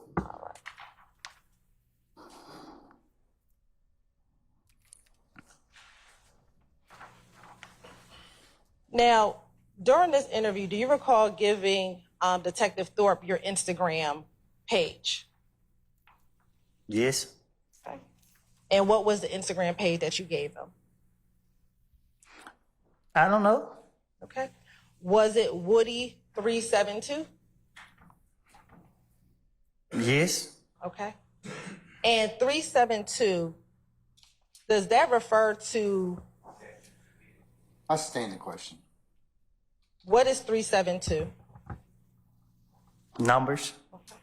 And does that number specify something specific? I believe it has. I'm going to sustain the objection. Does the 372 correspond to the letters of DRC on the phone pad? It could. I I gotta look at the phone pad. How do you look at the phone pad to tell? And is Woody372 the same Instagram account that I asked you about over the course of the last few days? I guess. So was that your Instagram account back in 2015? My Instagram account is Woody vs. Woody. I asked back in From 2000. back then, I think my Instagram account is the same account as it is today. Woody vs. Woody. I'm not 100% sure. Listen, I done did so much time away from society. You asking me about something I don't know. I don't know how to answer these questions. A lot of this stuff you talking about, like, I've been through too much to be trying to remember certain stuff or these questions you asking me. Like, you discombobulated me up here. Like, you want me to lie? You want me to tell the truth? I can't tell you the truth. If you sitting here, I don't know. I don't know how to answer these questions. You know what I mean? Like, I don't know what y'all got going on. Like, for real. Like, you asked me about 2015, what somebody said to the investigators. You know how many investigators tried to question me about this? Yes, and we're going to talk about a few of them. So do you recall your Instagram being Woody372? I don't recall. Okay. Bless you.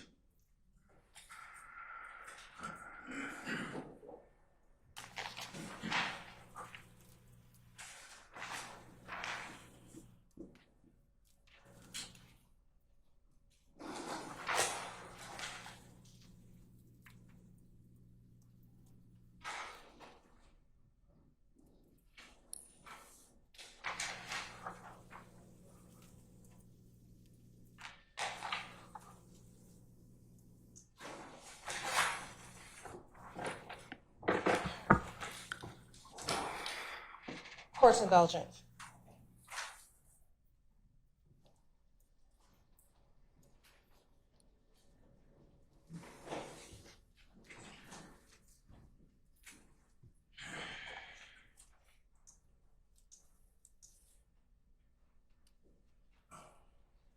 Slap me. It's just a word to use, like lingo. Okay. Slat. And does slat have a Anything. specific? It can mean anything you want. However you want to use it. Does slats mean slime love all the time? If you want to use it in that way, you can. But it's up to however you want to use it. Have you used that to mean slime love all the time? Not that I can remember. I don't know. Okay. I don't know. Do you recall taking a plea in this case? Yes. And do you recall filling out some documentation when you took the plea in this case? Yes. All right. And in that documentation, was there a definition of what slat means?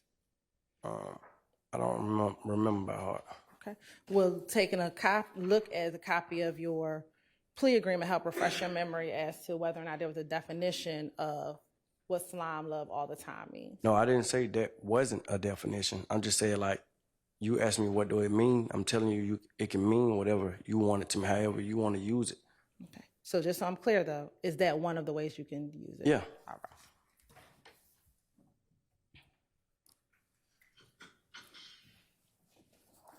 Now, in that video, where was that video filmed? Can you put it back up here? I wasn't even paying attention. Sure.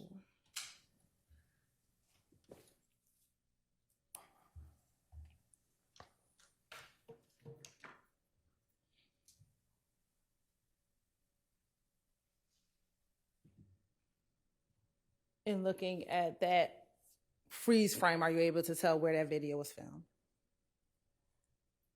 I can't really see the background, but I just know it's outside. Okay. Does that look like the same gas station where your video was filmed? I don't remember. That's why I asked, can you play it again? But It might be. I don't know. Same gas station where your video was filmed? It might be. I don't know. Okay. And in that video, do you see Miles Farley? Yeah. Okay. Did you also see Mr. Quamarvius Nichols in that video?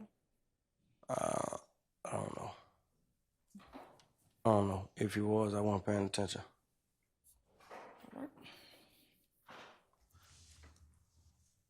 And in that video, is Mr. Stillwell wearing a YSL chain? I think so, yeah. Okay. And to your knowledge, do you know if Mr. Stillwell was ever signed to YSL, the record label? I don't know. I know he was trying to get signed. All right, thank you. Now, a few years ago, did you have the occasion to be present at a hearing involving Mr. Rodalius Ryan and Damone Blaylock? Yes. And were you present in that hearing to support Mr. Ryan and Mr. Blaylock? Yes. At some point during the course of that hearing, did you ever send a brain emoji or a rat emoji to a young lady by the name of R. Smith? Can you repeat that? Somebody was coughing. At some point during the course of that hearing, did you ever send a brain emoji and a rat emoji to a young lady by the name of R. Smith? Think so, yeah. Excuse me, M. Smith. Sorry. What was your purpose of sending a rat emoji? Because she was lying. And why did you send her a brain emoji? Because she was lying, and I just didn't know what was wrong with her brain. Did you make any postings about Mr. Ryan after that hearing? Yes or no? Yes. All right. And Your Honor, I think we need to approach just very briefly. All right. Have you had the occasion to do a vlog video titled "A Night with 4L and YSL"? I know the video that you're talking about, but it's not my vlog video. Okay. Are you in the vlog video? Yes. Okay. At portions, do you talk to the camera in that video? Yes. At portions, do you take the actual camera and start filming other people in the video? Yeah. All right. What is 4L? For life. Is 4L also a group? It can be if you want it to be, but it's basically anybody can use it. Like,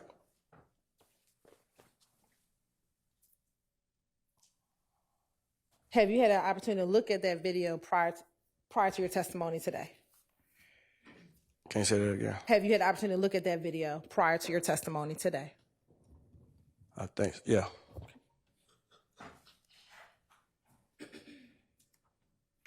I'm going to show you what's been marked as Exhibit 46 and N. Is that the video that we are referencing? Yeah. All right.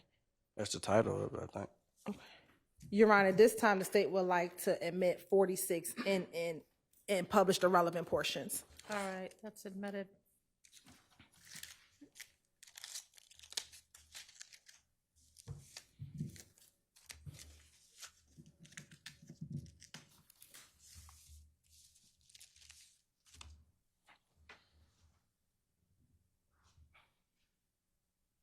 First, we're going to start at 9:08 seconds into the video.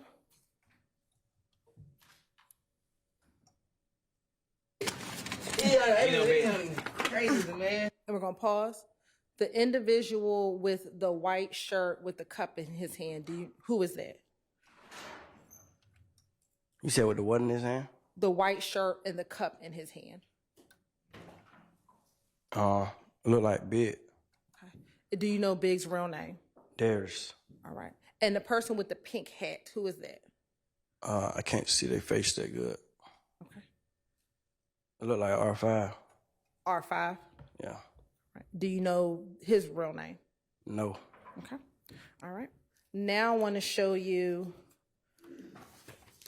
starting at 54 seconds to 1 minute and 33 seconds.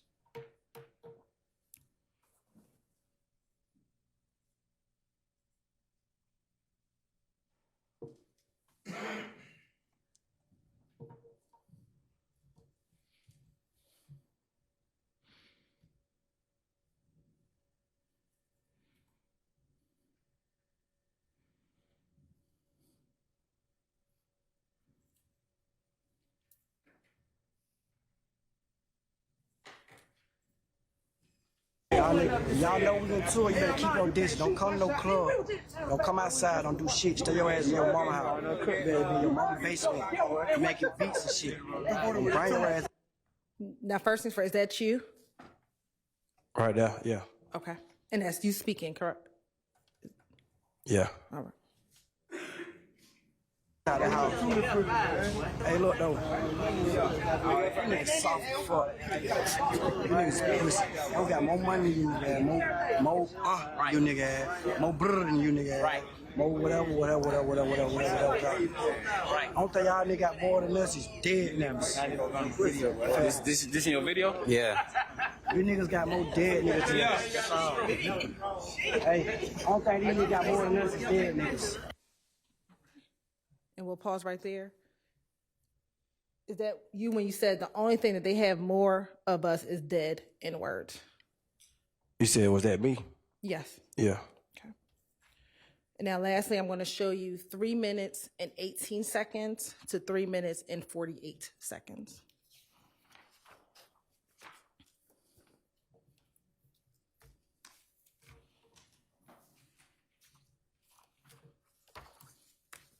What you say, 3 minutes on what? I'm going to show you 3 minutes and 18 seconds to 3 minutes and 48 seconds.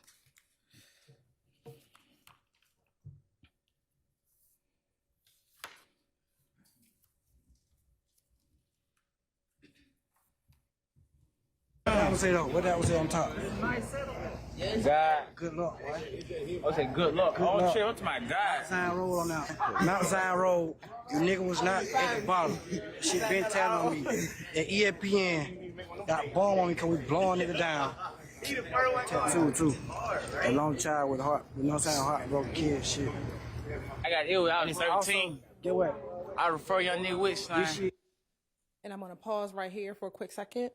You said that you had ESPN tattooed on you. What does ESPN mean? I don't know.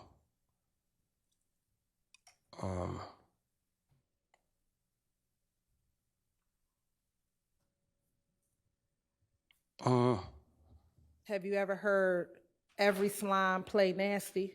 Yeah. Is that one of the meanings of ESPN? I guess, if you want it to be. Have you ever used ESPN to mean every slime play nasty? Not that I can recall. I don't remember. Okay. When you tattooed that on your body, did you tattoo it to mean anything specific? I seen somebody with it first, and it looked cool, and I got it. Okay. Are there other members of YSL that have that ESPN tattoo? I don't know. Okay. All right. It's in blood. We wrote this shit in blood. I probably had it before slime. And we also wrote it on nigga tombstone. Where your tattoos at? And did you say we wrote that shit on blood? We also wrote that shit on a nigga tombstone? ESPN? No, we'll go back. You can tell me what you were referencing. Yeah, I just said that. Yeah, you just said what? What you said? Okay, let's go back.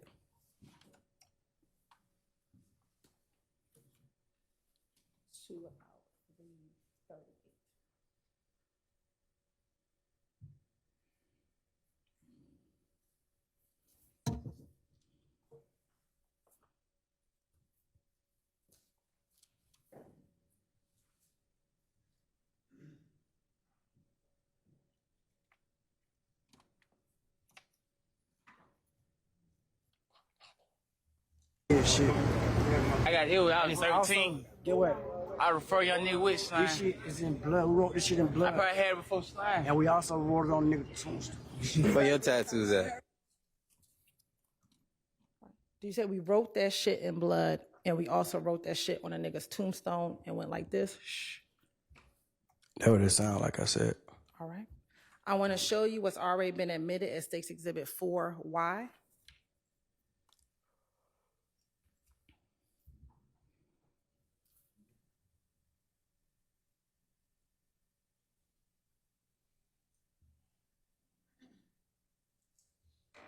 Showing you what's been admitted as 4Y. I want to zoom in.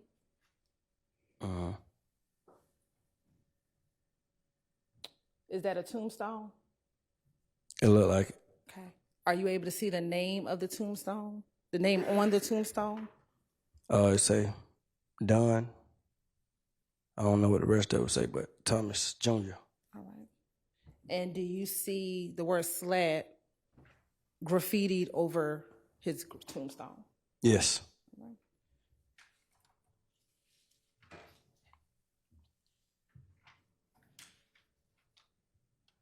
And I asked you earlier about the ops. Would Donovan Thomas Jr. be considered an op of YSL? I don't know. Not that I know of. I don't know. All right. Court's indulgence for a moment.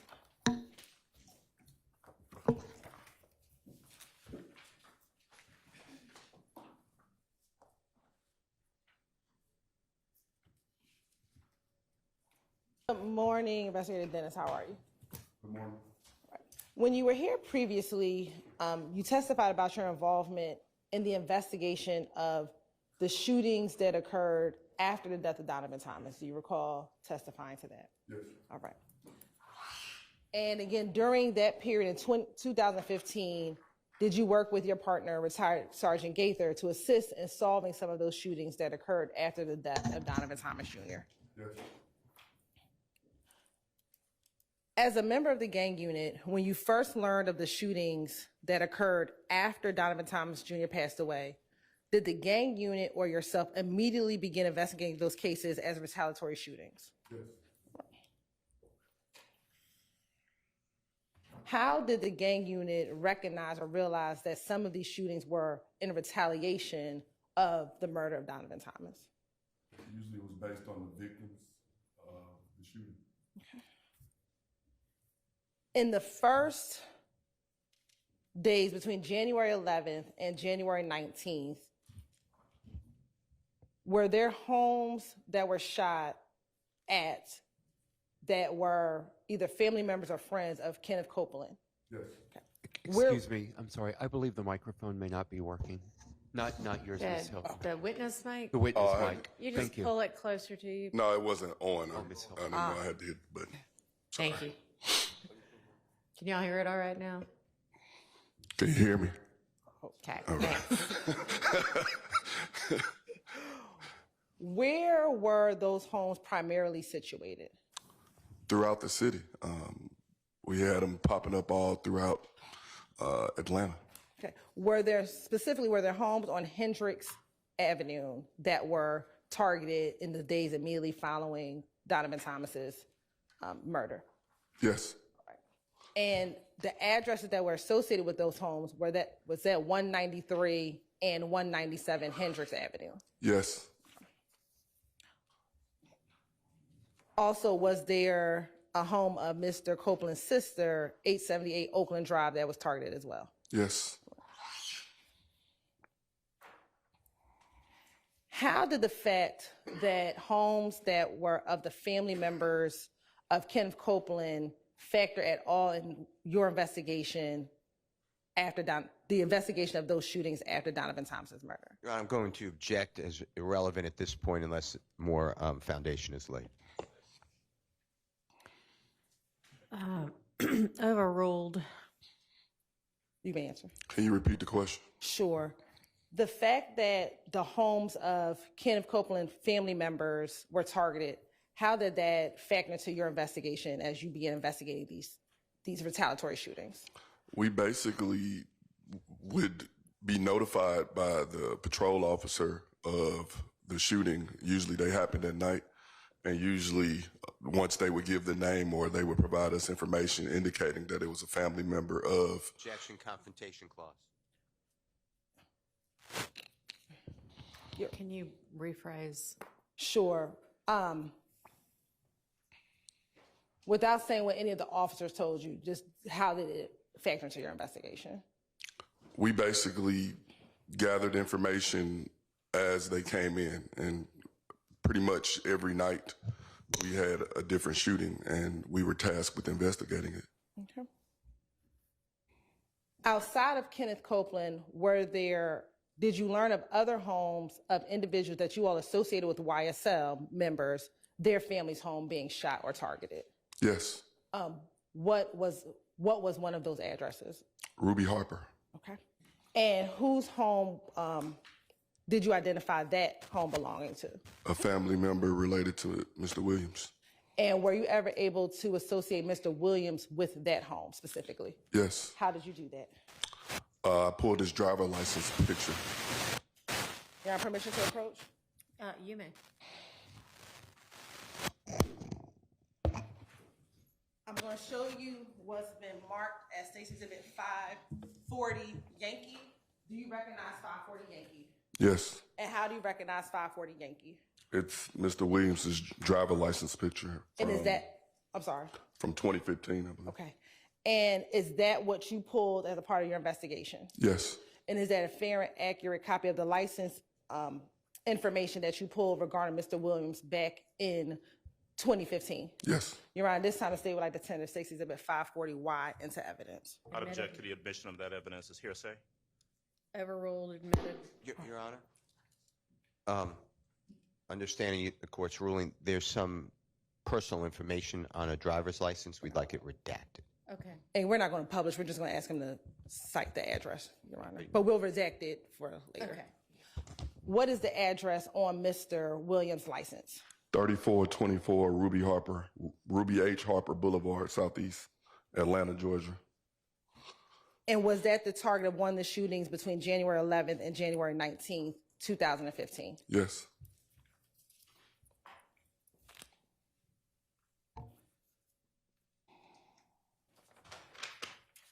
Now, as these shootings came in, were you trying to identify potential suspects of those shootings? Yes. How did you go about doing that? We would start with a police report.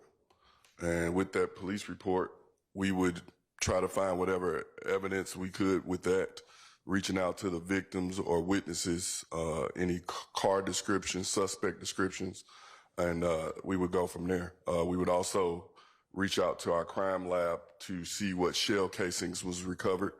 They would do what's called NIBIN, and NIBIN would tell us if it was related to a specific weapon or any other shooting incident that had occurred prior.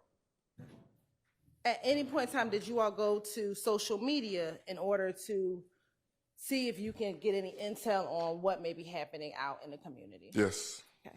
Were there any particular social media pages that you all went to or that you saw that informed your investigation? Yes. What were some of those pages?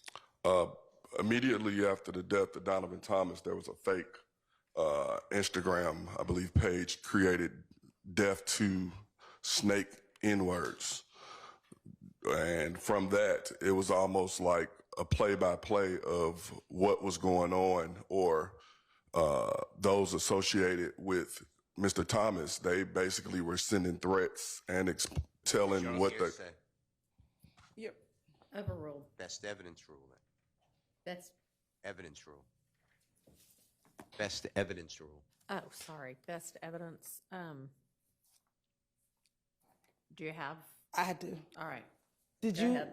did you collect, or did you all collect some of those posts? Yes.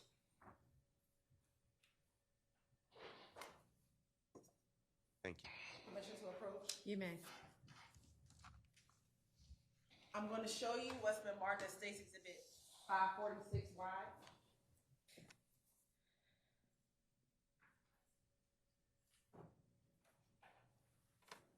It's 546Y, one of those such posts that came from that Death to Snake N-words page. Yes.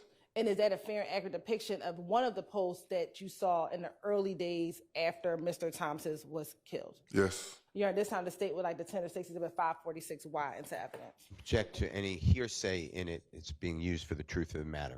Your Honor, we're not offering any of the words in there for the truth of the matter, sir, but just to illustrate that that was the post that was given or that was posted on social media. I'll object to any of the words on the page except for the post. But the death to snakes, if that's what the prosecutor's getting at. But any statement is being used for the truth of the matter asserted. I object.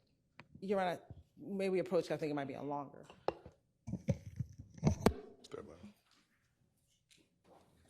And let me ask you this, Detective Dennis.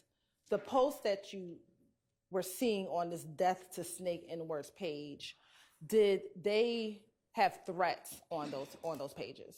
Yes. All right. And were those threats directed at anyone? Yes. Who? Objection, hearsay. Overruled. Kenneth Copeland, Woody. Okay. Permission to publish the version that we discussed, Your Honor? The first one, Yes. you may.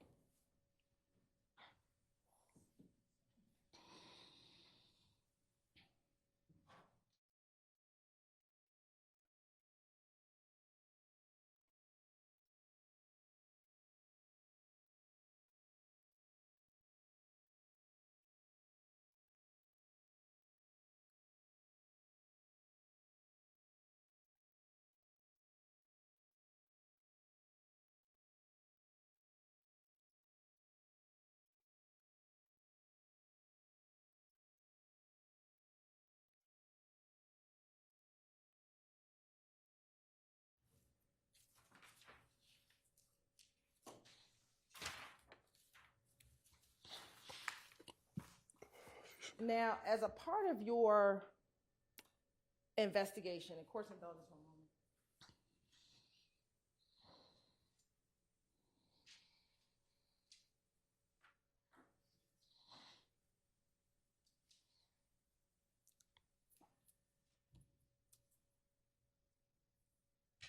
As a part of your investigation, did an individual by the name of Rayshawn Bennett come up as a part of your investigation? Yes. How did he come up as a part of your investigation? At one point, his mother's house was shot up twice. And as you were investigating the case, did you ever speak with Quindarius Zachary about anything that could have happened at those two homes? Yes.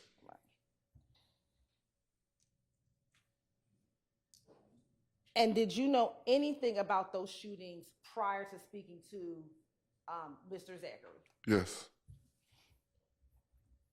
What information did you have about those two shootings as a part of your investigation prior to speaking with Mr. Zachary? It could be hearsay. I don't know. It's a broad question, so I'm going to preliminary object to hearsay and confrontation clause. Okay. Unless it is narrow. Overruled. The weapon that Mr. Zachary was caught with in May of 2015 was nibed back to the second shooting of Rayshawn Bennett's mother's house where she was shot. In the first shooting of Mrs. Bennett's home, were you familiar with Kelvin Watts? Yes. What about Jamal Baines? Yes. And what about Jermaine Hardiman? Yes. How were you familiar with those three individuals? They were arrested the day of that shooting. Okay. And were those three individuals associated with any gangs? They were associated with IF Gang.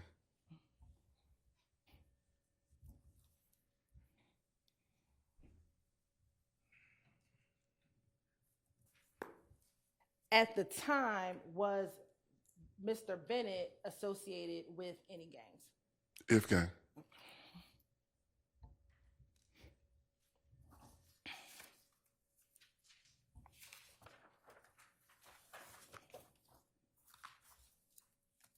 Now, I want to take you to some shootings that occurred on January 26th. Do you recall any shootings as a part of your investigation regarding this kind of gang war that occurred on January 26th of 2015? Yes. Right.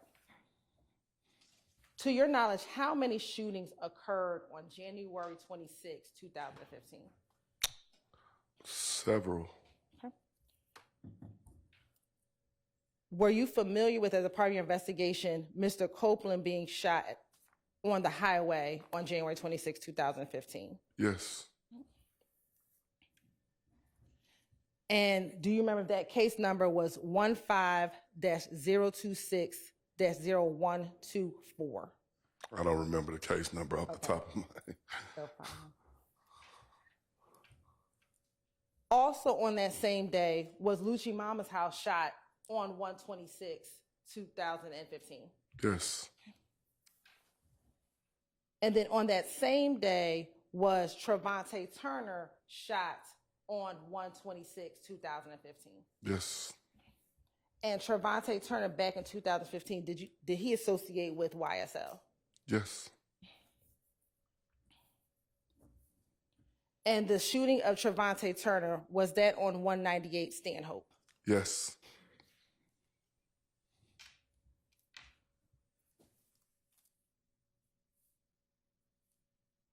Let me ask you this. I'm going to give you 3 APD case numbers. I want you to tell the jury which would be first, second, and third in the day, okay? 15-026-0124, 15-026-2672, 15-026-2801. Which one would have been the earliest in the day? The one with the 0. Basically, our case numbers are broken down by the Julian date. The Julian date, January 1st, will be 001 and so forth and so on until 365 days. When they come into our 911 dispatch, whatever number that is in the course of the day of incidents, that's what the number is. And so based on those case numbers, the first number would have been first and second and third based on the case number, how they came in. So would 0124 been the first for that day? Yes.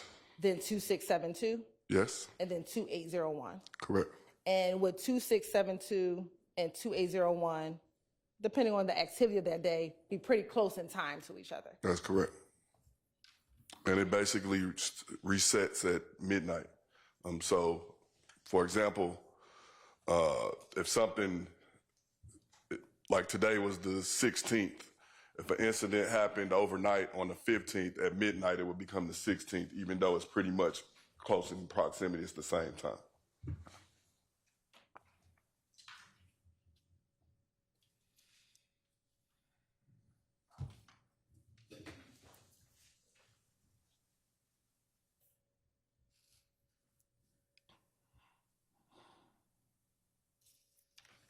On January 28th, 2015,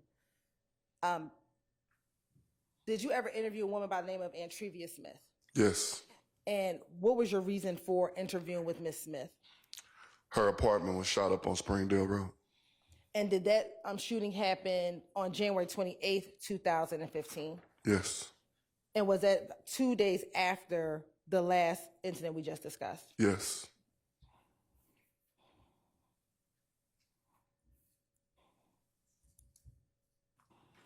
And based on your investigation, do you know if she was the target of that shooting? That would be hearsay and confrontation clause.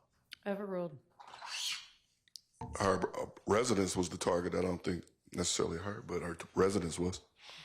And based on your investigation, were you aware of anyone else staying at her residence during this time period? Same objection, Your Honor. Overruled. Based on our interview of her, she explained that That would be confrontation clause. There would also be impeachment. Sustained. Your Honor, Ms. Smith testified and denied who was in her home. So prior inconsistent statement. Okay, overruled. Mr. Watts was at her home during the shooting. And did she tell you that Mr. Watts was there at the time during the shooting? Yes. And did she provide you during your interview with her a video that she thought that you should have? Yes. And what was that video? Her neighbor had a camera set up in the window pointing outward, so it basically captured the drive-by shooting. Did she provide you any other videos? She provided us a video of Mr. Sledge, Montunk, and Quindarius Zachary basically taunting Mr. Watts and their rivals. And I want to show you what's already been admitted as State's Exhibit 441Y. It should come up on your screen.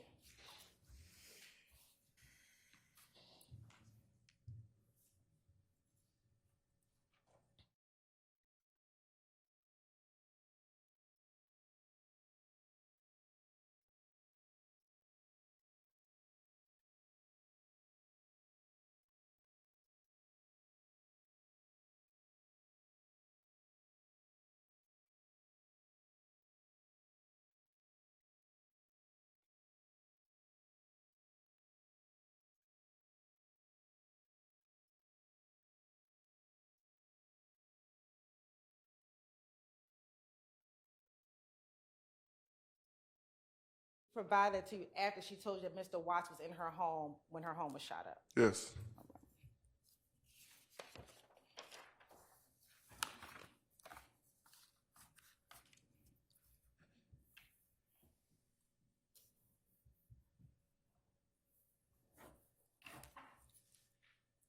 Now, after that, in February of 2015, did you, as a part of your investigation, learn of a shooting involving Mr. Watts where he was shot? Yes.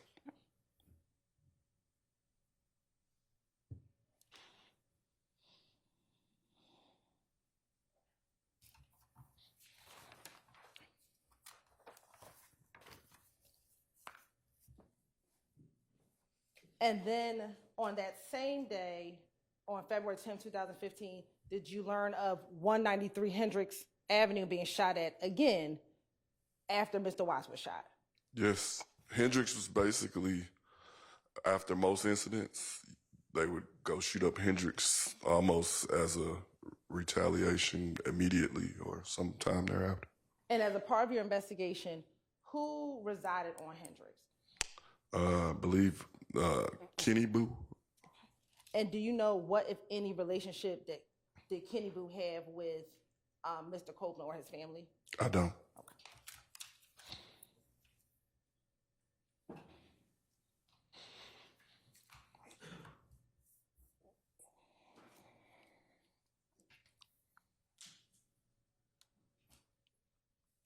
Then, as a part of your investigation, did you also look into the shooting that occurred on February 19, 2015, the shooting involving Mr. Copeland, his child, and his child's mother? Yes. Right. And do you recall if anyone was arrested for that particular shooting? 4 IF gang members were arrested for that shooting. Sitting here today, do you remember who the 4 IF gang members were? Octavius Franklin, Josiah Johnson, Bobby Hardy. Right. We'll leave you. Octavius Franklin, common spelling. Josiah Johnson, Bobby Hardy, and Josiah Johnson. I think you said Josiah Johnson twice. I could be missing one. Okay. Franklin Johnson, Fleetwood, Daviante Fleetwood. Is that 4? I'm sorry.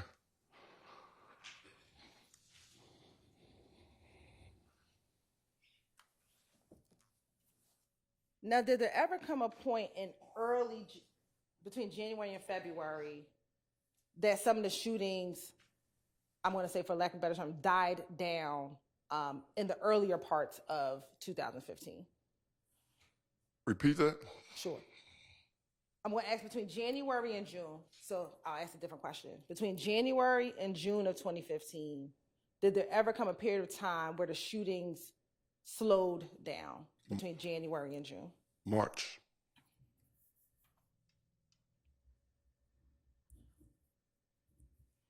And to your knowledge, do you know if in March of 2015, Mr. Williams was on tour?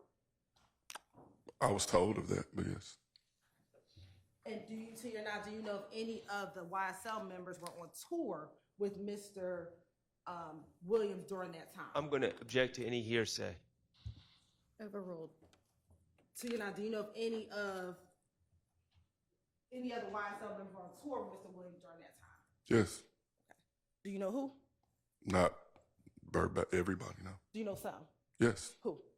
Mr. Kendricks, Mr. Zachary, Mr. Stilwell Jackson. Do you know if Mr. Copeland was on tour with them during that time? I'm not sure.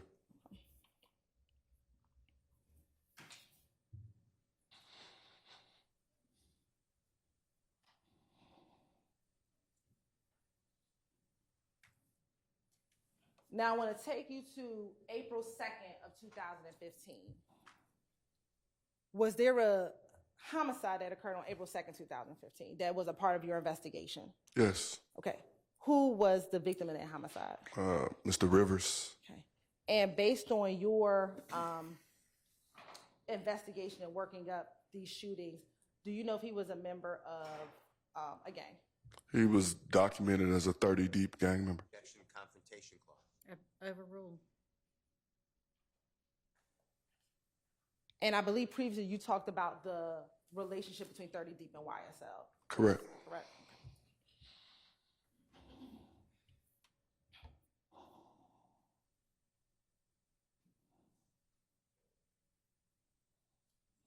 Now, as a part of your investigation, did you ever learn of a residence at 35 Oak Drive? 35 Oak, yes. Okay. And based on your investigation, who resided or frequented that location? Kelvin Treadwell, Mr. Williams.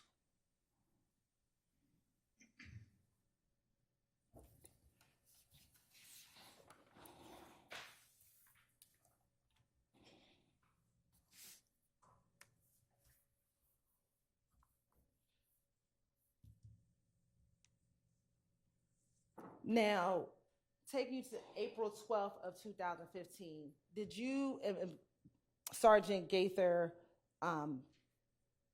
investigate the shooting of Dexter Montgomery? Yes.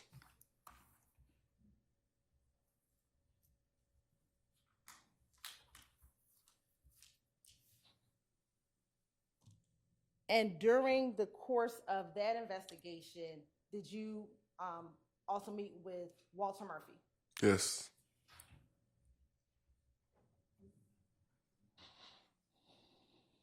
And when you met with Walter Murphy, did he talk to you about?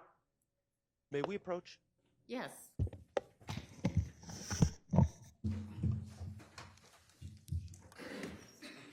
Let me ask you this. Did that address at Oak Drive have any significance to you as you began investigating all the retaliatory shootings from 2015? Yes. What was that significance? In investigating the Dexter Montgomery shooting, it was told to us that that's... Sustained. Sustained. Let me ask you this. When you, without saying what anybody said, why was it significant? During our investigation, we learned that was where the suspects are... Same objection. Sustained.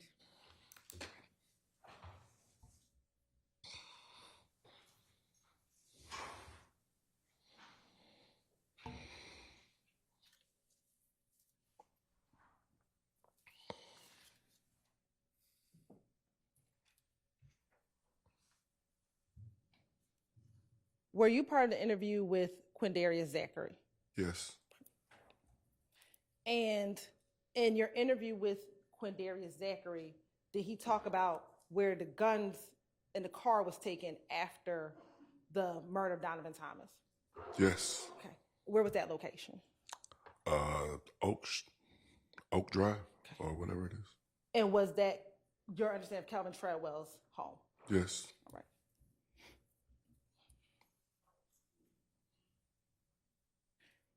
And is that the same location that became relevant as a part of the Dexter Montgomery shooting? Yes.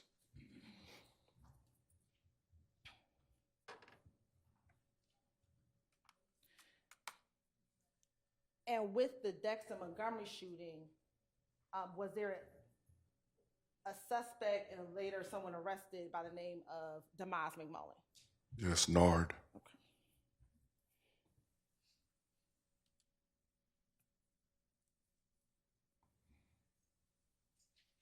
And did that same name come up as a part of the Donovan Thomas murder investigation? Yes. Sorry, I need to stay by the mic.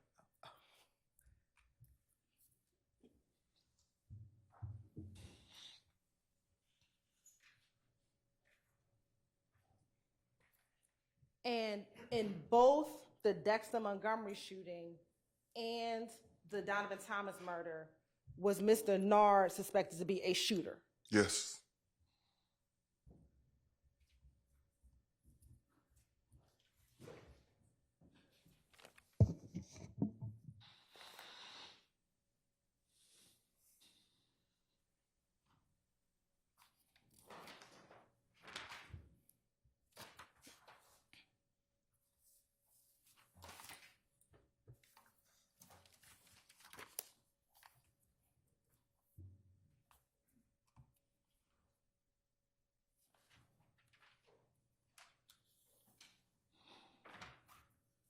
Now, when you met with Mr. Zachary, was that in August of 2015? Yes. And during that meeting with him, did you speak with him about the Lil Wayne bus shooting? Yes. And at the time, was he able to provide you information about the Lil Wayne bus shooting? Yes.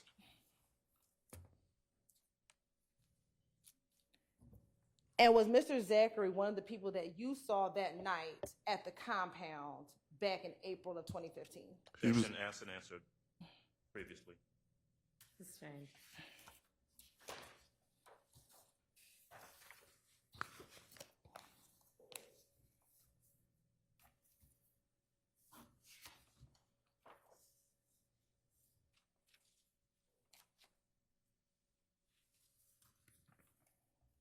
Now, the Lil Wayne bus shooting happened on April 26, 2015? Yes. Right. 2 days after that, on April 28, 2015, was there a series of shootings that occurred? Yes. Okay. What were the series of shootings that you investigated as a part of your investigation with this retaliatory shootings on April 28th, 2015? The 1428 Adele, 1903 Drew, and the Landrum Drive shooting. Okay. Was there an incident at Club Crucial on that day as well? Yes. And as a part of your investigation, what occurred at Club Crucial? Demekian Garlington got jumped inside. And based on your investigation, is Demekian Garlington associate or a member of YSL? Yes. Right.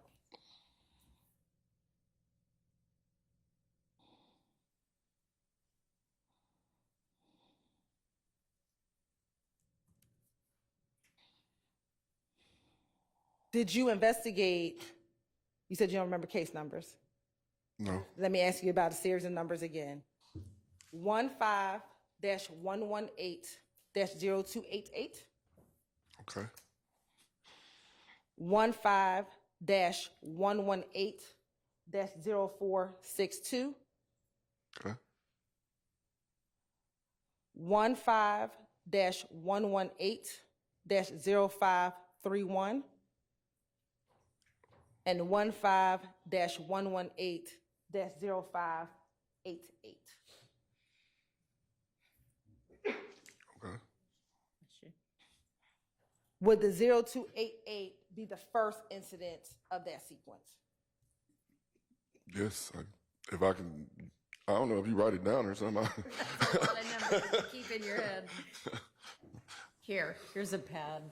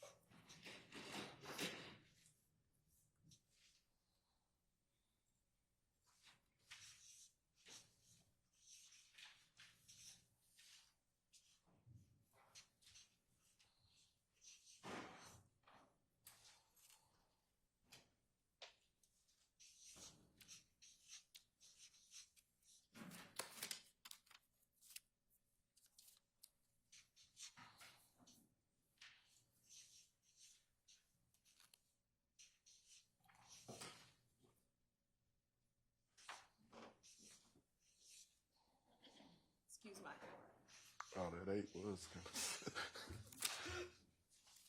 Okay, so with 15-118-0288, 15-118-0462, 15-118-0531, 15-118-0588. Is this the order that they would have occurred in that day? Yes. So this would have been first, second, third, and fourth. Correct.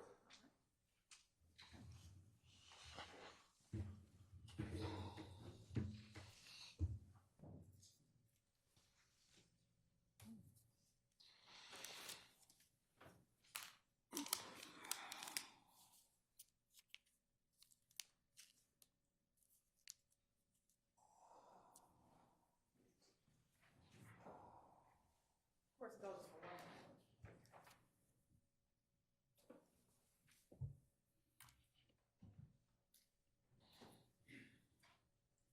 We're gonna come back to that chart in 1 second.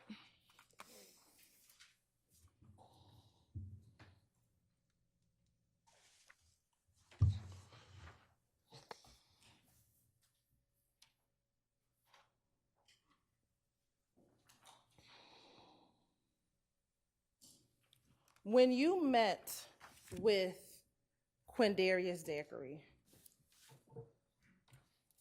was he able to identify people who were, that he told you were involved in the murder of Donovan Thomas? Yes.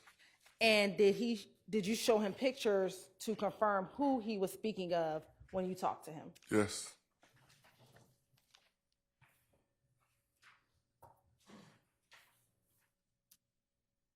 Permission to approach your microphone? You may. I'm going to show you what's been marked as 542Y or 542 Yankee Alpha through Yankee J. Look through those and tell me if you recognize all those images.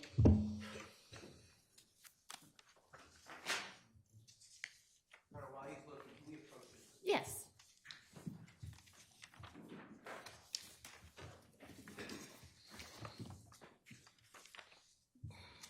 As far as the shooting of Donovan Thomas, who did Mr. Zachary say was, and let me get more specific, those who actually were a part of the drive-by shooting?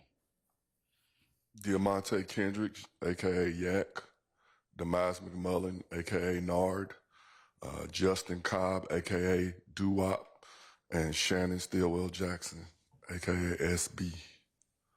And it's 542YA, 542YF, 542YD, and 542YB, the images that you showed him to confirm those individuals.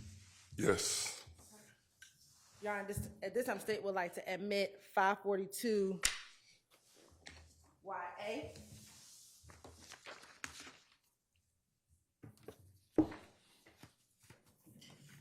YA, YB, YD, and YF. All right, those are admitted. Permission to apply. You may.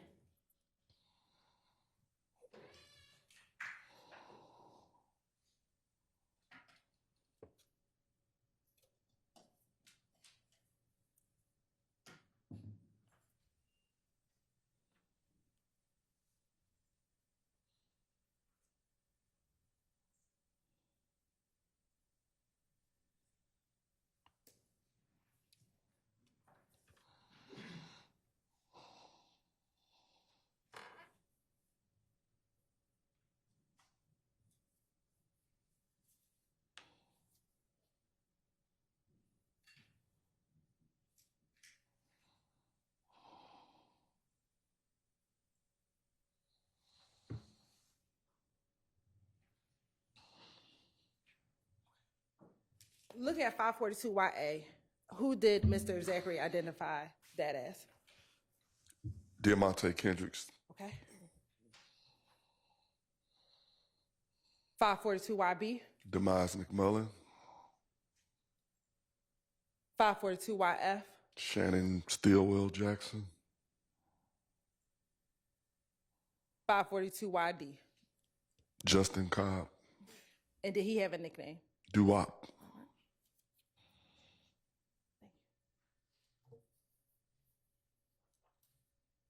Now, during your meeting with him, did you just have him also identify other individuals that he knew as part of YSL?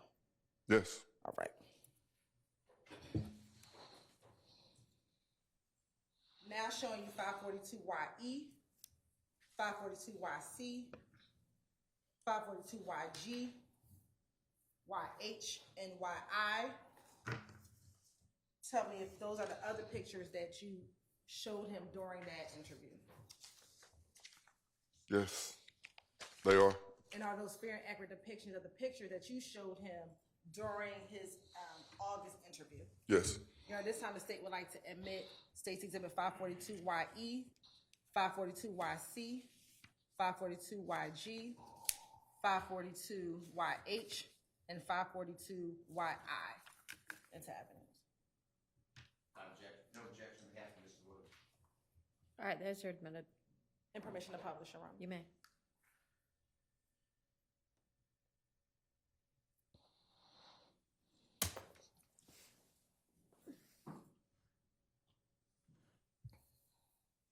First, looking at 542YC, who did Mr. Zachary identify that as? Jeffrey Young Thug Williams. Okay. And that the same individual? Is that the same picture that was on his driver's license? Yes. Now.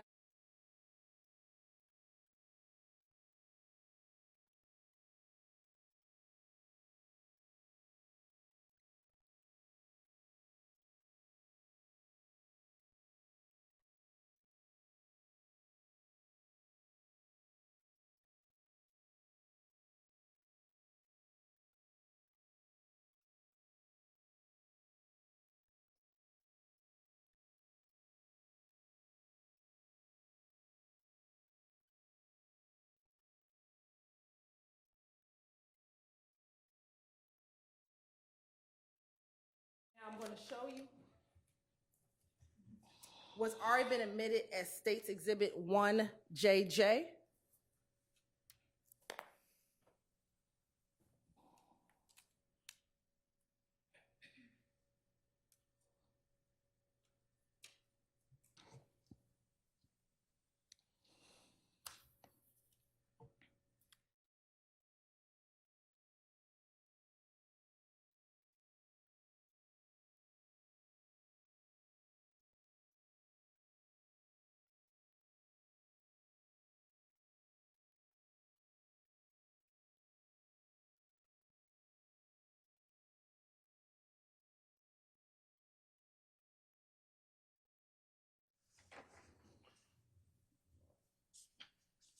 Or Club Crucial.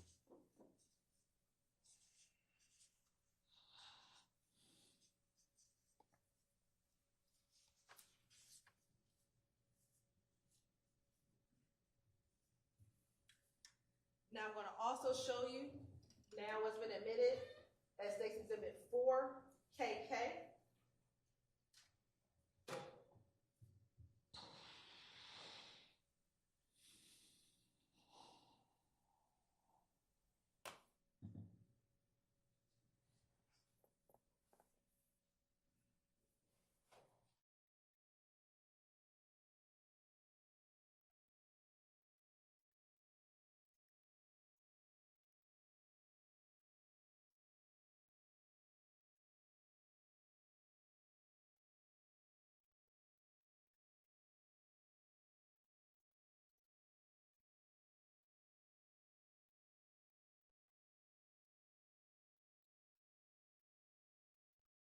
Admitted as 2LL.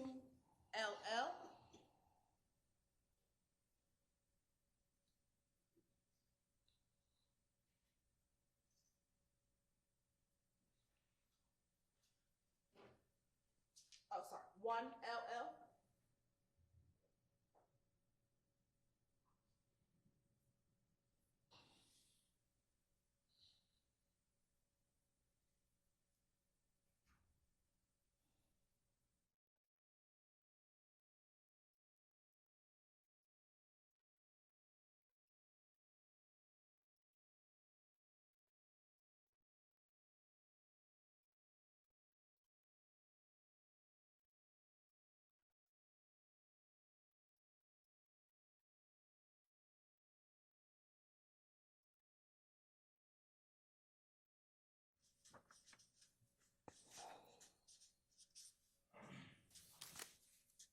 And let me ask you, was 1903 Drew Drive one of the addresses that was significant as a part of your investigation? Yes. What was the significance of 1903 Drew Drive? It was the home of Philip Collins, aka Philo, who's associated with If Gang and Haiti Gang.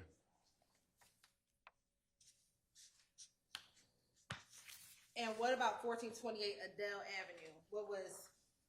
What, if any, significance did 1428 Adele Avenue have in your investigation? That was the home of Darren Mills, Philo's brother.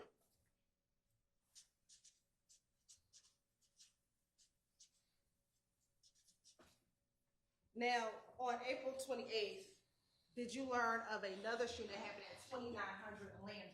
Yes. And who was staying there at that time based on your investigation? Trevante Turner's girlfriend.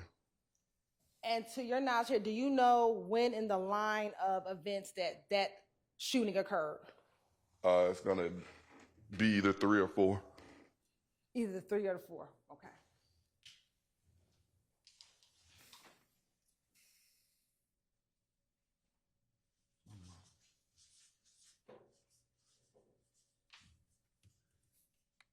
You said that was where Trevante Turner's girlfriend lived? Yes. Is that the same Trevante Turner that was shot in January on Stanhope? Yes.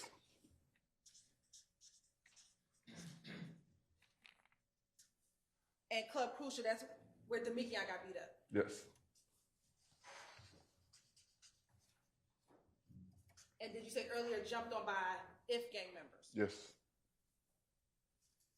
And was Demekion a YSL member? Yes.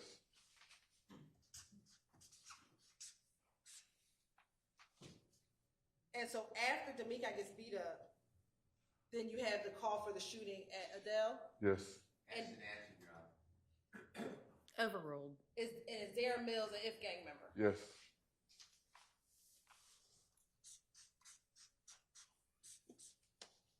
Then after this shooting, do you get the call for the Landrum? Yes.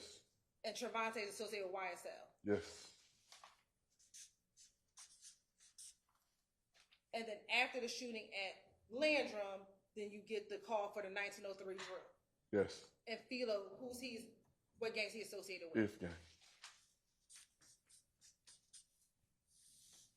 Was that the definition of the type of retaliatory shootings you were getting in 2015? Yes.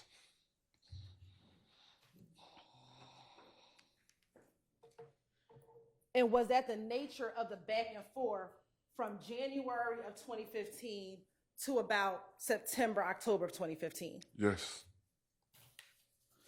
And as law enforcement, were you investigating both sides of this war that was going back and forth? Yes. Were you only targeting YSL? No. Were you only targeting If Gang? We targeted gang members and violence. Okay.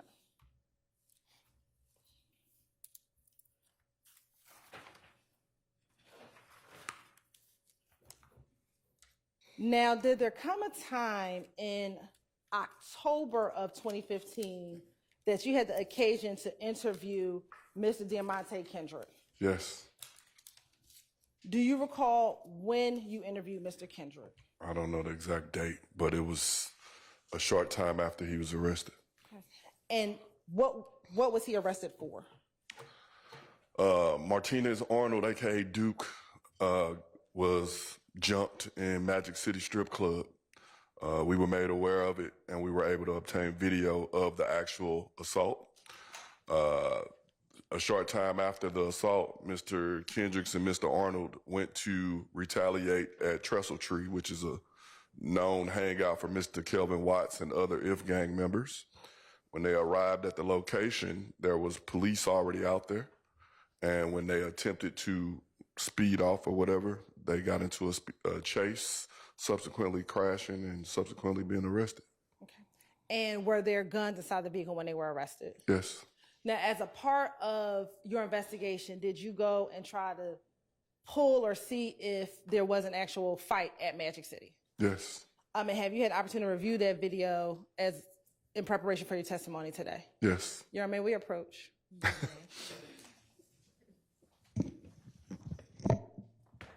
I appreciate that you do realize how much of an impact you have on people. I mean, it's past your neighborhood. It's worldwide, especially young people. And having come up from where you came up from and living in and around that, you know that gangs are damaging to our community. And it may be that a whole lot of rap music and the rap industry is, I mean, honestly, it sounds like a modern day version of kind of WWE wrestling that used to be on television, where people would just get up and posture and act like they hated each other. And it may be that that's a lot of what is going on in the music industry with rap. But whether it is fake or not, it has tremendous impact on kids and young people who think, this is cool, this is what I want to do, look at him, he's a millionaire, I can do that by being, you know, a gangster in the streets. And that's not true. What you're likely to have happen to you if you're a gangster in the streets is you get shot, you get killed, or you get thrown in prison. And those are, you know, by far the most likely outcomes.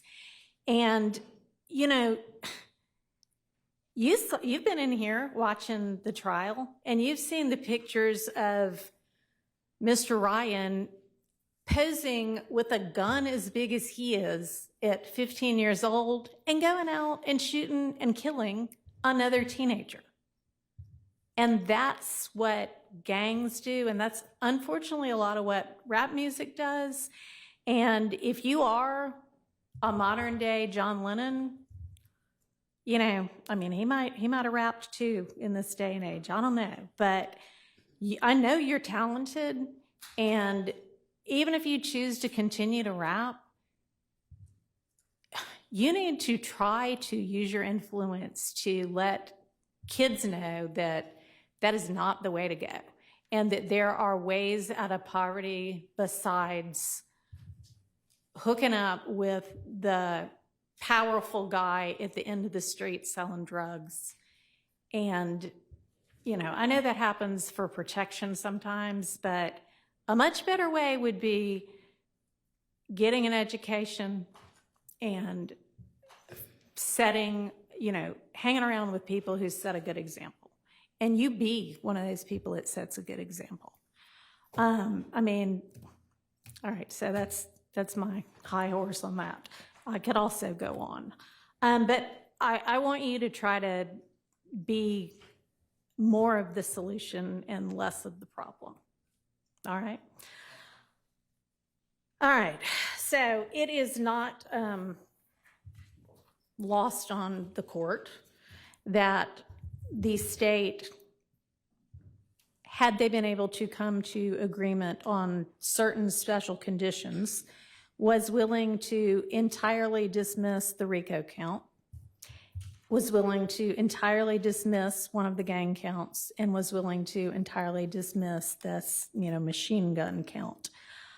Was willing to give a sentence that permitted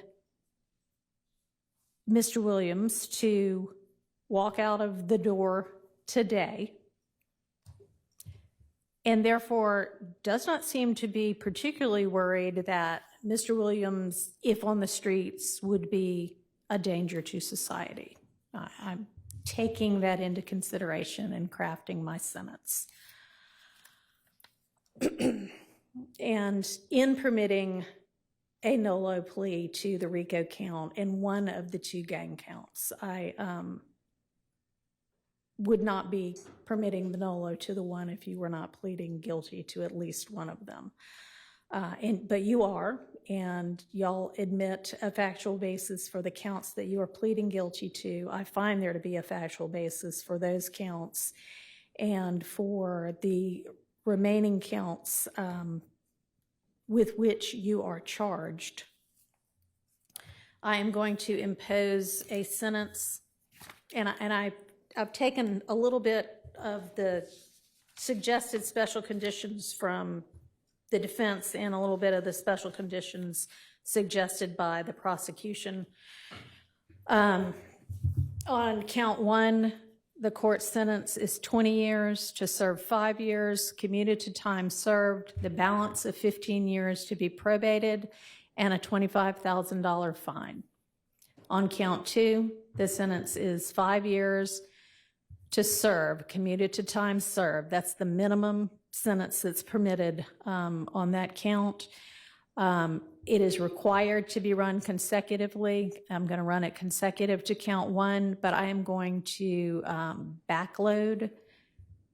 Oh, I'm sorry, that is not commuted. That is 5 years to serve, and it's going to be run consecutively to count 1, backloaded, by which I mean after you serve your 15 years of probation, if you have been successful on that probation, and I sincerely hope that you are, then at the end of that 15 years, I will commute the entire rest of any service portion of your sentence to time served. So I'll get to the end of it and give you the total sentence, but I'm also going to impose a $15,000 fine with regard to that count. Count 57, 20 years to serve 5, commuted to time served, the balance of 15 years probated, concurrent with count 1. Count 58, 10 years to serve 5, commuted to time served, balance probated, concurrent with count 1. 59, 5 years to serve, commuted to time served, concurrent with count 1. 60, 5 years to serve, commuted to time served, concurrent with count 1. Count 61, 5 years to serve, that is required to be also a consecutive sentence, so that's going to be run consecutively to count 56 and backloaded. Count 62, 10 years to serve, also required to be served consecutively, that's going to be consecutive to count 61, also backloaded. So essentially, the total sentence is 40 years to serve the first 5 years in prison, but commuted to the time that you have already served, followed by 15 years on probation, followed then by the backloaded 20 years, which can be served in custody and will be served in custody if you are not successful on your probation. If you are successful in completing your 15 years probation, that will be commuted to time served.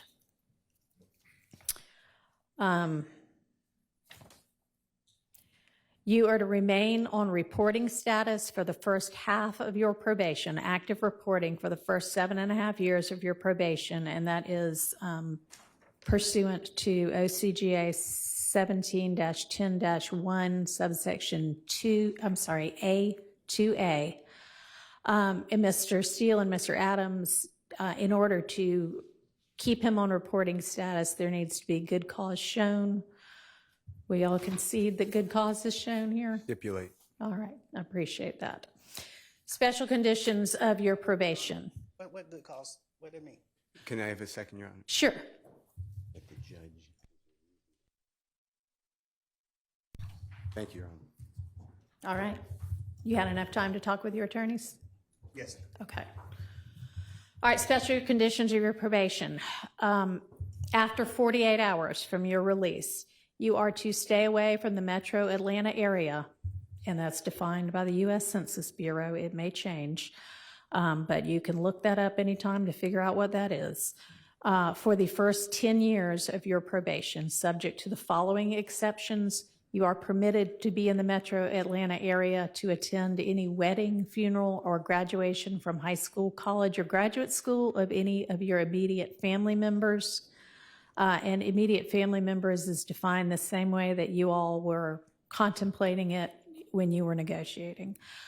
You can get here up to 24 hours prior to any such event, and you need to leave within 48 hours after any such event.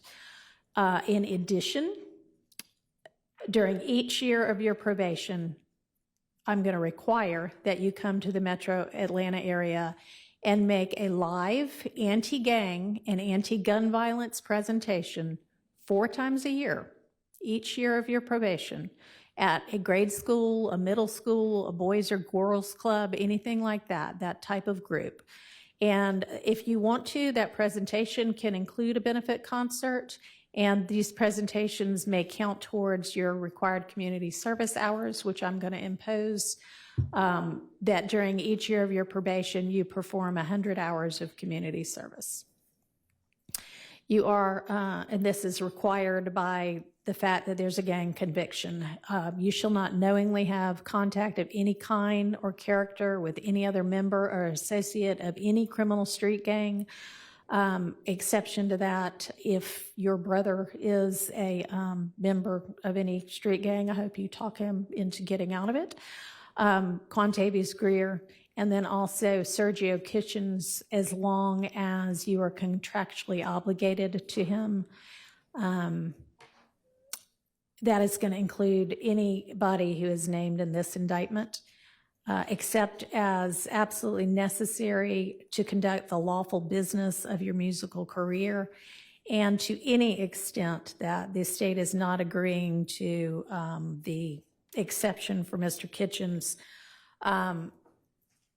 In the event that that part is not enforceable because it is only a portion of a special condition, going to provide that that be severable from the rest of this, and I'll put some case cites in the Senate sheet for that.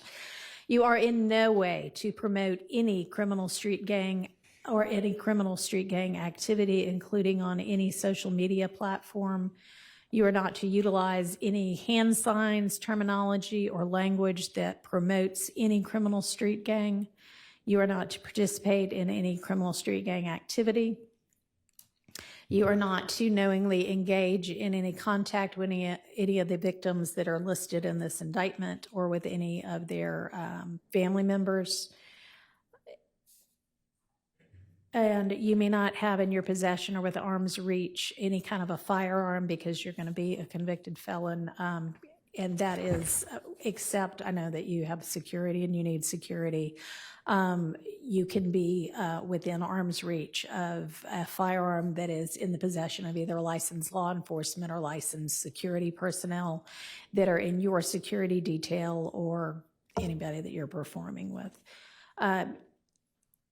You are to submit to random drug screens and not use any drugs unless they are prescribed for you by a licensed physician.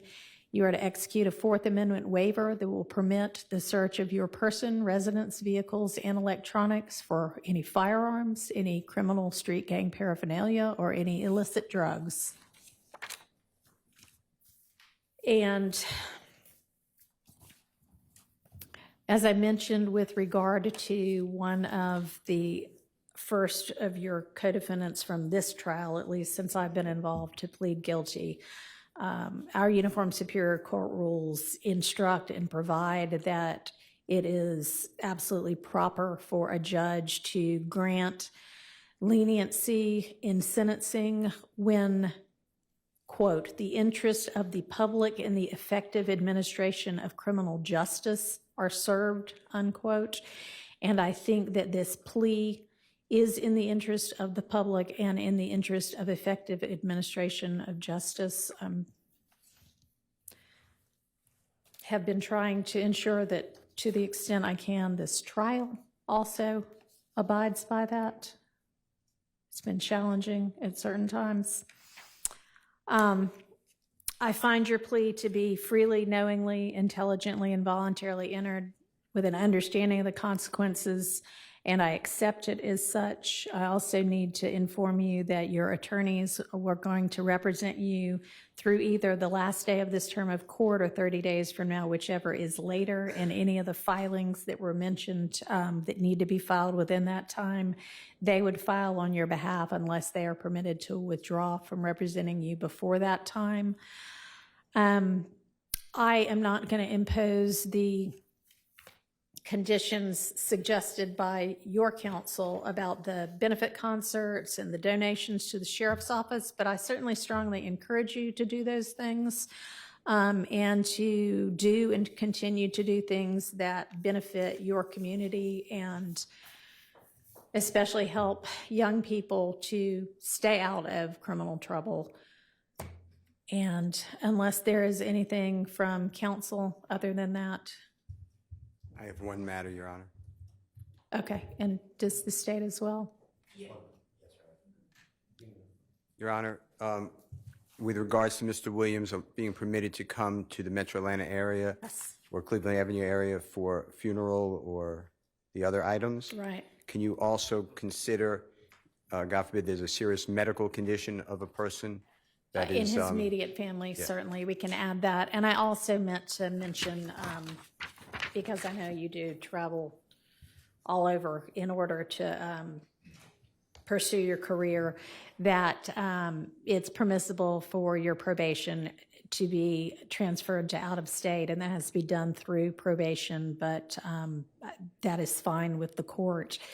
And you may also keep your, nobody's mentioned it, but keep your passport and travel out of state and internationally to the extent that you need to do that for business purposes as well. All right, Mr. Body. Yes, just very briefly, and thank you. The district attorney just wanted me to urge the court, due to the fact that the Thomases have been negatively affected incredibly traumatically by what has been discussed by both parties here today, to make a brief statement as she believes that they fall within the exception or within the bounds of Marcy's law, if the court would allow. I understand the court made a ruling earlier as it relates to that, but she wants All right. Thank you. And I appreciate, well, I cannot even begin to understand what they must, anybody must be going through when they lose a family member to violence or criminal violence. Mr. Williams himself has expressed his own sorrow to the family. I, again, am going to stand by my belief that the appropriate time to hear a victim impact statement from them is at the close of the trial that contains the murder count with regard to their family member. All right, thank you. Okay, court is adjourned. Good luck to you. And I'm going to have there better be no violations, but if there are any, you're coming back to see me. All right.